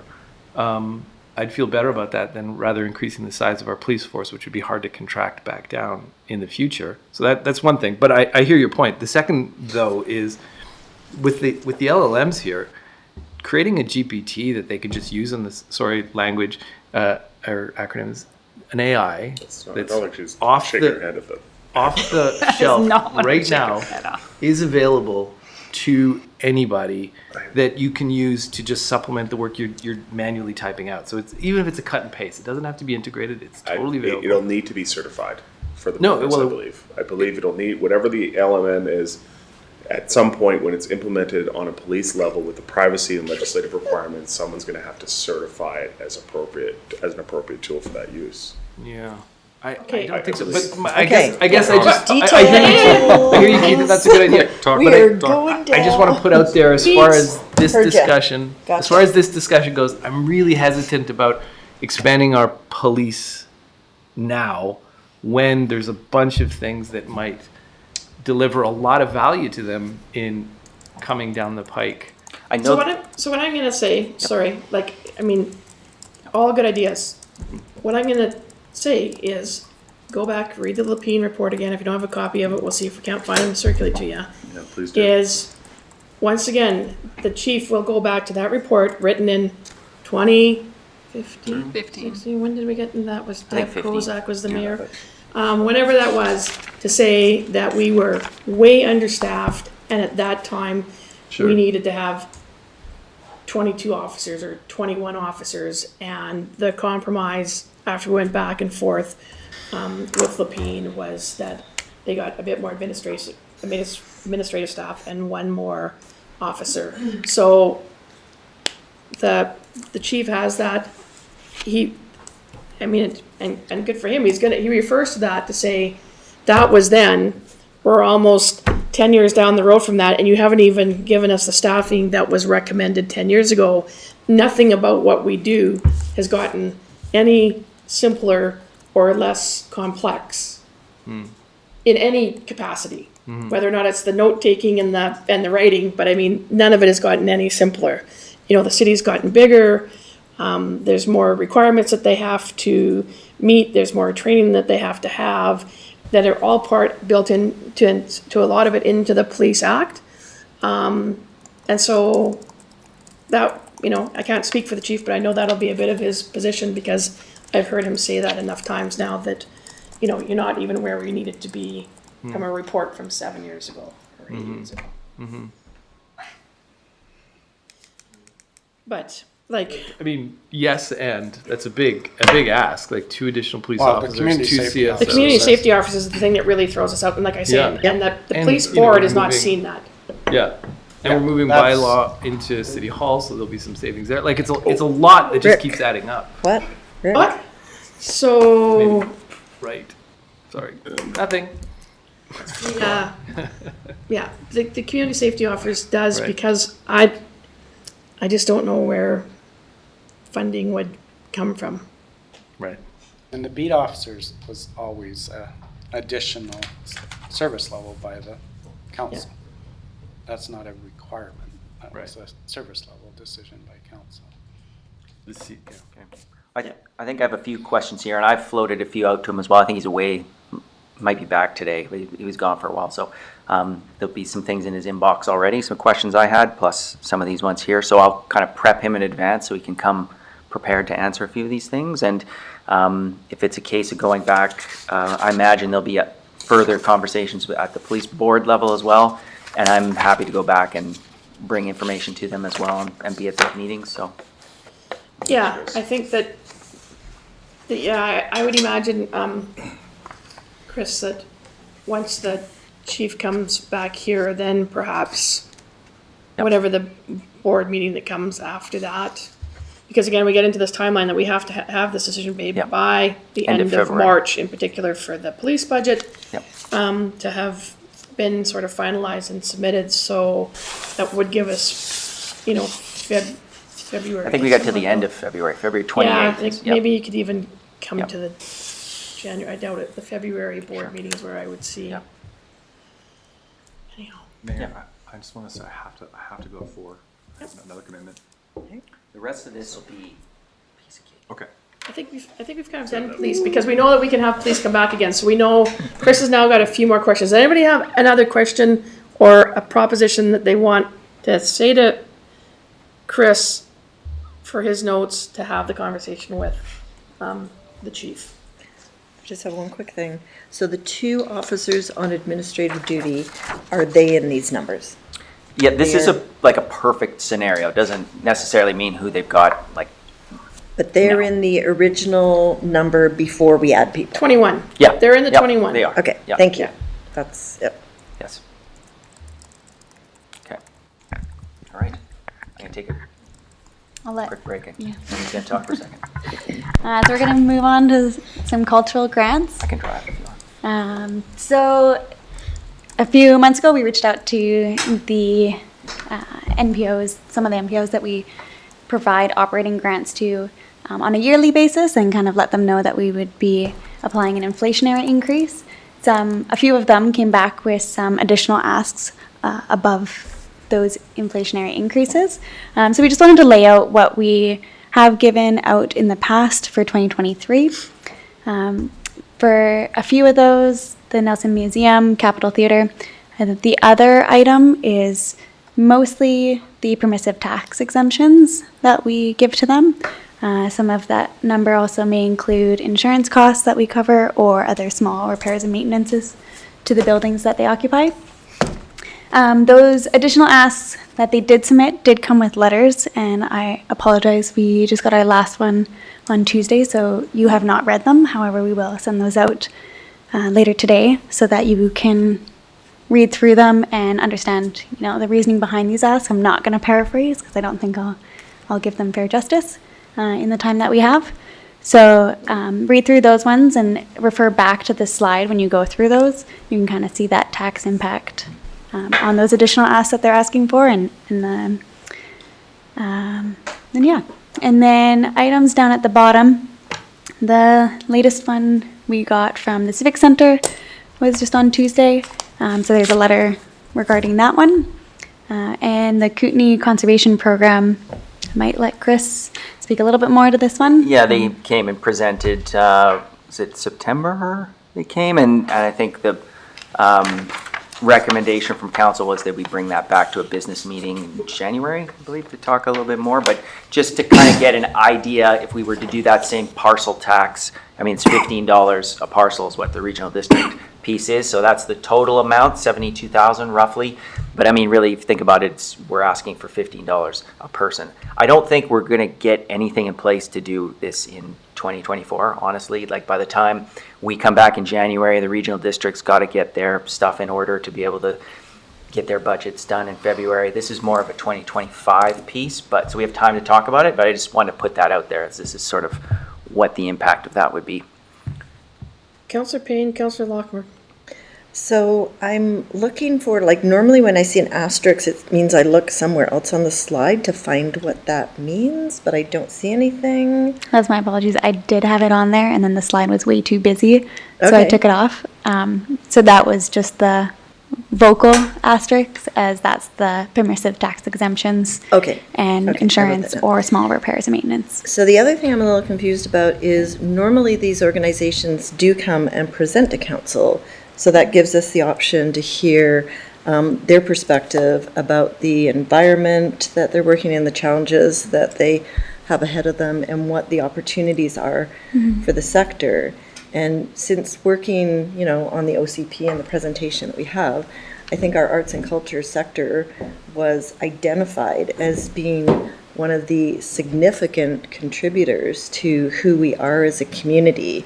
So I'm trying to understand why we're not seeing, why we're seeing this instead of them. The question was asked by council to have a full overview of budget.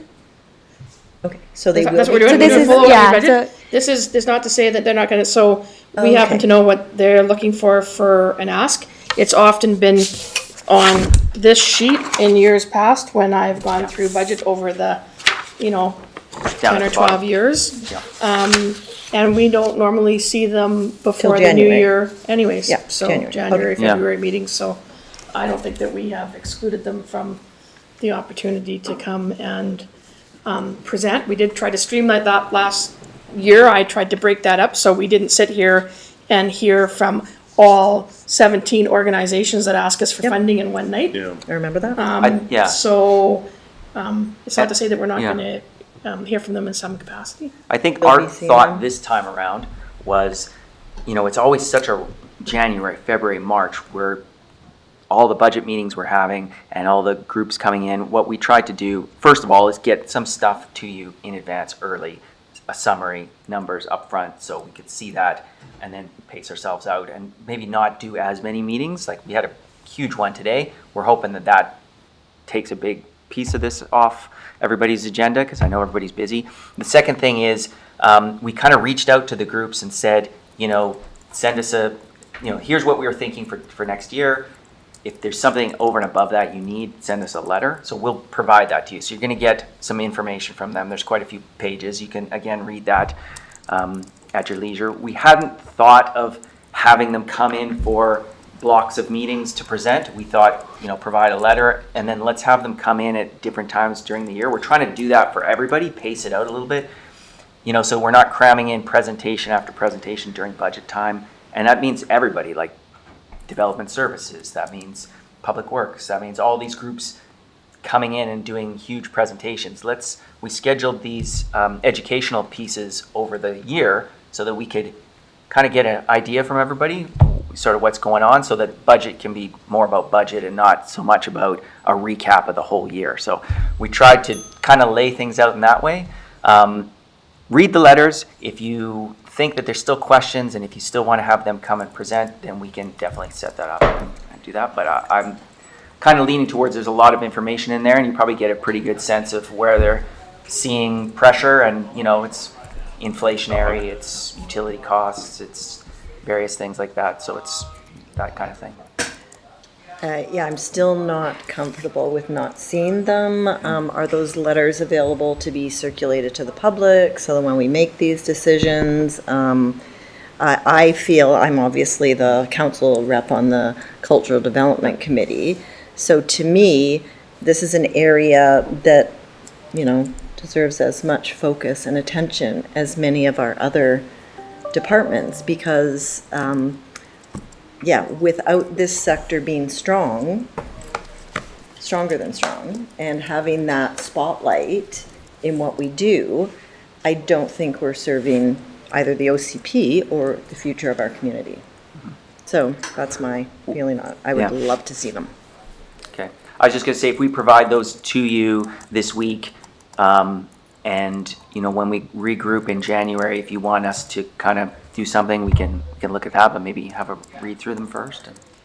And Sarah looks like she I has something can to say. personally meet with Yeah. each of these individuals. That's not the issue. I'm just talking Councillor about Pate, the I just want to wider. remind you that Yeah. about meeting with individual, like, if we're gonna have them, we're all gonna hear the information. Perfect. That would okay? be my preference. So, and we'll see whether or not that works, but I would ask that councillors don't go off, after reading this material, go off to one particular group to ask a number of questions. We need to all be party to the information that is circulated.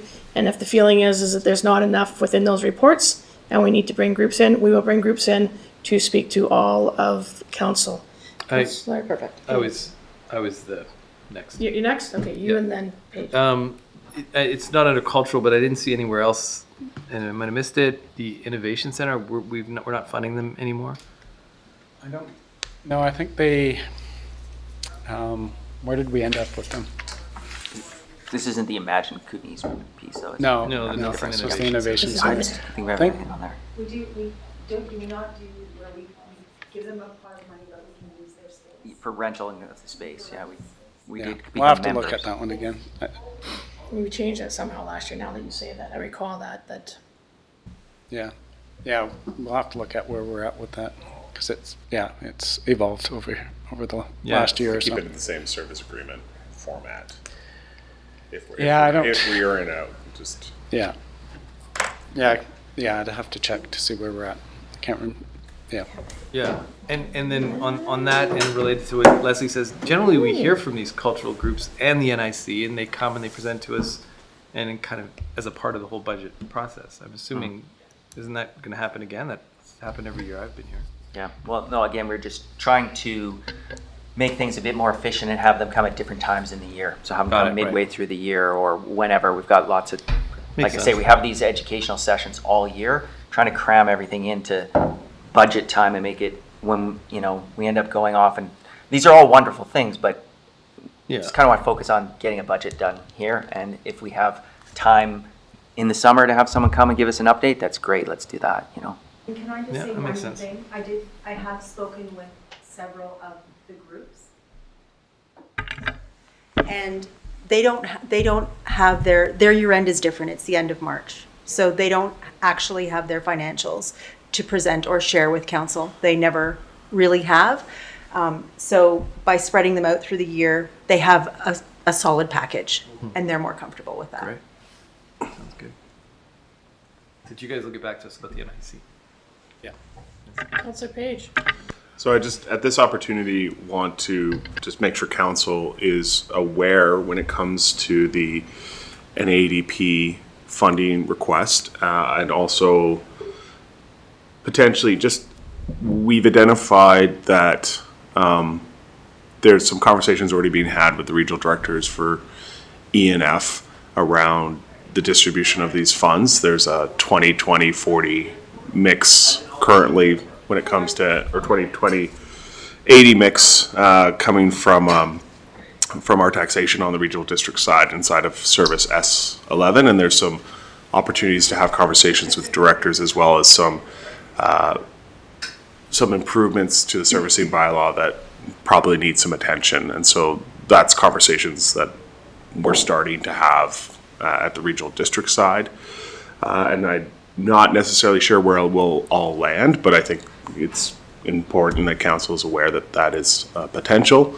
The goal I would have right now as the director would be to look at some of the best practices across the regional district in terms of how economic development is being funded, i.e. looking out to Creston, where the visitor center is a shared funding opportunity for the rural area and the city and its districts. Looking up at the work that's going on in the South Slocan and the Cusp in terms of how they're funding, and if we can successfully navigate a renewal of that servicing bylaw and get down to a place of understanding the principles of how we do cost distribution and can arrive at a new place there, then maybe there's some of these items that we can take some of the burden off of this particular balance sheet and shift it off to more of a shared distribution, and that would be the goal. But I don't want to have this conversation and not make sure that council is aware that that's pieces I'm having discussions with my fellow directors right now. So if I'm clear, they've asked for, we're budgeting, looking for an increase to take our amount up to 100,000, but there's no commitment from area E or F to be increasing their contribution. Is that what I'm hearing from you? There's no commitment at this time, but we're going to have conversations about it, right? Like when we look at, when this request first hit my table in terms of the ask and looking at what the distribution was, my first inclination to talk to the directors was to look at the disparity in the distribution of the costs and say, well, while we're moving towards this, can we share this increase? And while we're sharing that increase, can we move us incrementally to a more principled division of these along property values and population sizes? And then those are the conversations we're just starting. And then in doing that and reviewing the bylaws, there are things in the bylaws that we probably need to change. Okay, so then I'm going to ask you. Like the ceiling. Okay, I'm asking. Too many words. I'm going to ask you again. Sure. So, There's no I heard commitment. part of that. Now I'm going to ask you again. So, 17,520. You went to the table because you knew what this ask was, and you asked them if they would all contribute to the 17,520, or that they would make a, based on the percentage thing, that they'd be looking at individually putting in like 6,000 each, kind of to keep it in the, or was it to split up the 17,520 between three of us? The proposal I put forward so far has been that by the end of a 2-year cycle, we would have a fair distribution based on population, mill rates, and which is a conversation I think is Thank you. one to have. And then can I follow up on that? So that I'm clear about the additional lift here on NAEDP. Did that come from the strategy or the coordinating group? And is there like Sure, numbers to back it up? So the principle first and foremost is that 17.5 was taken out to match a strategic priority a number of years ago to implement more connectivity and fiber. So the city reallocated those funds into our IT department to bolster the development of the fiber program. That program has changed over time, but also the NADP has different strategic priorities, and that is no longer one of them. So the request has come to the city to return that. Now, in those conversations, understanding the other disparities that are existing within that funding regime already, that's where we're having the conversation of like, can we use this as an opportunity to say, well, is it really the city who's already paying so much more into this service, the place to be going to ask for that 17.5? Yeah. Yeah, because you're talking about that the entire amount, not just the 17.5 would get distributed, but we would get equity across the entire contribution to. I'm saying that's my goalpost. Now I know. Like honestly, I just see the mayor's. Yeah. But I think we have to aim for what the principles should be, even if we don't get all the way there. But I think we're in such a unequal place now. I find it very difficult to find a way where we're justifying the current split. So, if we can get those conversations and get them somewhere successful, then maybe these come off, maybe they don't. I think we still leave them on ours for now, but I think we have to have the conversations. Yeah, no pressure to you too. You live in the regional district to talk to your directors to think about better funding to the economic benefit of the region. I mean, Well, especially just to make this heading decision into and to facilitate that recessionary conversation. headwinds. Well, to make this decision, the 17.5, and to facilitate that conversation, it would be good to have a little bit of a, like use of funds, like what's the, Maybe when we send that letter to you, there's a bit of information on that. Yeah. So Okay. we'll yeah, circulate that. lay it out. Yeah, So I think, Sarah, you have that now, right? That email, maybe, I don't know if we can, yeah, great. I think I sent it to you on Tuesday. Only 2 letters in the email. Yep, one of them's got all of them in it. It's a PDF with all of them in it, so we can get that to you. So I yeah, gotta go. that's fine. Okay. You still have quorum, so you're not Okay. leaving us stranded. Sorry. Thanks. Anyways, Thank you, Jesse. thanks. Gotta go. All good. Have a good weekend. Right. Can I just, Handshakes, yeah, no hug. Oh, Oh, God. What? No handshakes. no handshake. but the other big impact on taxation ultimately is the RD. Do we have any sense of where those budgets are at? We're not far enough along to, no. We've mostly just gone through central waste at this point for budget discussion. And where did that one land? That's landing at 15% 15%. and 10% tipping. So there's direction back to staff to try and rein that in, but that's where it's starting. Okay. 5 minutes.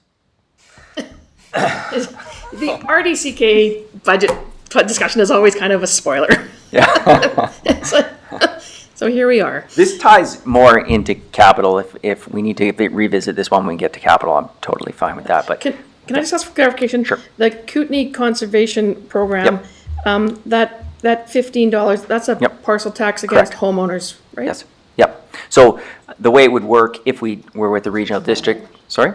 Just homeowners or all parcels? Well, that's how many all parcels we have, so I don't know how we'd work that. Yeah, yep.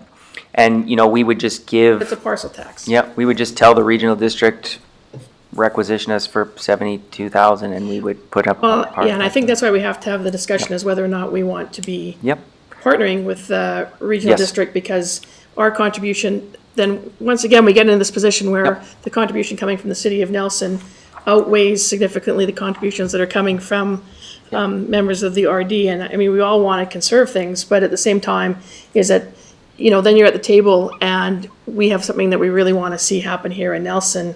And,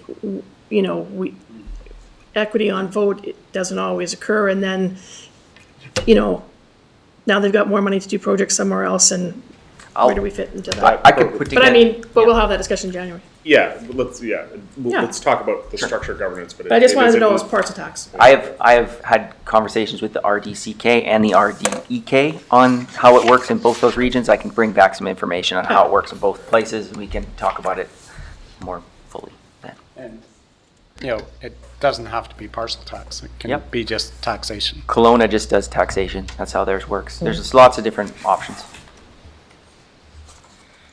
All right. Reserves. Just taxation seems to make Yeah. me nervous. Well, it's. City manager. It's, the reality is that $15 showing up in your tax bill, and regardless, right? So, the difference is it's not per value of property, so everyone pays the same amount. I'm just saying it's ultimately on someone's tax bill. Yeah, oh, for sure. Okay. Reserves. So as I said at the top of the program, if you can remember that far back, we talked about sort of the higher inflation we're seeing on construction and those types of things. Equipment, the cost of vehicles has gone up. I can't remember what I said for the average cost of a vehicle year over year. In 2023 was, but when we first put together our capital plan and we look at our equipment reserve, we were going negative in 2028 once we put in our newer numbers. So we had Jody go back and kind of take a look at how we could bridge that gap over the next 5 years and get a little bit more life out of our vehicles. So he's gone back and see how we can sort of stretch out a couple more years for our light duty and heavy equipment, which don't end up having that many hours on them. They're just, reached a certain age. So if we can stretch some more out of that, he's looking at doing some refurbishment of some of our sweepers instead of an all-out replacement. So we'll get a bit more life out of those. So he's really done a great job of trying to maximize what we can out of, at least to bridge us over the next 5 years. But we do need to get the amount of money we're putting into our equipment reserve to increase. It hasn't really changed too much since I've been here. This would have us kind of increase that so we can catch up a little bit to where the current cost of replacing vehicles is. So some of it would come from general, but I think a lot of it is hydro as well. Their vehicles have gone up quite a bit, and they've got a pretty aggressive replacement plan in mind. So we would increase their equipment charges to recapture half of that, but a lot of it's fire equipment too. Those vehicles are expensive, so we need to start putting in higher equipment charges for fire. So there is a tax impact on that, but I would say half of it we could probably pull from Nelson Hydro. Sorry, I'm starting bottom to top here. That's probably not the right order. Building reserve, this is a small one, just that Nelson Hydro, again, is looking to do a bit of an expansion plan down there. So we're going to increase the amount of rent that we collect from them for that additional space that they're going to be using, and they'll pay off that amount that they're kind of taking out of that fund. But the main one here is kind of in the middle, and Amy will be bringing something to council in January to talk about parking rates. But we would be looking to put more into our capital projects reserve and downtown waterfront reserve. As you recall, 100% of the parking coin goes into those two reserves. So any increase we can get from parking, we can funnel directly into those. And Councillor Lochtenberg, that might be a place that we can look to some of the rapid implementation pieces. That could help fund that. So that would be a significant benefit, just looking at what's happened to the cost of paving, and we're just able to do less and less with the same money that we've had for the last, I think 2017 was the last time we increased parking rates. So again, that'll be something we bring to you in January. So that's kind of a big portion, is how can we get more into our reserves and take as little impact on taxation as we can. So kind of looking at some options there. Councillor Lockwood. This is leaping ahead a little bit, but I'm running out of time, so I'm going to ask it really quick. Cemetery reserves, we're spending a lot on cemeteries. These are not reserves, but we're spending $260,000 or whatever it is on cemetery, but we're only collecting $60,000. Yep. that discrepancy, it seems to be growing. Yes. Are we Tackling that? Yeah. Yeah, and Chris Johnson's nodding his head behind you there, but yeah, one of the pieces that you'll see in the capital plan is to do a parks master plan, and the first part of that will be to focus on the cemetery. It'll probably be doing a couple stages, but stage one will be kind of looking at the cemetery. It is a park, and so one of the aspects of that will be what's the appropriate fees to be charging to maintain that cemetery. So yes, that's a part of the 2024 plan for sure. Okay. Councillor Payne? No, I didn't. Was Oh, I just thought you had waving? your hand up. Oh, you're just waving, okay. I'm sorry. I might have just been expostulating, sorry. Anything further, Councillor Lockwood? Nope. Councillor Payne? Tate? Okay. I think that kind of wraps things up. I think in that summary page you have there, we outlined a few funding options. I don't think we're there yet, but some of the low-hanging fruit, for sure. Traditionally, we've taken one-time expenses and funded those from surplus, so that we can kind of reduce the impact on taxation.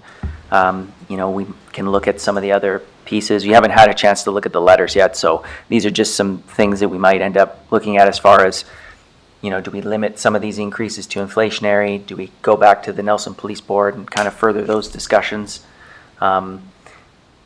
The investment income is an option as well. I've got just a base level of investment income that we'll be earning. I'm quite certain in 2024 we'll earn a lot more than that, but it's not a sustainable revenue source because we'll see investment revenues probably come back down maybe to where they were. I don't know what the long-term outlook is for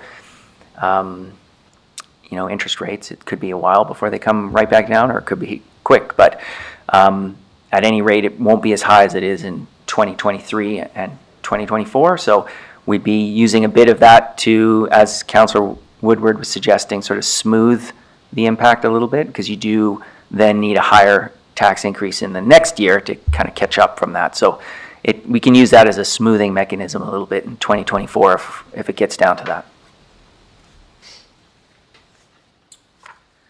So again, we're not trying to pin down a number yet. This was just meant to give you a bit of a high-level overview from everybody, and we'll regroup in January and get some better numbers too as we finalize 2023 and see what our actual results were.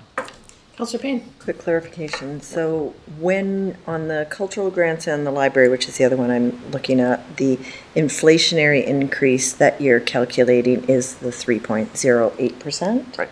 So even though it's been up an average, It's we're 3.08 after you I see factor that. in all the new revenue. So it's sort of a net of new revenue. Okay. Yeah. Okay.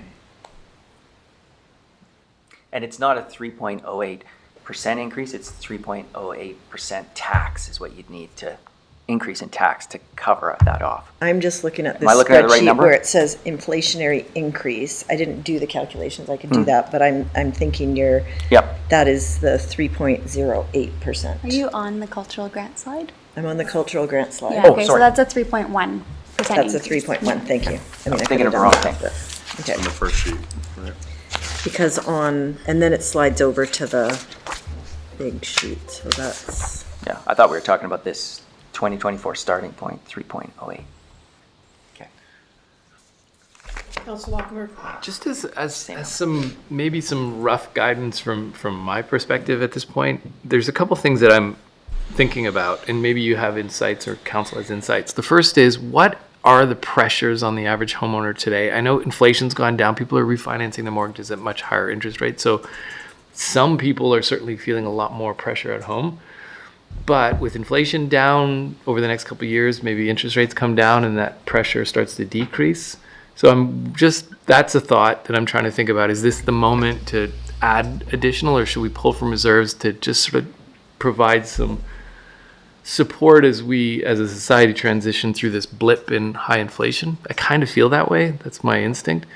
But you guys are smarter on all this than I am, so that's the thing I wanted to throw out. The second thing I was thinking about in terms of what we want to aim for in terms of tax is this overall kind of a unique moment, like these one-time expenses there's like, we've been talking about AI and the potential for increased efficiency, and maybe it'll reduce other sorts of pressures. Like, so is this a moment where we do, adding on to that sort of blip in inflation, maybe we do just sort of like lean in a little bit, pull from surplus more than we otherwise surplus reserves for more than we otherwise would have, to just gather more information over this year, with the idea that we'll have to revisit in 2020, well, the next budget season, with like, okay, maybe this is the new normal. Like things, all of these one-time expenses are going to be permanent. So that's my. Chris, maybe you want to quickly explain the numbers on this. Because this is looking at those This one goes out. those next 5 years, and Yeah. and what we're looking at is tax increases just to balance what we've done this year, right? Yeah. So we're Or does that You've got the include 3.08 inflationary for this year. That's before you add any of those new, requests from anybody, right? So that's very base level. And that would mean saying no to any of the police pieces. So that's unlikely scenario, but I'm just sort of giving you a starting point. Then going out, we've got that 4.5% that you'd need to be balanced in those subsequent years. But I will say, we're very conservative on the revenue side, and we've got inflation baked into all of the operating expense side. When you actually get to those years, I can't say with certainty what we'd be at, but there's a lot of revenue sources that stay flat, like our small communities grant, that doesn't change. Traffic fine, sharing revenue, that doesn't change. They may change, but we've just got them in there flat because we have no certainty on those. So it's a little bit low on the revenue side. Likely be higher, but that's just kind of a conservative estimate on there. So that's why part of the reason why you maybe see something a little higher in future years, but it's the future's unknown, right? It's interesting though, when you go out to 2027, you can see I added that line where we have a debt tax. This would be, as we add, we talk about capital and we talk about additional borrowing, if we're going to build a fire hall, we're going to have to borrow money for that. So that would be an additional debt tax to help us finance a fire hall. And the sewer plant is already. That's not on the operating, that would be in the sewer plan, but yes, there's debt in that. So right across the top, I got debt tax. So you can see 2027, if that's our target for trying to get a fire hall built, then that's what we'd be up against. Councillor Payne. So I know we're going to hear about it in January, but I don't see a tentative increase in the parking meter fees right now. This is just Correct, the that- inflationary. Right. All these Okay, numbers so are any of just the extra stuff. inflationary. I pulled all that out, yep. Okay, thank you. And my second question is just on the interest income. I think we were talking at one point in time that some of that may be available, but some of that's locked into reserve accounts, or is this just the? Yeah, so line, let me just see, 29? Yeah, It's pretty small. on that's- this one. Oh, I'm looking It at says line. interest income, right? Yeah, And it yeah. says 250,000? Yes. That's just what we can use for operations. There's more than that, but that Okay, goes to that's reserves. So this is the that's the amount I'm operating portion interested in. of that. Thank you. And 250 is very conservative. I'm sure we'll be higher than that. Okay, good to know. But it will drop. Yes. Inflation. Got that too. So just a simple example here is that if 3.08 is status quo with nothing there, and we just look just at policing, we're at 7%.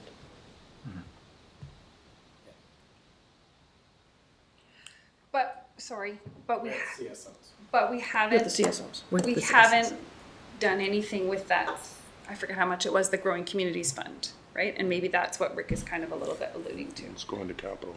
Yeah, that would be for And do it for capital. operational, yeah. It's got to go to capital. But we haven't done But we anything- have other reserves. Yeah, we that haven't could used pull any from. surplus to Yeah. soften Yep, anything. yep, We haven't yep. used any additional interest income to soften anything. So there's Yep. some options There's there. still that you could some, do, but- there's wiggle room still. Yeah. But I mean, it's just like, if we just like, as you said, this is just inflationary. If we just add in just one Yes. of the asks and it's police, Right. you're at 7. Yeah. That list we went through of all the additional items for consideration, 50% of it is the police, the 4%. Got it. Okay, so the full ask then is 11. If you said yes. That's where we go back to that number right there, 11.05. Yeah, that's right, yeah. Okay, yep. It happens to be the same number. Yeah. A lot of 11s, a lot of It's 4s. simple first. 3.08 shows up a couple times, yeah. And that would be a good line to have on this graph perhaps for next year is like the total impact of the asks. Yeah. Whether at the start or the front. Yeah. To just, Yep. Yeah. glad we could do. A little bit was sort of, you know, I'm sending this out to you and you're looking at it going, what's this 11%? What's, you know, not having you lose sleep over it, but without having this conversation, yeah, we'll. I think I think that the ask that was made by council to do the presentation this way this year, it has some merit instead of, like, now we've seen it all in one long day and we've probably, you know, lost a few numbers in our heads along the way. But I think this is good. And then we have lost, I mean, in years past, we've had 2 budget meetings in January, 2 budget meetings in February, a budget meeting in March. I mean, like, as we picked off all of the different service areas, I think this is a great start. And it's like, we're talking about January, but January isn't the only time that we can have a discussion about the budget as we refine through these options. So we've got a big package. I would ask that you go through it, you look at, you know, this sheet, the other little sheet that we've been given, and, you know, if you have any questions, is to circulate them to the CFO. Yes. And he'll start formulating them in for the next budget meeting. But that January meeting will definitely be a longer meeting where we will have opportunity to speak with police. And if something comes up, once he hears from all of us, if there's any other concerns, it could be something else that really he's heard us say, these numbers don't seem quite right, or we want some more explanation, and hopefully we'll add that into the January session. Perfect. Can I just get one more clarification? Just to be clear, so this 885 on this longer sheet isn't included in any other years as well, right? So, 885, sorry. Thank you. Yep, no, that that 4.5 will change if we add in. Keep going across, yeah. Well, so if yes you and no, I mean. If you tax another 10% this year to fund those, that 10% is built in ongoing, right? Yeah. The expenditures will be there, the higher taxation will be, Okay. and you will still have 4.5% on top of that for Yeah. those future years. So there's not. Yeah. If you Goes off. If you improve these higher expenditure, there's no real rate smoothing unless you can cut costs in future years, just to be clear. Somewhat, like if you add CSOs, the impact of that is this year, then next year it's just an inflationary increase because the big jump is this year. But if you approve officers halfway through the year, then you've got them for full year next year. Yeah, there's some other, because we haven't shown that here. No. Yeah. Have we? No. Yeah, no, that's. Down at the bottom. So we should put that across the bottom too, of what those additional costs on top of the 885 are if you approve those. For this version, we tried to just show you a base level and everything else is sort of a new request. We can put it all together and show you what it looks like with everything in there. There's so many different ways we could skin this cat. I don't know what the right term is, but yes. I think we say skin cats anymore. Maybe it's bad. So it's 4:15. Yeah. And did you have any other thing at this point, or any direction or any question that you need to ask of us as council, you and Amy? You know, I like that approach that if you want to just send me feedback when you want, or email, that's great. Then I can bring you Not back. Christmas Day or Boxing Day, there is a limit. Yeah. Day after that, I'll probably be here. Well, he sent this out on Sunday night, didn't he? But, you know, the feedback's great. This is the most information we've given you this early before. I think that was the intention anyway, and I know it's a lot. But we start big and then we can taper off, and by the time we, you know, get into beginning of February, maybe we've got something that we can share with the public, and yeah. Great. Yeah. Well, the public's now seen Yeah, this this today, is a public so. meeting, so they've got this. Yeah. Maybe they'll be sending us feedback. And are these documents online as part of this meeting? Questions, we're ready for them. All right, Okay. thank you. So, move, receipt of all information. Boom. Move and seconded. Everybody in favor of today's budget session, thank you. And a motion to adjourn. Moved by Councillor Payne, seconded by Councillor Page. All those in favor? And we're done. Thank you, everybody. It was a very long day, but we've now, who knew that we could get operations sort of condensed to 8-hour day? And that we're all